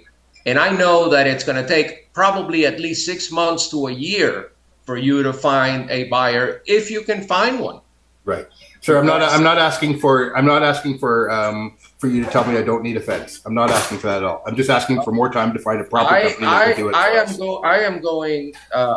hate to, I don't want to fine you because I understand that you're trying to do the right thing. I just don't feel that you're acting, with the most urgency. And so this is what I'm going to do. I'm going to table this case until March 20th. I'm going to give you the March 20th to do what you have to do. That's a month and a half. Okay, more or less. And after that, I'm going to ratify that. And I'm not bothered by the 3-year-old screaming because I'm used to that. Okay. So at my next hearing, if I don't see a permit for the dumpster or an enclosure, I'm going to ratify the fines that were imposed by the what is it, a 3-year-old? 3. I think you said he's 3. Yeah, he's 3. 3 years old? That's Jacob, okay. Yeah, 3-year-old. One of my grandsons is 3. Okay. And I find it very, very difficult to understand some of the words that he uses, but I know exactly how it goes. But listen, No, I appreciate that, sir. And if I knew these guys were going to jerk me around, I would have found someone else. Okay, you've been around, you're in business, you know how it is, you know the city, you know how things work. You're not a newbie from Boston just moving down here, or from California. You've been around. I'm Canadian and I live in Canada 8 months of the year, so I am a newbie. Oh, well. I am. I have car washes in Canada, and we've never had this issue before. So anyway, are you in Canada right now? No, I'm in Florida. I'm in Delray Beach. All right. So I'm going to give you till March 20th. Okay, I appreciate that, sir. I think that's very, very fair. And then my next hearing is May 1. So if you're not finished by May 20th, you're gonna start paying fines. No, that's very kind of you, sir. I appreciate that, and I will make sure that okay. All right. Please do us all a big favor and get it done right. All right. And will they send me some kind of paperwork supporting this? I don't, Ms. Sanders. Are you gonna send him some paperwork, or is this enough? It's more than likely a no. When cases are tabled, I mean, and you're here, so you're getting it. The next notice will be the next notice to appear if, and hopefully not, if compliance is not met. But we generally don't give out notices saying the cases were tabled. So once the permit is issued, this will automatically go away? Or do I have to follow up somehow? It will go away. I think, you might have some court costs and magistrate costs that may be associated since you've been appearing at the hearings, but the violation will go away, but the cost assessments will still need to be paid. Okay. Yeah, the cost assessment was set on August 1 of 23 when you were found guilty by Magistrate Casal. But the fines are stayed temporarily until if I hear it again, they'll be the clock will start. Okay, very good, sir.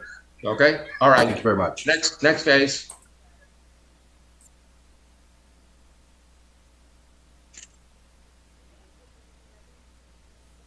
Magistrate, we have 3 attendees in the queue. I'm gonna allow John Jelke in because I'm not sure what case he's here for. John Jelke, please accept the invitation to be on the panelist.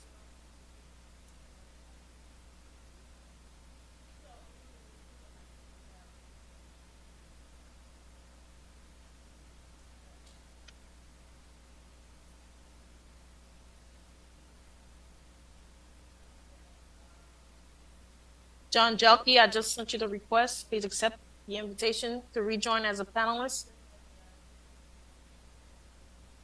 We don't know the case number?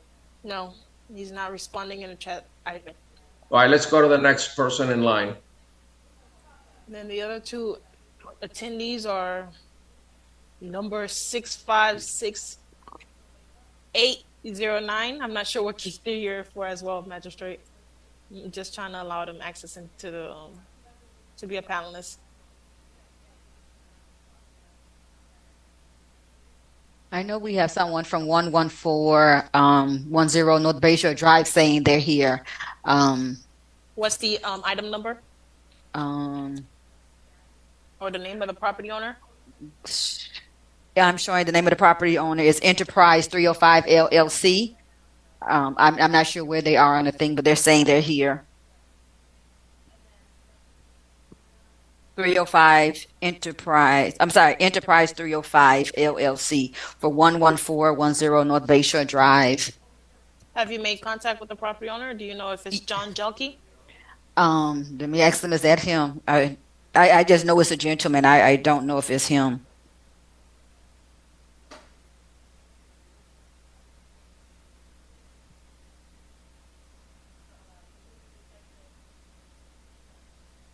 John Jelke, please accept the invitation.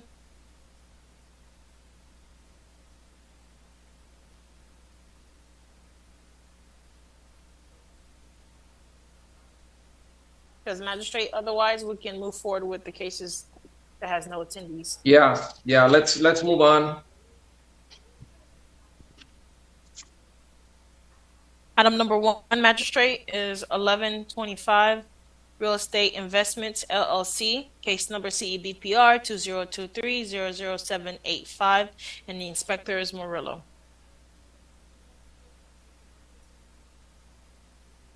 Anybody Your here Honor. on behalf of the property? No, magistrate. Okay. And it's Inspector Murillo. Yes, sir. Okay. I want you to note that when I open your file, the first thing I see is a different case, 12801 West Dixie, which we already heard, by the way. It's Beria Security Training. And the first 2 pages deals with that property, not the property that we're about to hear. Give me See that? second. So you included. Oh, Lord. You included the first 2 documents in your file relate to a different case. Oh, I'm sorry. I'm gonna update that. Yes. Yeah. So please remove those from the file, and we're only dealing with 1125 Northeast 125th Street, and after the fact building permit for some tile work that was put around some columns. Is that correct? Yes, sir. All right. Property records with the state show that the managers of this LLC are Sebastian Skimla and John Lago. Are they here by any chance? Can they hear me? If not, go ahead and tell me a little bit about this case, Mr. Morillo. Yes, Your Honor. This case was opened on January 31st of 2023. I'm sorry, on January 17th of 2023. The violation was filed after following up on a complaint that I received to the property address 1125 Northeast 125th Street. They were cited for not having a permit for the tiles that were placed around the exterior walls of the building. As of my reinspection on January 31st of 2023, there was no compliance, and notice to appear was posted on January 5th, 2024. It was mailed on January 8th. As of my final inspection of January 24th, they applied for a permit, which it has not been finalized from the building department.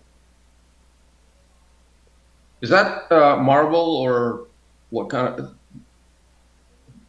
To me, and I can't tell the difference. Is it marble? Is it tile? What kind of covering is that? Let me look at the picture again, because it was a year ago.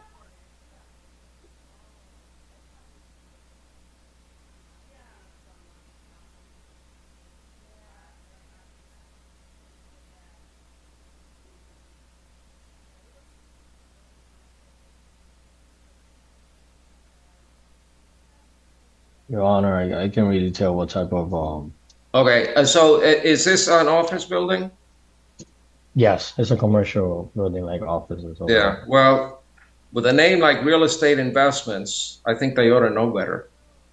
So not having them here doesn't help their case. So based on the unrebutted testimony of the city's code compliance officer, the photographs and the evidence presented, depicting that the cited violations still exist and that proper notice has been given, I find in favor of the city. Enter an adjudication and set a compliance date of March 20th. In the event of non-compliance, there shall be a daily fine of $500 until the violation is abated. Let them know that the clock is running. All right, are we done, Mr. Morillo? For this case, yes, sir. All right, let's go to the next one. Item number 813055 Northeast 6th Avenue. Case number CEFLR 2023-00426. Previously found guilty with an abatement date of January 24, 2024. Fine was set at $350 plus $100 cost assessment. Inspector Lemestre. Okay, inspect. Anybody here on behalf of the owner? 13055 Northeast 6th Avenue? No, sir. Okay, let's proceed. Yes, sir. Good afternoon, Neighborhood Service Inspector Jonathan Lemestry. And this case is in regard to the commercial property, Prestige Estates Village, failing to renew their business tax receipt. As of the final reinspection date, the property owners failed to renew their business tax receipt. The last time they renewed it was September 30th, 2017. So it's been over close to 7 years now since they've renewed their business tax receipt. No compliance has been met, and they have not even applied or tried to renew it. Okay, and the property owner is Prestige Estates Village LLC. Correct. You got them served. Proper notice was given, posted at the property, and mailed certified. And when I enter an order, I sign an order. How do you deliver that order to the property?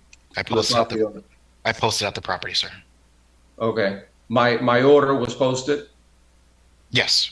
Okay, which I entered on November 2nd with an abatement date of January 24th. So, based on the unrebutted testimony of the city's code compliance officer and the evidence presented reflecting that the property has been out of compliance since January 24th, 2024, I find in favor of the city and ratify the fines accrued to date in the amount of $350 per day and assess costs in favor of the city. The fine shall continue to run on a daily basis until there is compliance.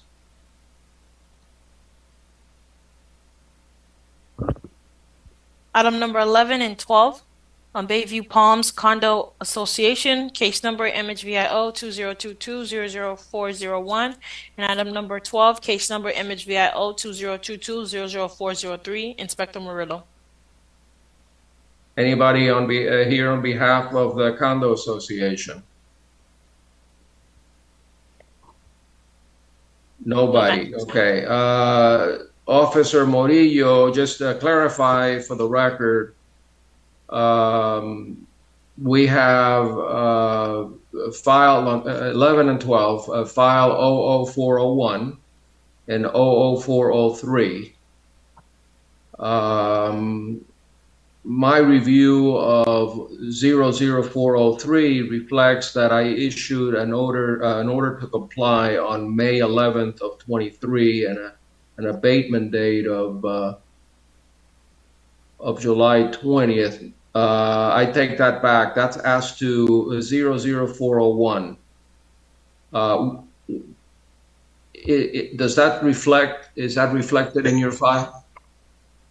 Yeah, so for 01, well, it says that, okay, no, I'm incorrect. Okay, for 01, it says the case was tabled on, this was till November 2023, to request, to further request for permits to be obtained. This is what I have on notes here for 01. Magistrate. Yes. Sorry, Inspector Murillo.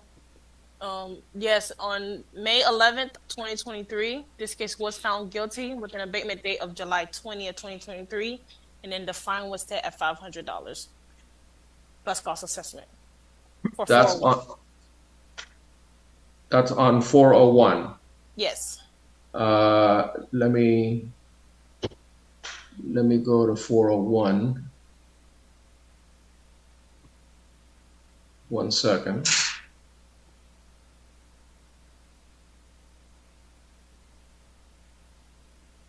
It's the same condo, right? Yes. 1505.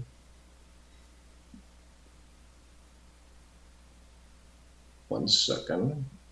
There's an order to comply in 00401, City of North Miami plaintiff versus Bayview Palms Condo Association. Violation of building permit required. Ordinance 532, signed by me, and an abatement date of July 20th. You see that, Mr. Officer Murillo? Yes, sir. All right, so as to 401, I am going to ratify the fines based on, I'm sorry?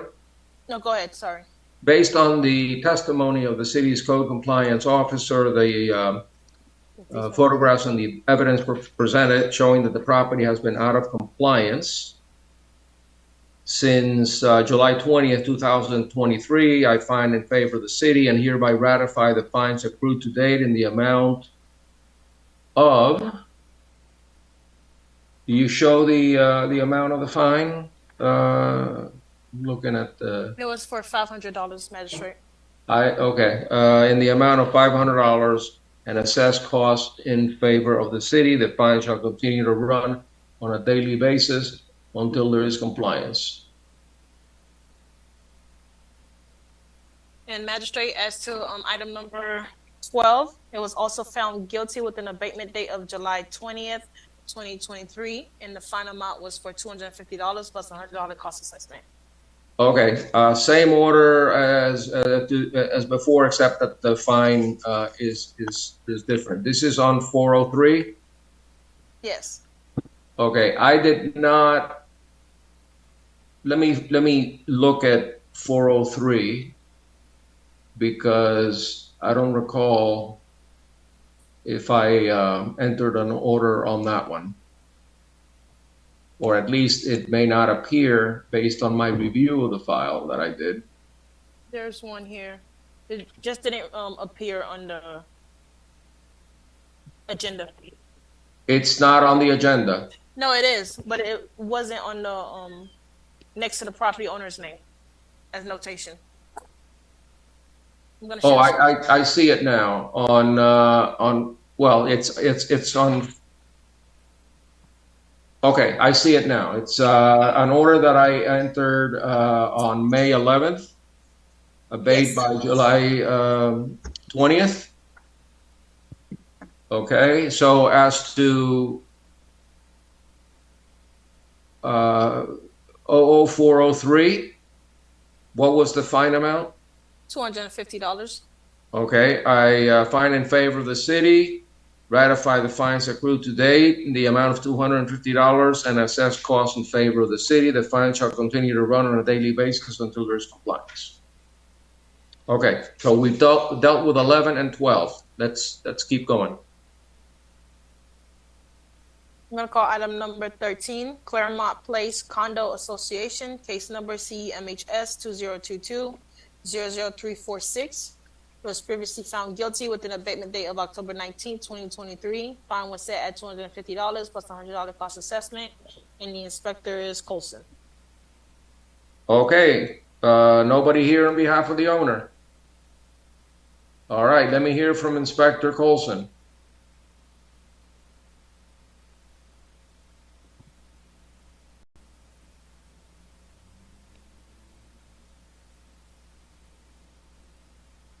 Inspector Colson?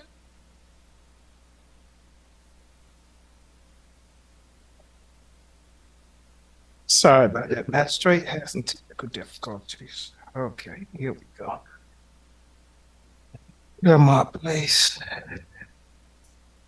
What was my case number for this? I'm still off now. It ends with 00346. I got it.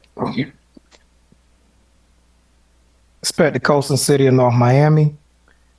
Case is CMHS 2022-00346. This is an old case, previously heard and found guilty. I reached out. The case has been properly mailed and certified out. I've reached out to the property. I've heard nothing back, taken several pictures and reached out again, tried to get in contact, have nothing back. But as a final reinspection, the violation still remains for the cracked walls and ceiling on the outside of the building that need to be repaired. All right. This is a condo association. Have you spoken with any board member?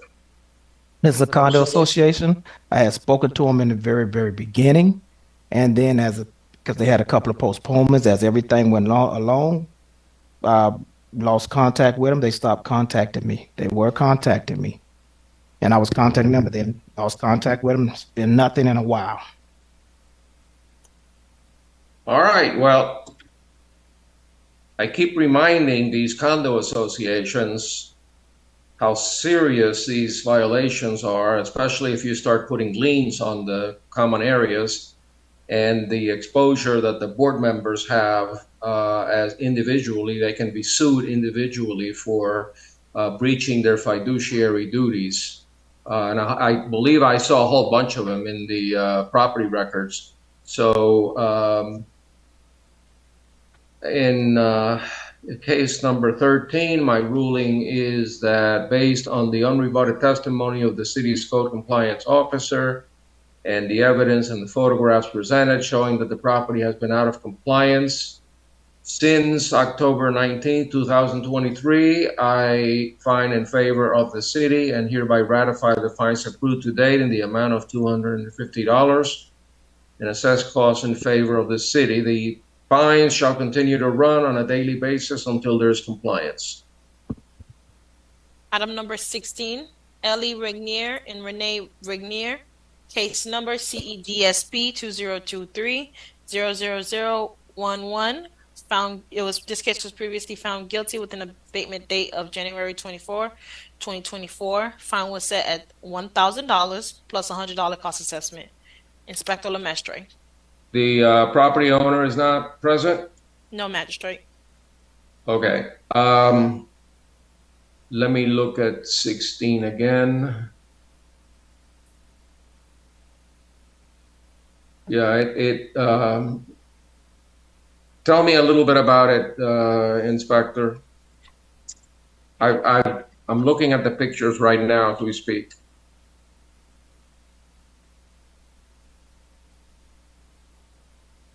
You're muted, Jonathan. I apologize. Neighborhood Service Inspector Jonathan Lemestre. And about this case, there's no one living at the property. Via property appraiser, the property address, the mailing address is for 1096 Northwest 120th Street. So every violation that we do send out to them, it's sent to this address. At the moment, no one's living there. It's vacant. It's damaged. There's no permits on file to repair the property. It's just there. Well, I don't really have much to say other than this is clearly an unsafe structure which should be demolished. So I would refer this file to the building official and suggest that he take whatever action is necessary because it's a danger to the residents. It's probably one of the worst that I've seen in the city since I've been doing this. This is horrible, the way this house is there. It's a rat's nest. And so I am going to ratify the fines and refer the matter to the building official to take whatever actions are necessary to cause a demolition at the owner's expense. So based on the unrebutted testimony of the city's code enforcement officer, the photographs and other evidence presented showing that the property has been out of compliance since the abatement date of January 24th, 2024, I find in favor of the city, ratify the fines accrued to date in the amount of $1,000 and assess costs in favor of the city. The said fines shall continue to run on a daily basis until there is compliance.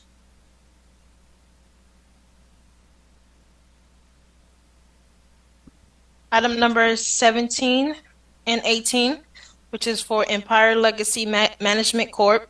Case number CEBPR 2022-00775. This case was previously found guilty with an abatement date of January 24, 2024. Fine was set at $250 plus a $100 cost assessment.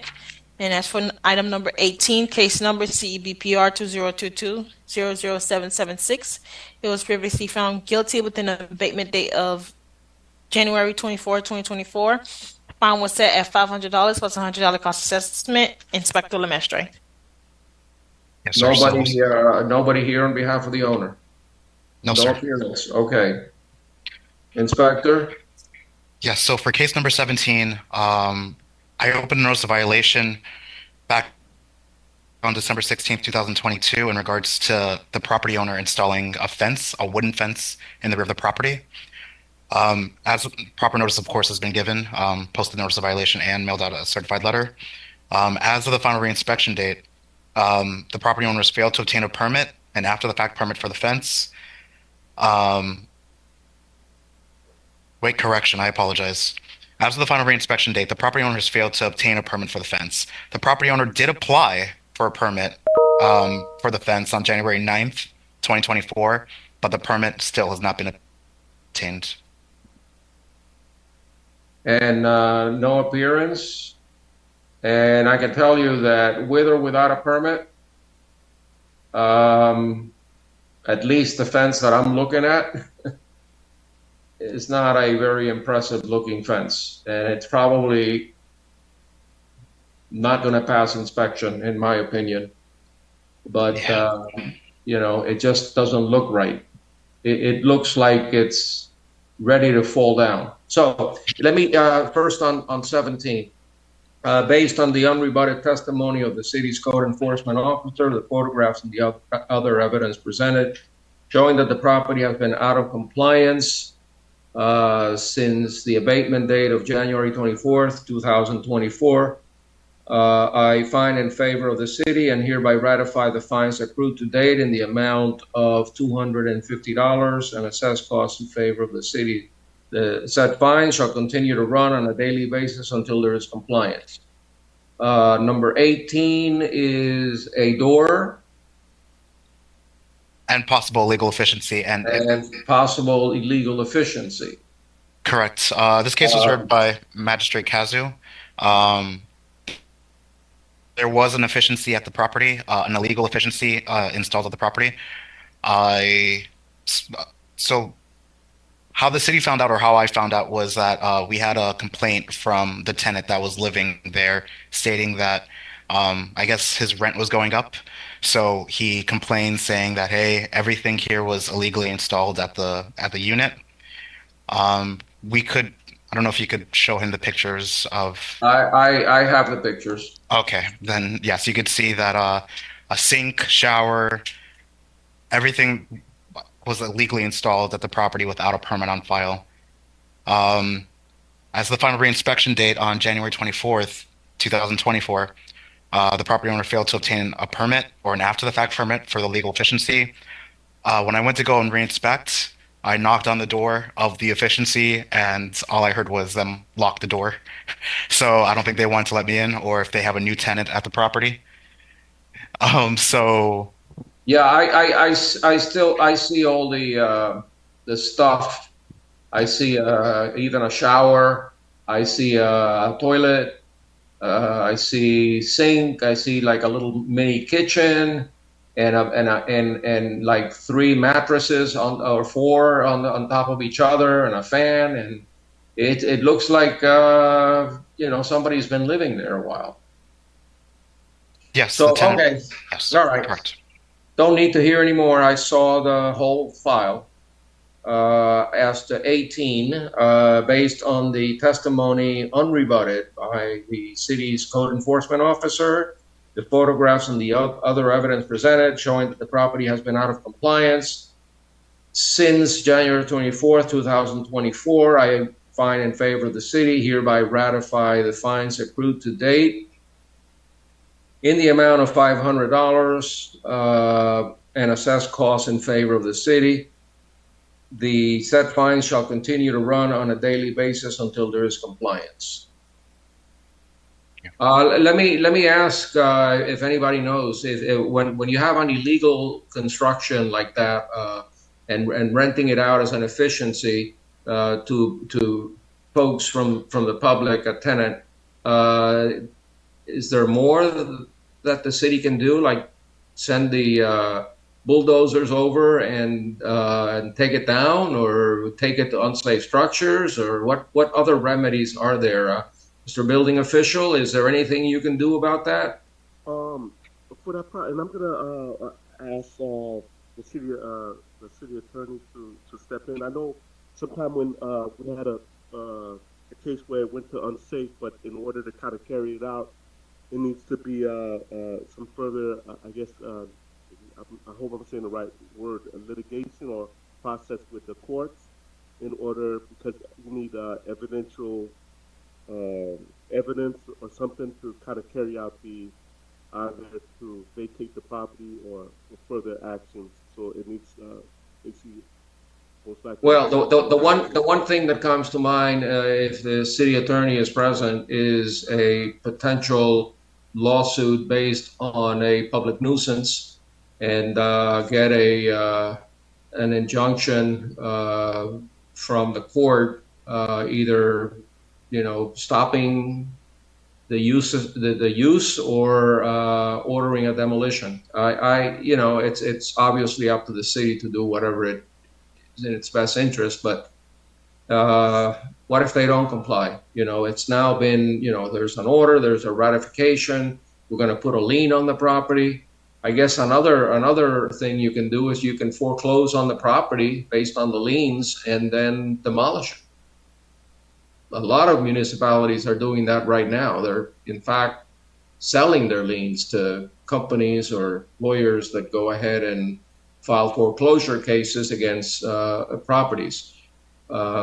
Anyway, I just get frustrated when I see something like that, and I see special magistrates entering orders that are not complied with. That they basically go right into the wastebasket. Nobody cares. So anyway, just venting a little bit when I see that my colleagues' orders and mine are being ignored. Let's let's do the next one. Item number 19 and 20, Enterprise 305 LLC. Case number for item number 19 is CEMIS 2022-00092, and item number 20, case number CEMIS 2022-00107. Inspector Sanders.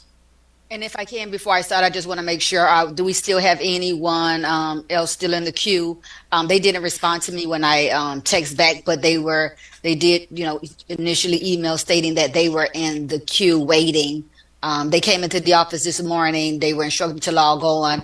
They went home and they said they've been waiting all morning. So is any one of those three still here? Well, I'm not sure in the queue, but they are. They're here? They're outside. Oh, they're saying they're here outside. Okay, I guess they came back. Maybe they were having problems. Administrative staff is telling me they're actually outside, ready to log on. All right, so this is on the bottom left. Yeah, I'm sorry. They were texting me earlier, so I just wanted to make sure we had them here. And they contacted me, via phone when we were on the break and stuff. So I want to get them in.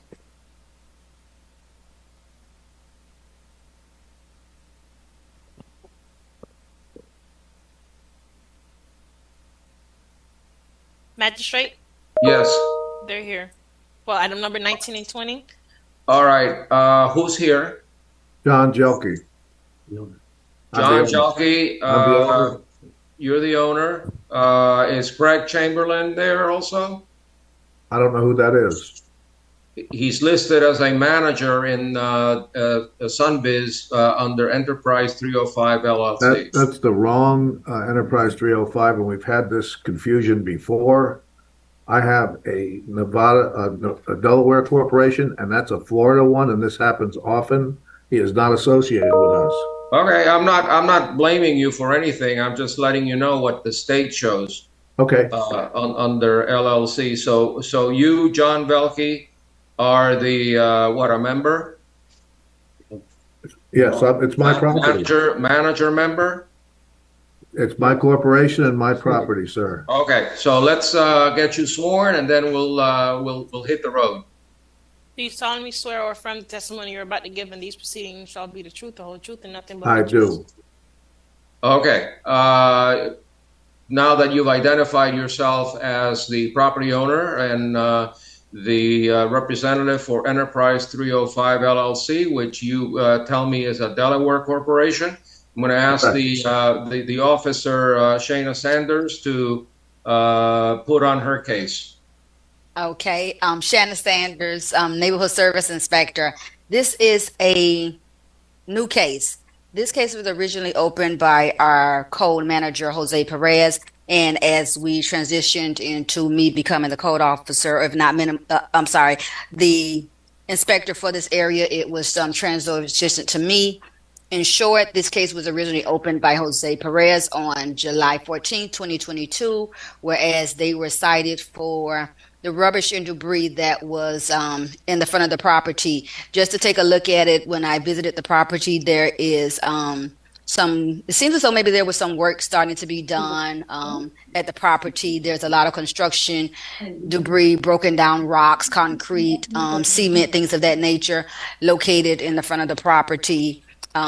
As of my last reinspection, if not my first and then second inspection, from what I'm observing in the pictures from what Mr. Perez took in comparison to what I see, trash, debris, construction, rocks, cement still remains located at the property. I've spoken with the property owner via telephone call. He instructed that the debris came from next door or something of that nature. As I've instructed him, it's a lot going on there, as you will probably see when they start pulling up pictures. Some of that stuff needs to be removed, needs to be properly secured, need to be disposed of. But as of my reinspection of my knowledge of the property, construction debris and rocks remain located at the property that needs to be removed. All right, the photographs that I'm looking at are dated 1/25/24 last month. Did you take those photographs, Ms. Sanders? These are the ones that I took, as I stated on, put on record. This case was given to me, so this is what I observed when I understand, but yes. The photographs that you took on the 25th, those photographs depict the conditions of the property when you visited, correct? That is correct. And it's more than just construction debris. It's you have a whole bunch of other garbage yes. there. So you cited them for a violation of what? It seems as though they were cited on the miscellaneous. I would have to look up the code section to see what code section it was exactly cited under, because this shows here as miscellaneous, but it says for the removal of construction debris. Just give me one moment. This is 92. So I want to make sure.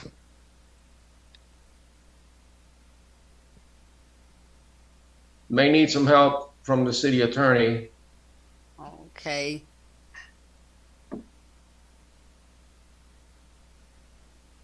They were cited under 5-36 construction site maintenance.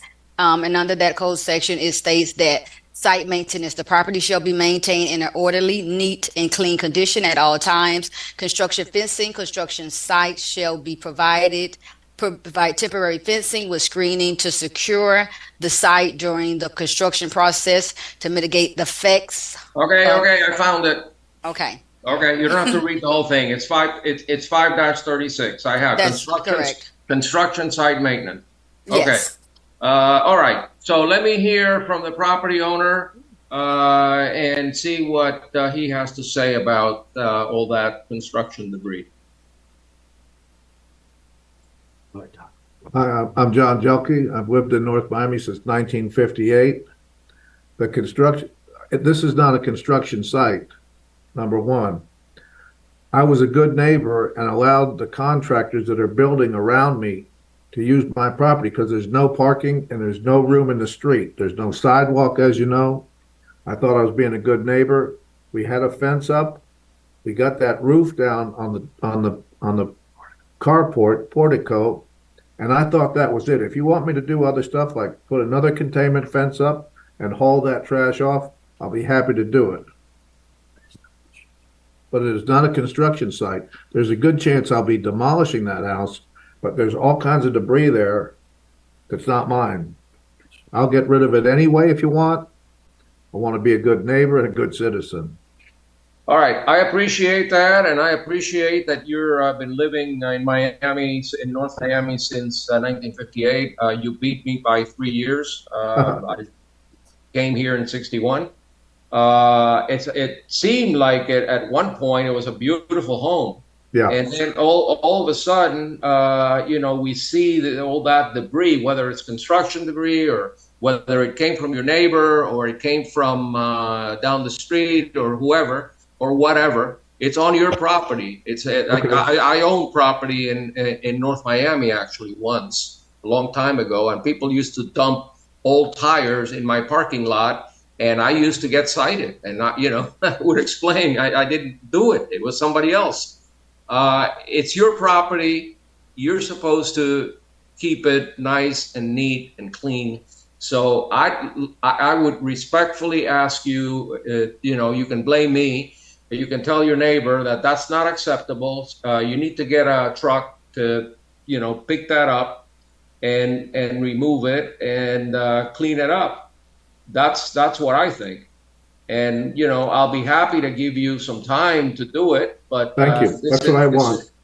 This is an unsightly, unsafe.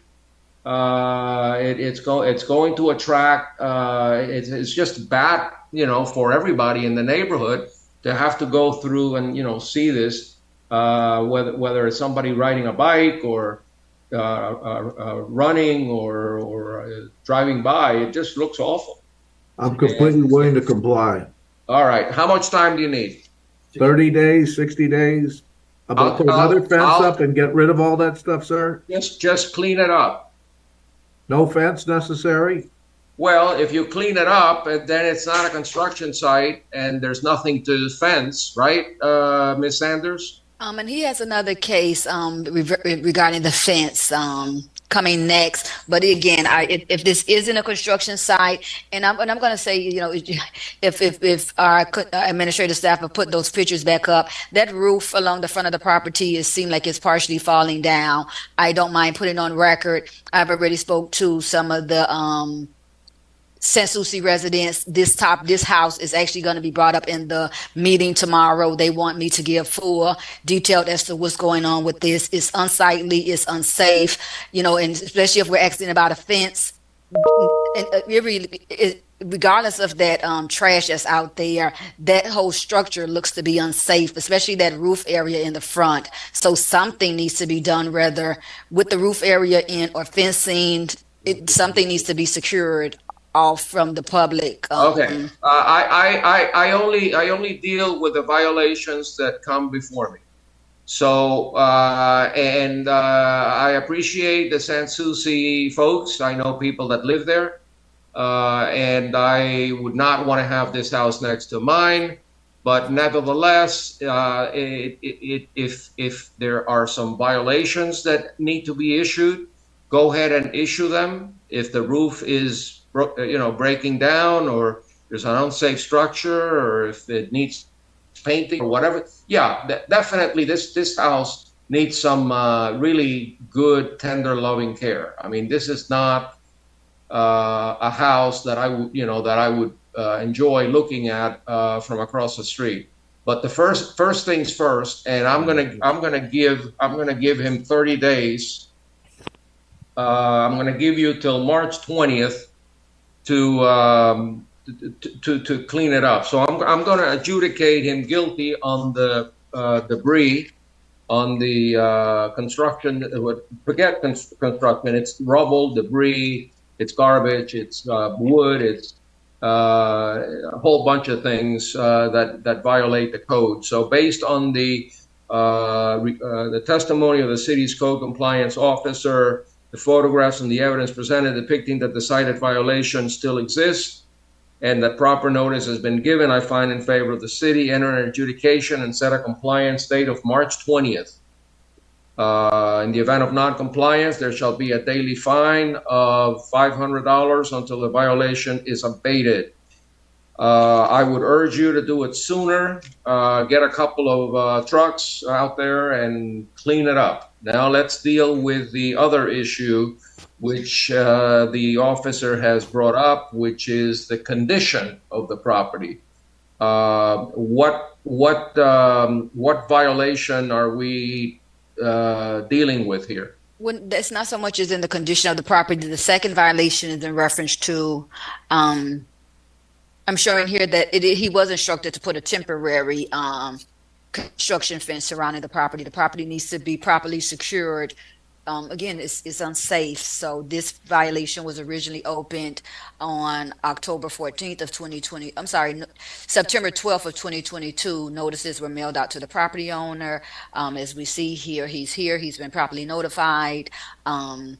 It needs to be fenced off and properly secured, to answer your question from the previous. Okay, is there anyone living on the premises? No. Okay, are you planning on demolishing it? Possibly. I'm looking at my options. There's people next door. But what happened is we had the fence up. My neighbor put it up. The same fellow that was using my property as a place to work and store his materials and vehicles. And we were correcting the roof of the carport that caved in. Once we fixed that, he took the fence down. I could put a fence back up. I'll be happy to do whatever you want me to do to comply. Well, it is not a construction site. I would encourage you, and I'm not sure about what the code requires in terms of fencing. I wouldn't like to see, I wouldn't like a chain link fence. I'd like to see some kind of a more aesthetically pleasing fence. I've seen some with artwork.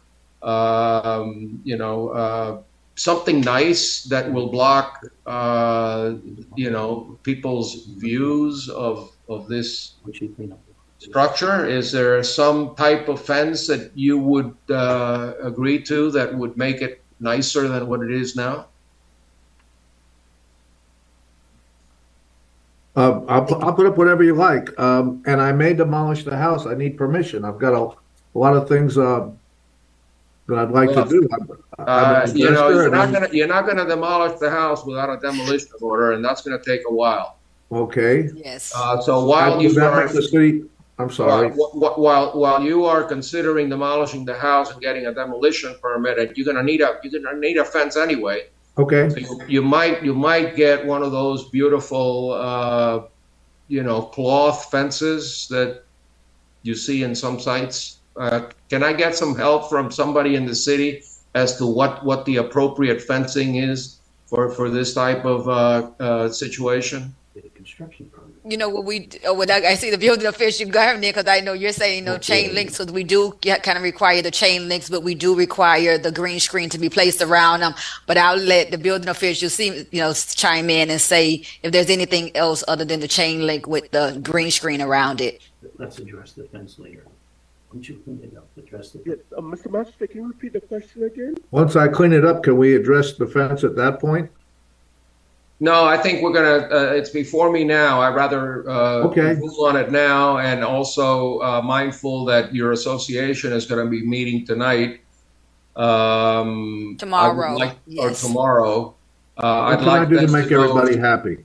Yeah, I'd like to know what is the what should be done to make this a nicer looking structure. Mark, the question was asked as to what type of fence is the city required for that he can have in order. He's saying there's not construction, but a construction fence or a screening to secure the property that might be aesthetically nice looking. This property is under. Sorry, I didn't hear the entire case, but is it under construction? Peggy, pull those pictures up so that the building official can see what this property looks like. Frankly, Mr. Building Official, it does look like a construction site because there's a lot of construction debris in the front of the house. but it's somebody else's construction debris. And the property owner says that he may at some point choose to demolish the house and may need a demolition permit. So I'm thinking if he's going to ask for a demolition order, we might as well put the right fence up right now. What would you require if this were to become a construction site? So he can, there's a construction fence he can put up, but the construction fence is only a certain amount of time, but you would just have to get basically renewals. I think the construction fence is for, 180 days? So after that, he would just need to basically renew that construction fence, provided he have active construction. All right, we are having trouble hearing you. Oh, and I just want to make sure that everybody understands what it is that you're saying. So maybe you can use a different microphone or speak louder. Okay, let me, is this better? Not really. Hold on, let me switch. Is this better? Speak louder. Is it better? Yeah. So Mr. Magistrate, regarding this site, there is a construction fence that has a screening on there. The construction fence would be valid for 180 days, and he can renew that, from that time, but provided that there's active construction. So that's would be an option that he would have. Does he need a permit to put up a fence like that? Yes. There's a construction fence permit. I'm going to need more time then. But as he's stating, Mark, he continues to say that it's not construction. So would we require him to put something up a little faster or a little slower? What would be your recommendation? So this is just to secure the property? Yes. You can, I mean, construction fence is easy to apply for. It's something that's just embedded into the ground with the screen. So it's pretty easy to have the fence there. All right, let me stop everybody, okay? I'm not in the construction business, and I'm not gonna be deciding what kind of fence to put up. That's not my decision. My decision is gonna be that I'm gonna require the property owner to meet with the building official, explain, and the code officer, Ms. Sanders, and figure out what is the best way to protect the property, make it aesthetically pleasing, secure the property, make sure that homeless people don't get in there or cause a fire or vermin doesn't get in, that type of thing. Figure out what is the best fence to do that. At least for the next 6 months until there's a decision when if the property is going to be demolished or not. And I'll give him till March 20th to work out the type of fencing necessary with the city. And if he needs more time, then I'll consider an extension on. But I don't think this is rocket science. Is just putting up a fence, and there was a fence there before, so it shouldn't be difficult to put up a different fence. Mr. Jalki, you know what your neighbors want. You know what the city wants. It's really not a big issue. Number one, it looks terrible, and number two, it needs to be secured. That's the message that we're sending you, and I hope you sell it for $10 million. Thank you. Is it waterfront? Yes, bayfront. I assumed, and you're in a high rent district. These homes in that area are selling for a lot of money. I've been here since 19. If I'm paying $4 or $5 million for a waterfront home in San Souci, I don't want to see this. This is not what you want to see. So I live right next door. Okay. Well, I'm going to give you till March 20th to do the right thing based on the testimony of the code compliance officer and the building official, the photographs, I find in favor of the city, enter an adjudication and set a compliance date of March 20th. In the event of non-compliance, there shall be a daily fine of $500 until the violation is abated. So that's what we're going to do. You go talk to the building official and find a suitable fence that you can put up for a minimum of 6 months, and then have a nice time selling it, and hopefully it'll sell for a lot of money. One question, sir. Yes. About the debris. That's between me and I'm not clear on the debris. The debris, you got to bring a truck in and take it all out. Okay. Okay. The debris you cannot maintain a property in a high rent district in a high-end area or anywhere for that matter. Even if this would have happened in the lesser rich communities, I wouldn't tolerate this kind of. I just asked the city, the building official, to demolish a house that looked a lot like yours. Okay. Because nothing has happened and nobody's living there, and it's an older house, but if they really wanted to get tough with you, that they would take you to the Unsafe Structures Board and have the house demolished and charge you for it. So please clean it up, make it look nice, put a nice fence around it, put a for sale sign in there, and get a lot of money for it. Yes, Your Honor. Okay, thank you so much. I appreciate your cooperation. Ms. Sanders, do you have anything else to add? No, not at all. I just want to make sure, and I'll meet you outside if you don't want to put it on record. I don't think we have anyone else here. Can I get your name? We got your name, your number, because I'm not sure which one of you were calling me and stuff. But can I get your name if you want to put it on record? Do it outside. It's John Jelke, Jelke, he asked for an extension. His paperwork, I believe, is in the file. You may want to take a look at the file. He may have his phone number or email in there. Okay, but I'll take a look. In any event, you guys need to communicate better. All right, and that's it. Let's move on. Thank you. Next case is Evelyn Jean Baptiste, case number CEWWC 2022-00112. Inspector Sanders. Anybody here on behalf of the property owner? If not, let me hear from Ms. Sanders. Inspector Sanders, before you proceed, Henser Martinez, you are free to go. Thank you. That's the interpreter magistrate. I just dismissed him. All right. Shanna Sanders, City of North Miami Neighborhood Service Inspector. This is a new case for windows in the front of the property that need to be properly secured.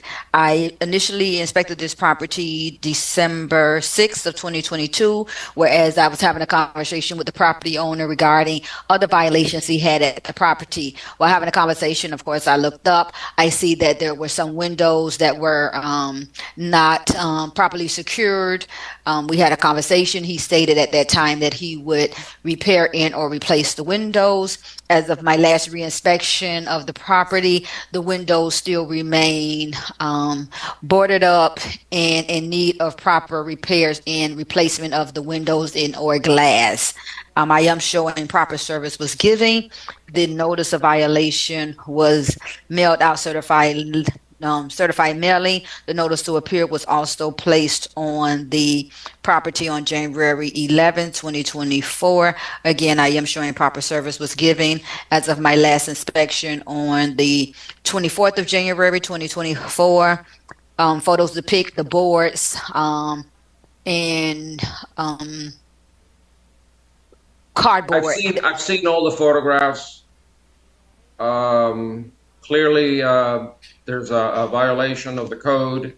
You cited them under 520, which has to do with weather-tight conditions, watertight conditions. Yes, there are windows that are boarded up and not properly secured, sealed. I will enter a an order based on the testimony and the photographs and the evidence presented, finding that a violation exists, proper notice has been given. I find in favor of the city, enter an adjudication and set a compliance abatement date of March 20th. In the event of non-compliance, there shall be a daily fine of $300 until the violation is abated.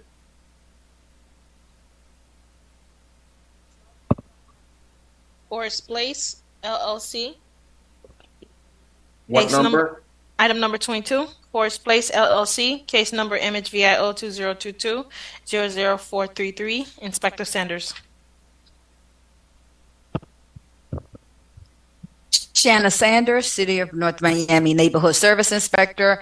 This is a new case for property address 1600 Northeast 135th Street for failure to submit an extermination report for a commercial building located within the city. This case was originally opened by fellow co-worker at that time, Tamara Petit, on July 13, 2022. Notice of violation was mailed out on the same day. I guess for the past year, they have not submitted their extermination report. It was given to me now in her absence of the city. I myself inspected the property, had a conversation with the management. I was called there early January about an elevator situation. At that time, we started having a conversation about other pending violations that they had at the property. They told me at that time they would email me the extermination report. As of my last reinspection on the 24th, the extermination report has not been submitted to the city. I am showing proper service was given. Notice to appear was mailed out to the property owner and or listing agents.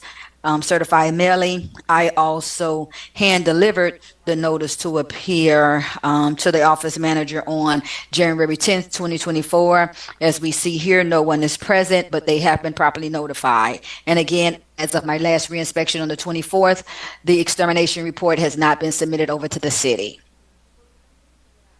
All right.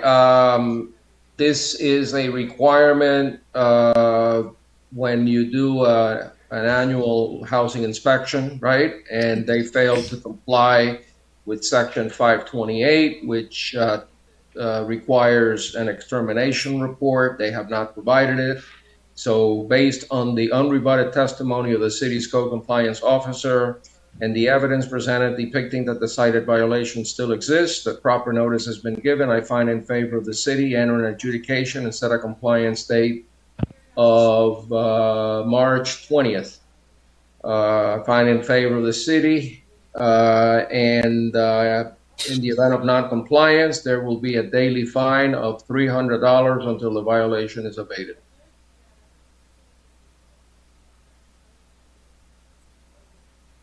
Item number 23.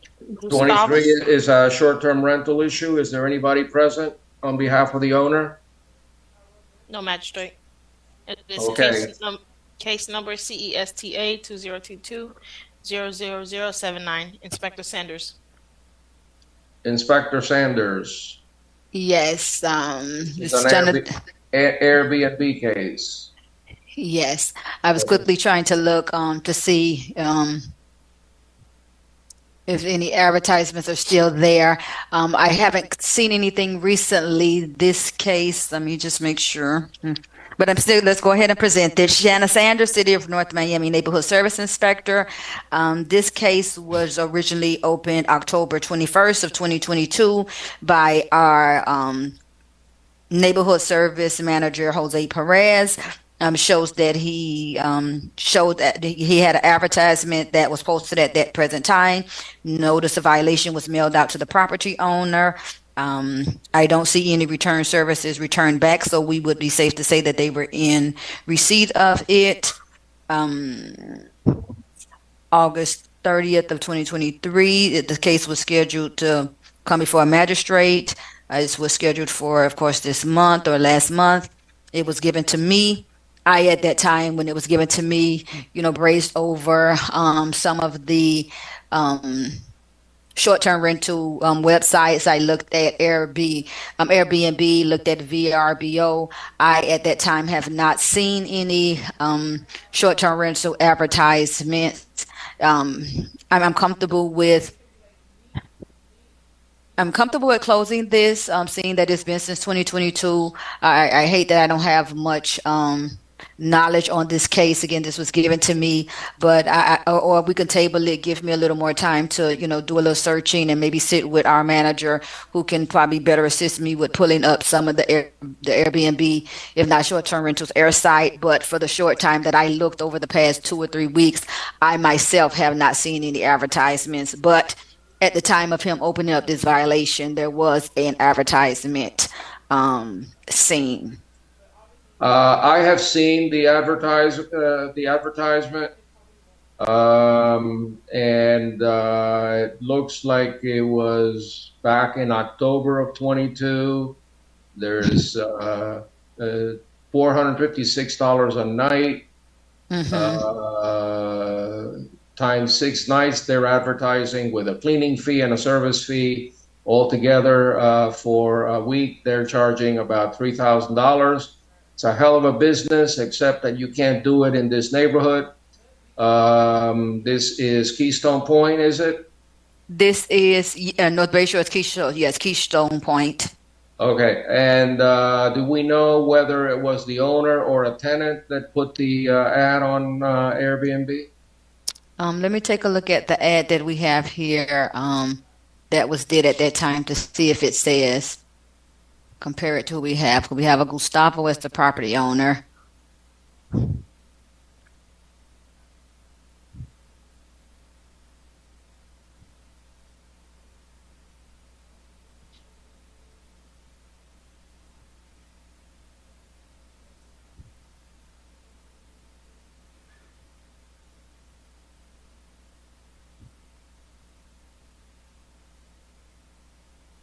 It says in the ad, it says entire home hosted by Gloria.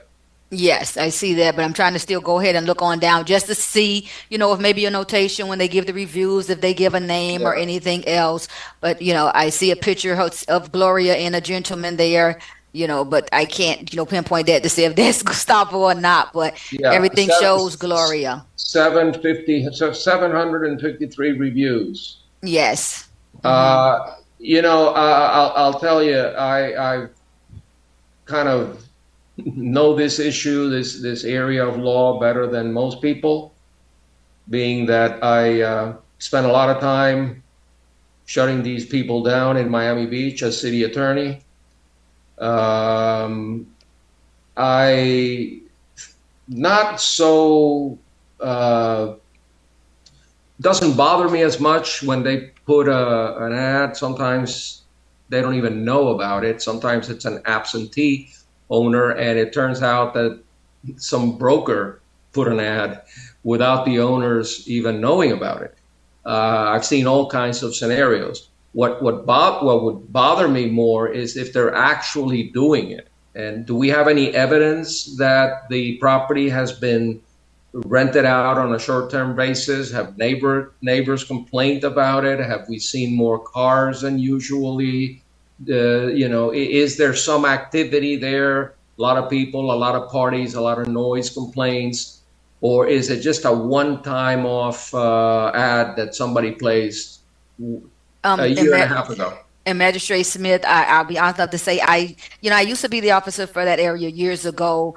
This address is new to me. I've only been over there since, I think January or maybe December of last year. I do see our code manager has, popped in. Maybe he can give a little more testimony as to what's been going on this past year. I think he's your resident expert on. Yeah, I've only been over there a month and a half, if even. It's not even. We're just in the second week of February. So good afternoon, Magistrate Smith.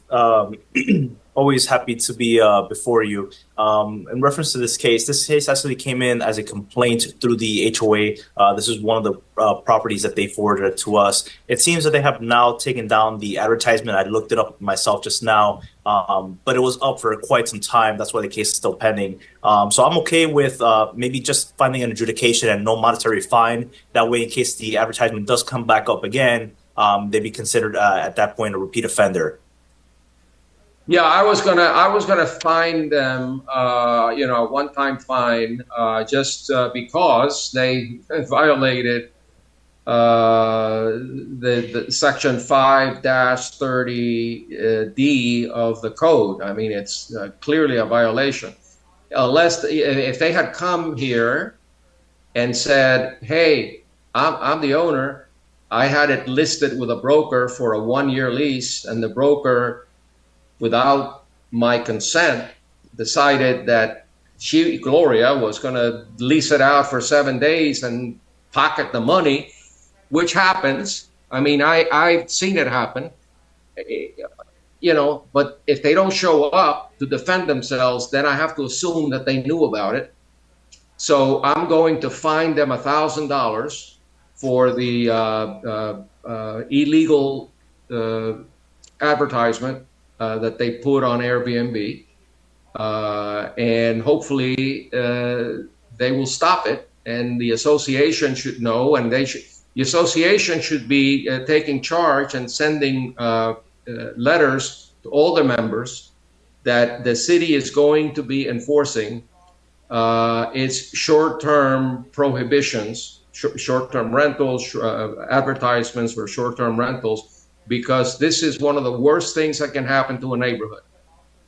Because it starts with the parties, then it becomes almost like a commercial enterprise, and then you start seeing these charters going out to sea, and that's not the kind of neighborhood that people want to live in. So I think it's important to the association, for the association to also work with the city to identify violators so that we can put this to a stop. And I know that elected officials get emails and letters and phone calls all the time about illegal rentals, and you gotta either you stop them or they take over the city, because you got some beautiful neighborhoods underwater that are amenable to, like this one, amenable to short-term rentals. If you can charge $3,000 a week or more for a 1-week rental,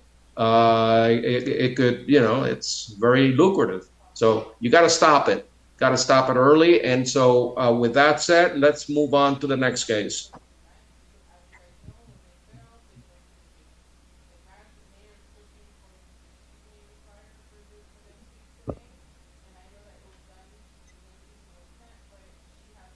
Item number 24 through 26, which is Hitting Waters Condo Association in care of Nicholas Germain. Case number for item number 24 is CEFOB 2022-00397. This case was previously found guilty with an abatement date of November 16, 2023. Fine was set at $350 plus $100 cost assessment. And item number 25, case number is FYBRR 2021-00144. And item number 26, case number is MHVIO 2023-01173. We have all three cases. 2 is for Inspector Lemestre, and item number 25 will be with building official.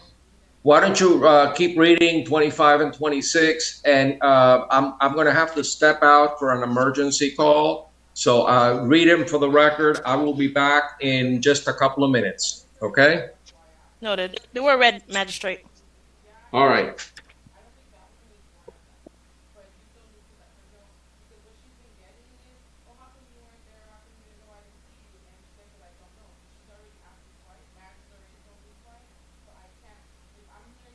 Oye, Jose.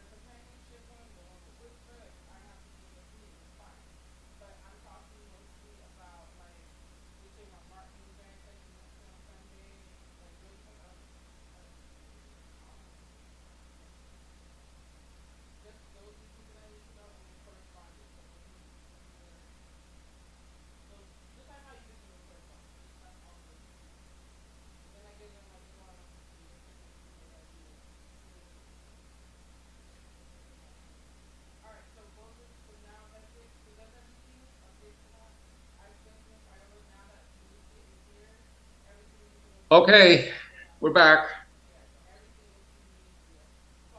Hey, they're back. What case were we on? We were on case number 24. Okay, gotcha. BPR? CEFOB-2022-00397. This is in regard to the business tax receipt for Hidden Waters condominium. Okay. Okay. Inspector Lemestry, Neighborhood Services Department. Again, this is in regards to Hidden Waters condominium not having a business tax receipt for the city of North Miami. They were found guilty by Magistrate Kazu, and they had to abate by November 16, 2023. The fine was set at $350 plus $100 cost assessment.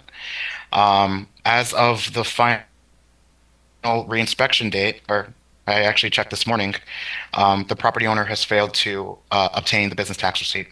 Nothing on file, and this one is a head scratcher because they have a certificate of use that is up to date. All they have to do is just make a payment to the the Development Services Department to obtain their business tax receipt. But again, as of the final reinspection date, nothing has been obtained. All right. I'm going to ratify the fine, but I'd like you, if you would, yes, sir, to send a copy of Magistrate Kazao's order together with my ratification to every board member of this condo association. I don't know if they have any board members, but we have a lot of issues here with this condo, and every ratification that I do on this, I'd like you to send it to the condo association and let them know, let the board members know that they're being fined on a daily basis, and we'll see if we get compliance or not. So on case number 24, violation of 1119 business tax receipt, based on the testimony of the city's code enforcement officer, the evidence presented showing that the property has been out of compliance since November 16th, 2023. I find in favor of the city and hereby ratify fines accrued to date in the amount of $350 plus assessed cost.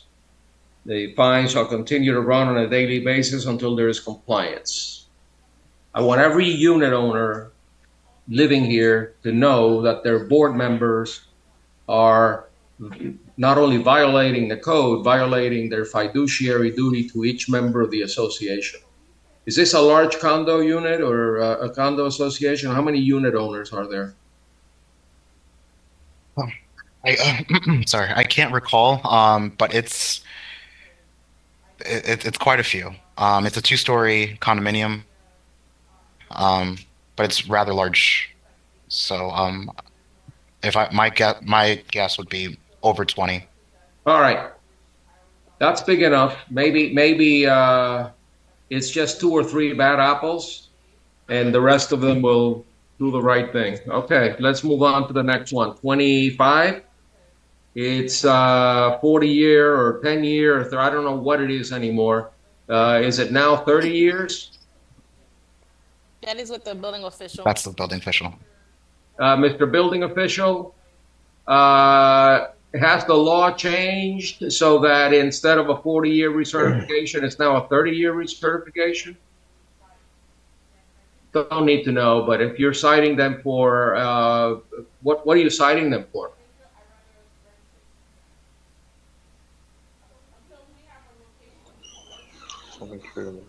I guess the building official must have stepped out.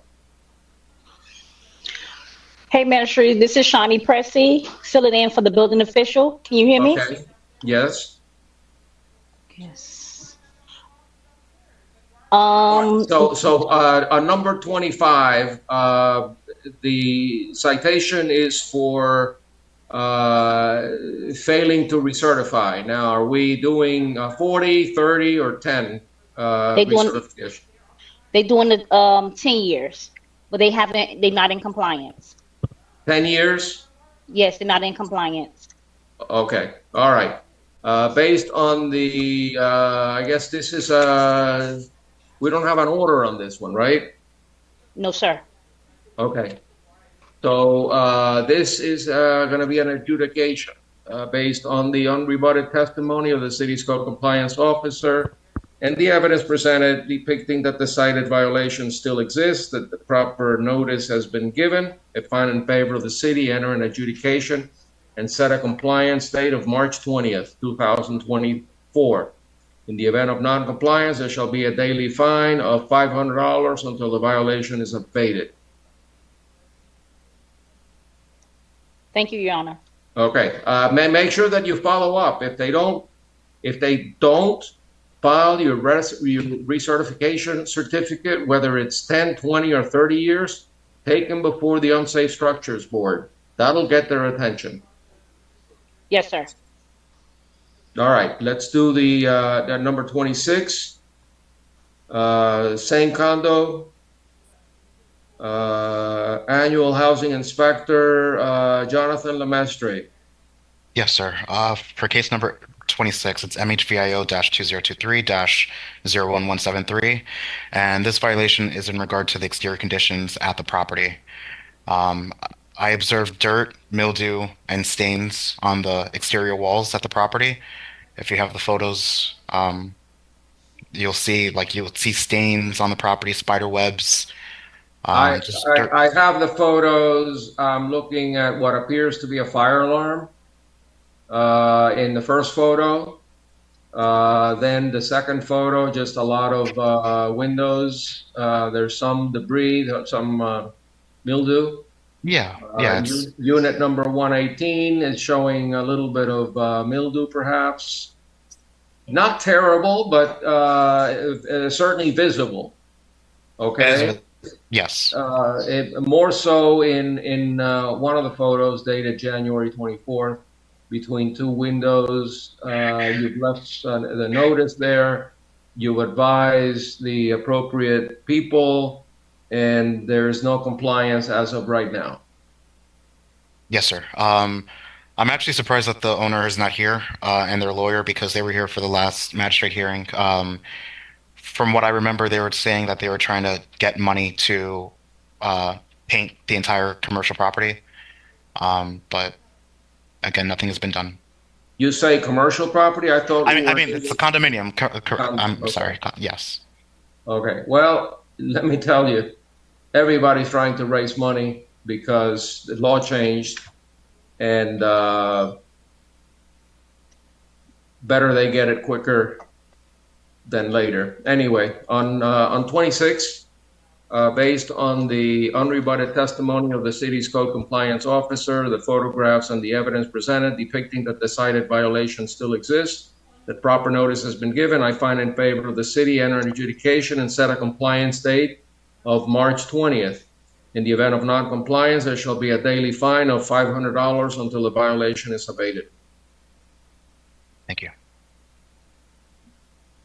Okay, moving right along. How many do we have? How many do we have left? After this one, I'll give you a ballpoint amount. I just looked. It's 21. It's 21. No, because someone just called me and asked me about lunch, and it's 21. And I told him we still in here. We still in Magic. Okay, what I do see is that we have a whole bunch of them under the name Humahu. So if we can wrap those up, we have like 10 of those. We did those. That was with Sebastian Roca. Really? Yes. Okay, I thought we. Okay. No, you made your ruling on it. Okay, let's keep going. We on item number 34, which is Jade Holding Investment LLC, case number CEBPR 2022-00763. This case was previously found guilty with an abatement date of January 24, 2024. Fine was set at $250 plus $100 cost assessment. And we have Inspector Sanders will hear this case. Okay, Ms. Sanders. Shanna Sanders, Neighborhood Service Inspector for property address 510 Northeast 125th Street. This case has already been previously adjudicated. given an abatement date for January 24, 2024. As of my last reinspection on the 24th, compliance has not been met. They were originally cited for the dumpster enclosing the existing dumpster. The dumpster needed to be properly enclosed. That's in the rear of the property. This is the Jimmy's that's located right here on the main strip of 125th Street. I spoke with the manager as well as the assistant manager. They stated that they would hand deliver the if not email the notices over to corporate. As of my last inspection, when I re-inspected the property on the 24th, the permit has not been obtained for the dumpster enclosure in the rear of the property. All right, there are some panels there, right? Yes, they were originally cited because the dumpster was open and exposed. They then put up a permit. I mean, they enclosed it, but without the proper permits. Then they were cited for enclosing it without the proper permit. So again, there is an enclosure there now, but it was done without the required permits. Okay, there may be an enclosure there now. I see these white panels, but they're wide open. And for all intents and purposes, the Waste Pro dumpster is open and obvious to the whole world to see. So pull up the pictures, Peggy. Let's see. I mean, I know what you're referring to. I mean, I think there's a fence to it, but maybe that could have been a day that they were picking up or something. I'm not sure, but I think it's properly enclosed, but I would have to really look again and see. Well, not according to the pictures that I'm looking at. It seems like those panels, those white panels, are wide open, and the dumpster is in full view of anybody that I mean, it's in full view of whoever took the picture. Well, this is in full view, but this is actually in the rear of the property. It's in the back of Jimmy's. That's again, they had recently picked up that morning, and they didn't close the doors. It is enclosed, and the two openings maybe outside of the dumpster. Is actually the gate that swings open and closed. Right, but it's open anyway. Yeah. They need a permit for that? They do. Yeah, it's almost like putting up a fence. They put up a fence. And this is what the prior magistrate saw when she assessed the fine. The same pictures. That's correct. As you see in the pictures depicted there, you can see it closed. Okay. That shows it more closed. But yes, this is what she saw. Okay. For the initial inspection. All right. Based on the testimony of the city's code enforcement officer, the photographs and other evidence presented, showing that the property is out of compliance since January 24th, 2024. I find in favor of the city, hereby ratify the fines accrued to date in the amount of $250 plus court assessment of $100. The said fine shall continue to run on a daily basis until there is compliance. Thank you. You're welcome. Magistrate, item number 36, we have Gene Roberts, case number CEFOB 2022-00261. This case was previously found guilty with an abatement date of June 15, 2023. Fine was set at $250 plus $100 cost assessment. Inspector Murillo. You said 36, right? Yes. Okay. I had crossed it out for some reason. I thought that we were not going to hear it, but go ahead. Your Honor, on April 19 of 2022, the case was open to a property 486 Northeast, 486 88 Northeast 137th Street. This was for not having a business tax receipt. I had an inspection on May 24 of 2022. There was no compliance. An order to comply was posted on May 31st of 2023. Notice to appear was posted on January 5th. It was mailed on January 8th, and some final inspection of January 24, 2024. There has been no compliance. All right. Based on the testimony of the city's code enforcement officer, and the evidence presented showing that the property has been out of compliance for failing to have a business tax receipt, as required by Code Section 11-29. Since the abatement date of June 15, 2023, I hereby ratify the fines accrued to date in the amount of $250 plus cost assessment of $100. The fine shall continue to run on a daily basis until there is compliance.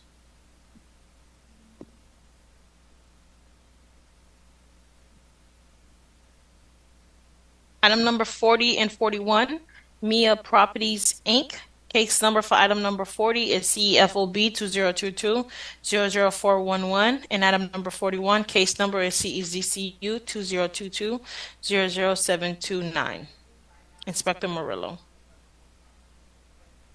Your Honor, I'm going to read them both at the same time. Yes, one is for a business tax receipt. You don't have to go into a lot of detail. I've already reviewed the file. And 41 is for a lack of a certificate of use. Both involve a business by the name of Empire Legacy LLC, which appears apparently from what I read is owned by a Mr. Lejeune, Hubert Lejeune. That's what I've gotten from the file. Can you add anything to it? Well, Your Honor, no. This case was opened on December 12, 2022. I had a final inspection on January 24 of 2024, and there still has no compliance. This is Empire Legacy, 66 Northeast 125th Suite, 233. All right. You've served Mia Properties, Inc. at that address and anywhere else? Yes, Your Honor. So the notice to appear was posted on January 5th, and it was mailed on January 8th, both. To the address for the corporation? Yes, Your Honor, both. Okay. All right. As to case number 40,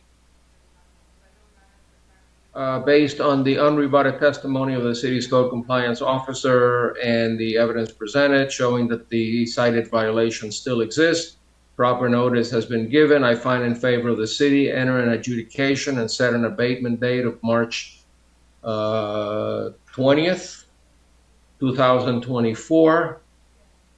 Let's see. And in the event of non-compliance, there shall be a daily fine of $300 until the violation is abated.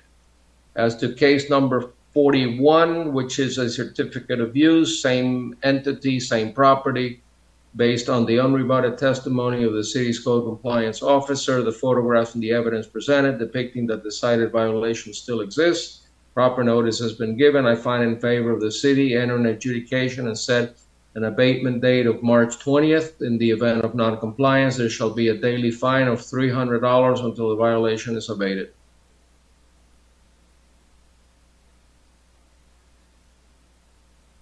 We're ready for the next one. Item number 45, Nod Holdings, LLC, case number CEBPR 2023-00788, Inspector Murillo. Your Honor, this case was opened on January 30 of 2023 for the property address 1040 Northeast 123rd Street. Several inspection was given to the property owner. I had an inspection on March 14 of 2023. There was no compliance.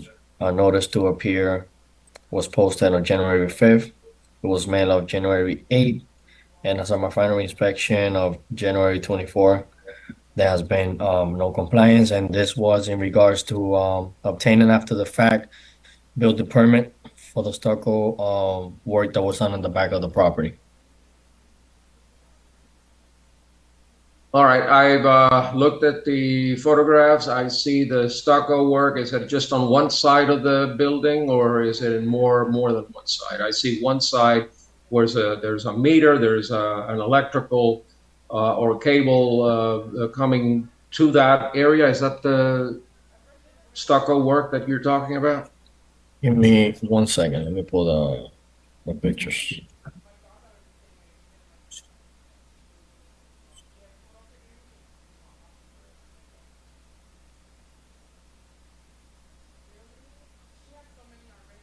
That's the picture I'm looking at. Is that the area Yes. in question? Yes, Your Honor. All right. So the other pictures are just pictures of the house. Yeah. There's nothing about stucco in the front of the house. No, just on the back. Okay. All right. Just for the record, I looked up, and it's in your file. Not Holding LLC, according to Sunbiz, has been administratively dissolved for failing to file the annual report the last couple of years. It says it right there. So technically, this corporation doesn't exist. It's vanished, and the property owner at this point would be the manager of that entity, whose name is Carolina Ramirez. So what I'd like you to do is send the paperwork. You keep sending whatever you need to send to the address listed in your report there. I mean, you can still send it there, but if I were you, I'd also send a copy to Carolina Ramirez, because you may have to cite her as the new owner, since Not Holdings doesn't exist anymore under Florida law. Okay. Then Carolina Ramirez becomes the owner. So you may need to talk to your city attorney and see how to handle a dissolved corporation and who do you need to serve in order to get proper service. But my ruling is that based on the photographs and the evidence presented showing that the violation still exists, proper notice has been given, I find in favor of the city enter an adjudication and set a compliance date of March 20th. In the event of non-compliance, there shall be a daily fine of $500 until the violation is abated. I'm mindful that you had given them I believe, a 3-week extension already. Is that correct, Mr. Murillo? Yeah, so I have a note. In January, well, I granted 2 extensions on January and February. And February all the way to March 14th to lady named Maddie. She was the one who was in contact with me. Okay. Well, it's been over a year, so let's get moving on this. I would send copies of everything to the one person listed as the main manager and member of the dissolved corporation. Thank you, Your Honor. Okay, next one. Magistrate, we're going to go ahead and jump ahead to item number 60, which is the Oaks in North Miami Condo Association, Inc. Case number CEMHS 2022-00563. This case was previously found guilty with an abatement date of September 21, 2023. Fine was set at $250 plus $100 cost assessment. And Inspector Colson. And the attendees for this case is also present as well. We have a Nikki Naranjo.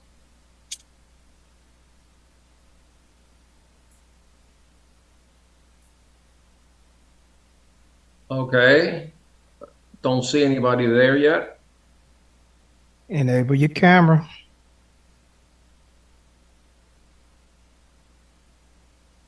Nikki, please enable your audio and camera.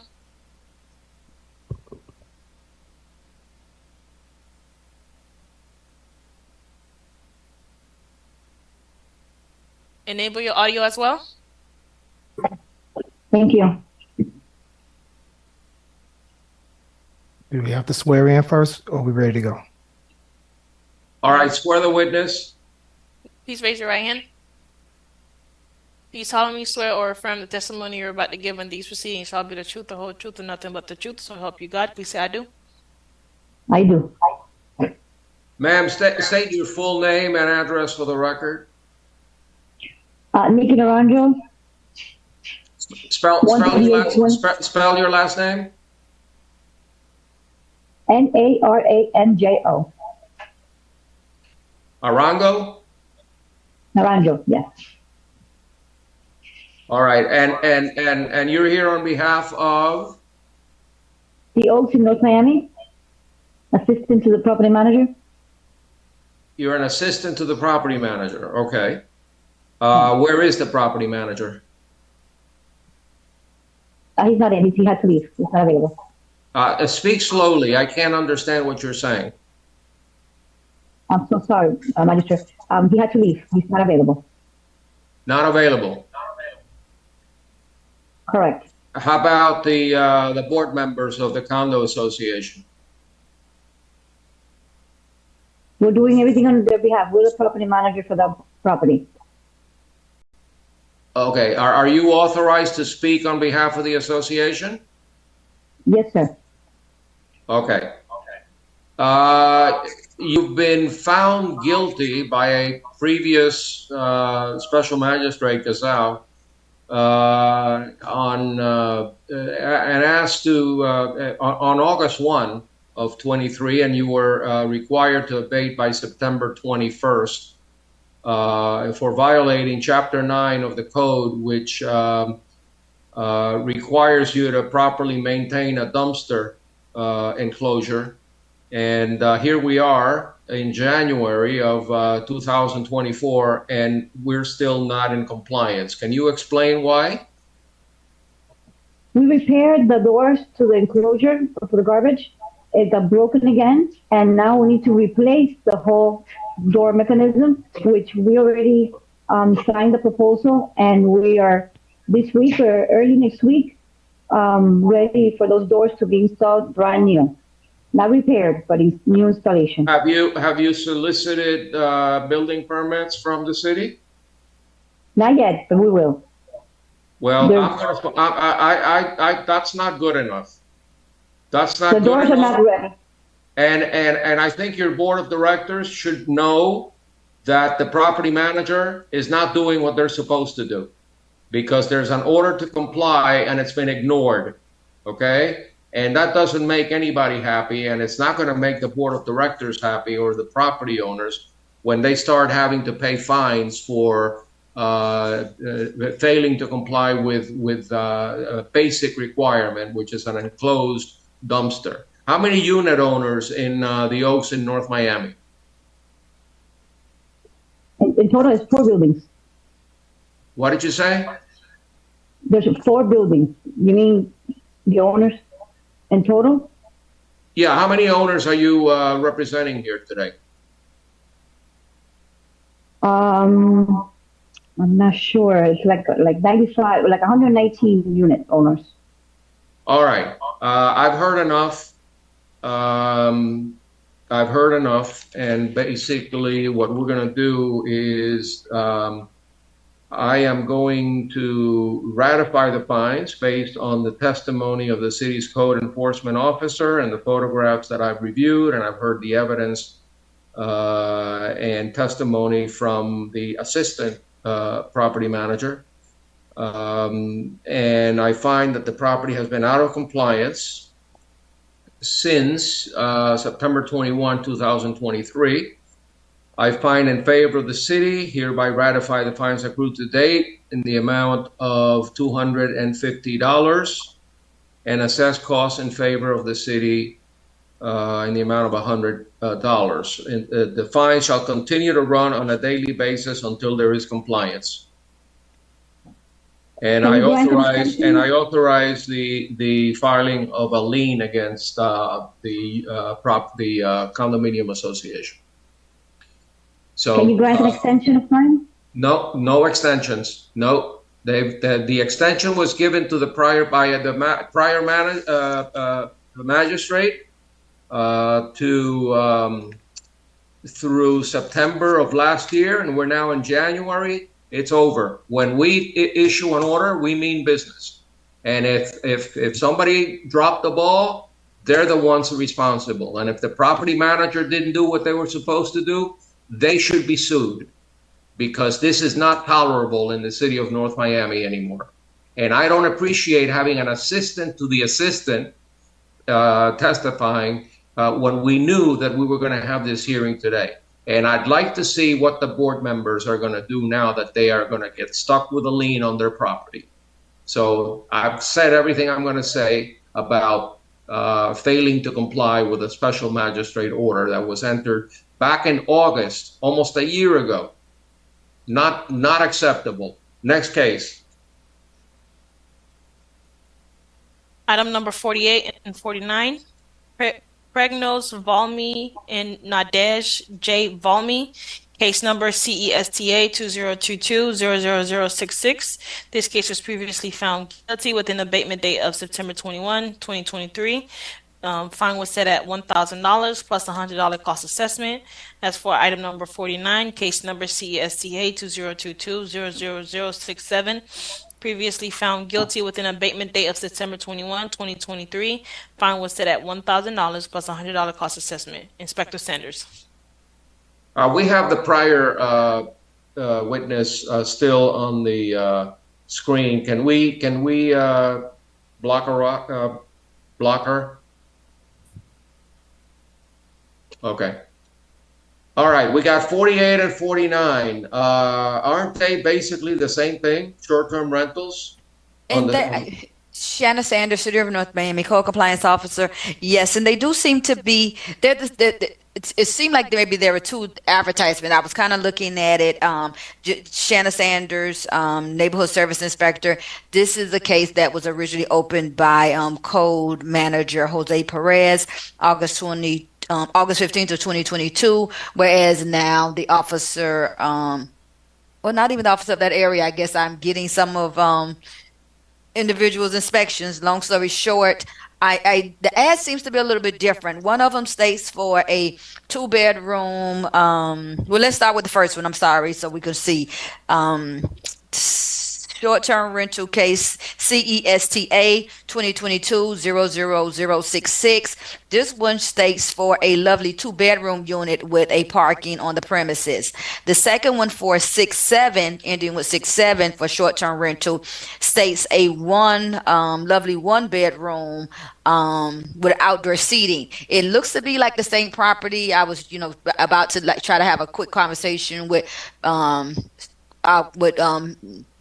neighborhood services manager Perez just to kind of look, because I was looking in my spare time at the advertisements. I don't see it still posted. Again, this was from 2022, but they were different. Same house, but it seems like maybe they were advertising different portions of the house, if not for better words. All right. To me, it's a little bit unusual to do it this way. But my question is, are the ads still on, or have they been removed? Well, we've been hearing other people's cases. I'm on Airbnb and I don't show anything that shows like lovely 2-bedroom, nothing in this vicinity at all. So I'm going to say not at this time, but I see Mr. Perez. I mean, I know, he's very much detailed into, how to search these things. Maybe he can see if he sees an advertisement, but I'll let him chime in and see what if he's showing anything recent that I'm not seeing. Yeah, I'm having some trouble digesting 2 violations for essentially the same thing. Yeah, so with this property specifically, they actually made a multifamily, I guess you could say, out of their residential single-family home. And this is off of Northeast 3rd Court. They were actually dividing the property into 3 different units, the main residential property and then 2 separate Airbnbs. So there was 2 different listings for 2 different units, quote unquote. That's why there was 2 separate violations. At this time, it does appear that they have removed the listing for the one property. Let me finalize. Sorry, the page is refreshing. So they're on this time, the listing is still active and live, and I can share my screen if needed. Yeah, please which one is active and live? All right, so this one right now is the lovely 2-bedroom unit, and that is for the first one, I guess you could say, item number 48, the lovely 2-bedroom unit with parking on premises. All right, I'll share my screen real quick. That's still on? This is live right now. This is the actual listing. It has 17 reviews, 4.5 stars, hosted by the property owner. As you can see, the most recent one, I guess you could see, is June of 23rd. And this listing is live. Let's do some check-in dates. Boom. So I'm able to reserve it right now if I wanted to for February 12th to the 14th, for example. And that's for this listing right now. So they have divided the single family home into two separate sections? Correct. Structurally, or they just put a barrier in between? Or? No, structurally. They actually added on and to the property. So that's a separate violation that was already found guilty and already adjudicated through Magistrate Hearing. But basically, they've renovated their property to add these units. Legally or illegally? Illegally. Okay. And they've already been cited for that and fined? That is correct. As a matter of fact, it was found guilty by Magistrate Hearing, as mentioned, and I'll pull up the exact information here. 1 second. System's going a little slow right now, but I'll pull it up. All right. The after the fact building permit, that case was found guilty on September 7th, 2023, and the fine started on July 20, 2023 for $500 a day. And to this day, they have not obtained a building permit, and they were actually denied a reoccupancy certificate because of these illegal conversions. So that speaks on the actual conversions of the actual property itself. All right. So you got a huge problem here with this property owner. Let's just, deal with what we have to deal right now. And the fact that they're still doing short-term rental advertisements. Have you found whether or not people are coming in and out? Have you got complaints about actual rentals? Absolutely. That's how it came up to our attention. This came in as a complaint by the neighbors in the area. Basically, they complained about the activity that was going on at the property because there was so much foot traffic. Nonetheless, the property owner was personally told of these violations, and they were actually present in the previous hearing where they were found guilty, and they advised that they will be removing all listings. However, they completely disregarded this. I actually just pulled up the second listing now, which is the following violation, but I'll wait until Your Honor finishes with this violation before we move to the next one. Yeah, here again, I think you would be well served if, when these complaints come in, if you send PD out there and essentially throw them out, tell them to leave because they're violating city code. And, if you need to make an arrest, not sure that the state attorney's office is too interested in following up on these violations, but I think it's a hammer because hitting them for an advertisement violation is not as significant or serious as actually hitting them for doing a short-term rent.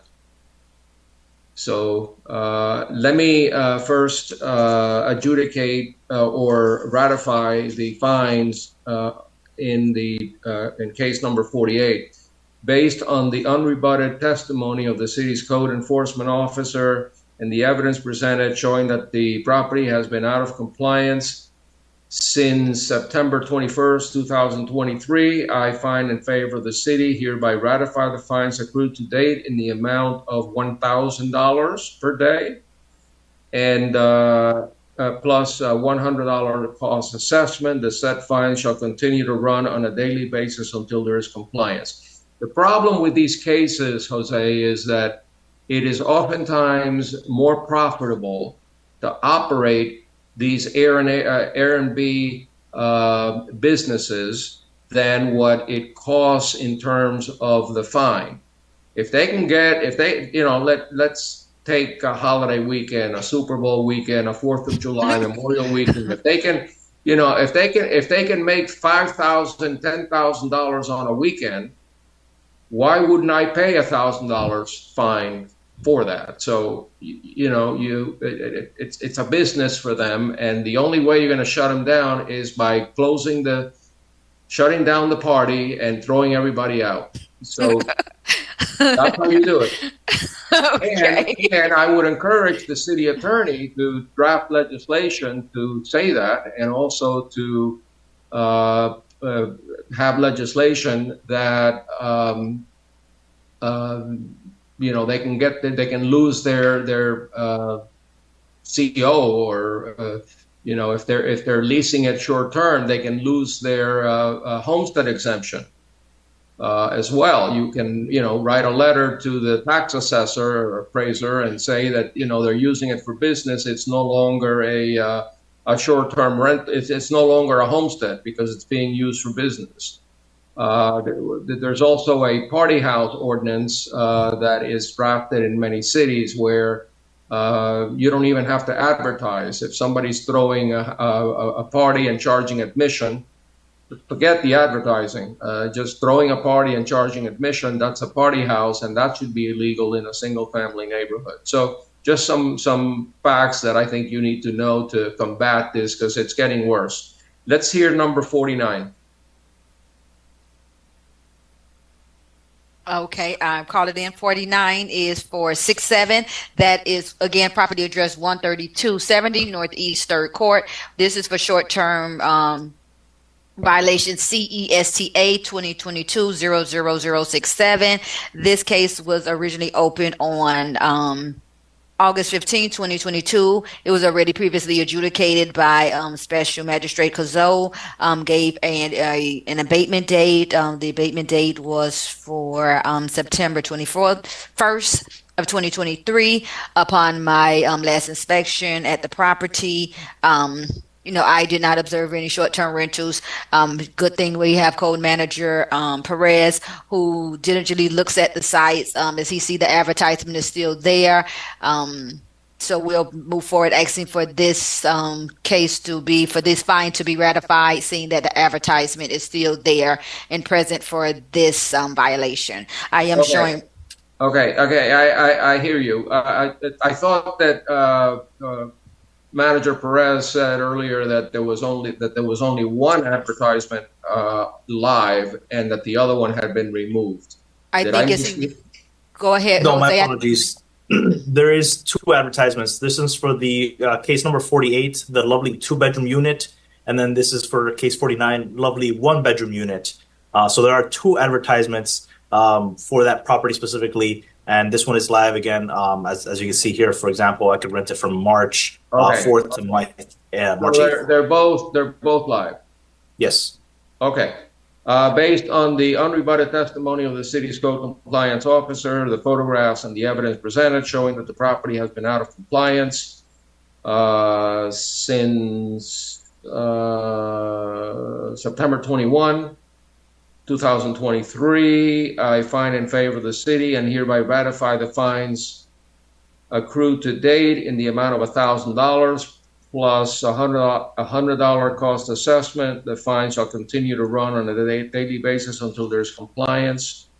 And I would urge you to put a lien on the property and get their attention, you know, that you're serious about enforcing the law.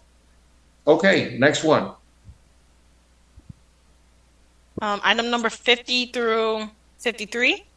It is for Prestige Palms. Case number for item number 50 is CEBNP 2022-00011. Item number 51, case number CEFOB 2022-00371. Item number 52, case number CEZCU 2022-00671. And item number 53, case number MHVIO 2022-00409. All cases was previously found guilty with an abatement date of October 19th, 2023. And the fine was set for each one of those cases at $500 plus $100 cost per case. And the inspector is Colson. All right, Mr. Colson, in order to save time, Sir. has there been compliance in any one of these cases? None of these cases have been compliant. Okay, so I'm going to enter an order, an identical order as to each case, okay? Basically ratifying the fines accrued to date and running on a daily basis until compliance. So based on the testimony of the officer, the evidence presented, finding that the properties have been out of compliance since October 19th, each one of them, I hereby ratify the fines accrued to date in the amount of $500 as to each property and assess costs in favor of the city. The fine shall continue to run on a daily basis until there is compliance. I've seen the name Prestige so many times that I'm nauseous, okay? How can you do business under that name and continue over and over and over again to violate the code is unconscionable. So, and not only that, they don't show up. So let's put some liens on some of these properties and get their attention. All right, next one. Item number 54 through 57. It's another Prestige Stone LLC. Yep. Item number 54, case number CFLR 2022-00307. That this one was previously found guilty with an abatement date of October 19th, 2023. Fine was set at $350 plus $100 cost assessment. Item number 55, case number CEMHE 2022-0056, previously found guilty with an abatement date of October 19th, 2023. Fine was set at $500 plus $100 cost assessment. Item number 56, case number CEZCU 2022-00540. It was previously found guilty with an abatement date of October 19th, 2023. Fine was set at $350 plus $100 cost assessment. And item number 57, case number FYBRR 2022-00047. It was previously found guilty with an abatement date of October 19, 2023. Fine was set at $500 plus $100 cost assessment.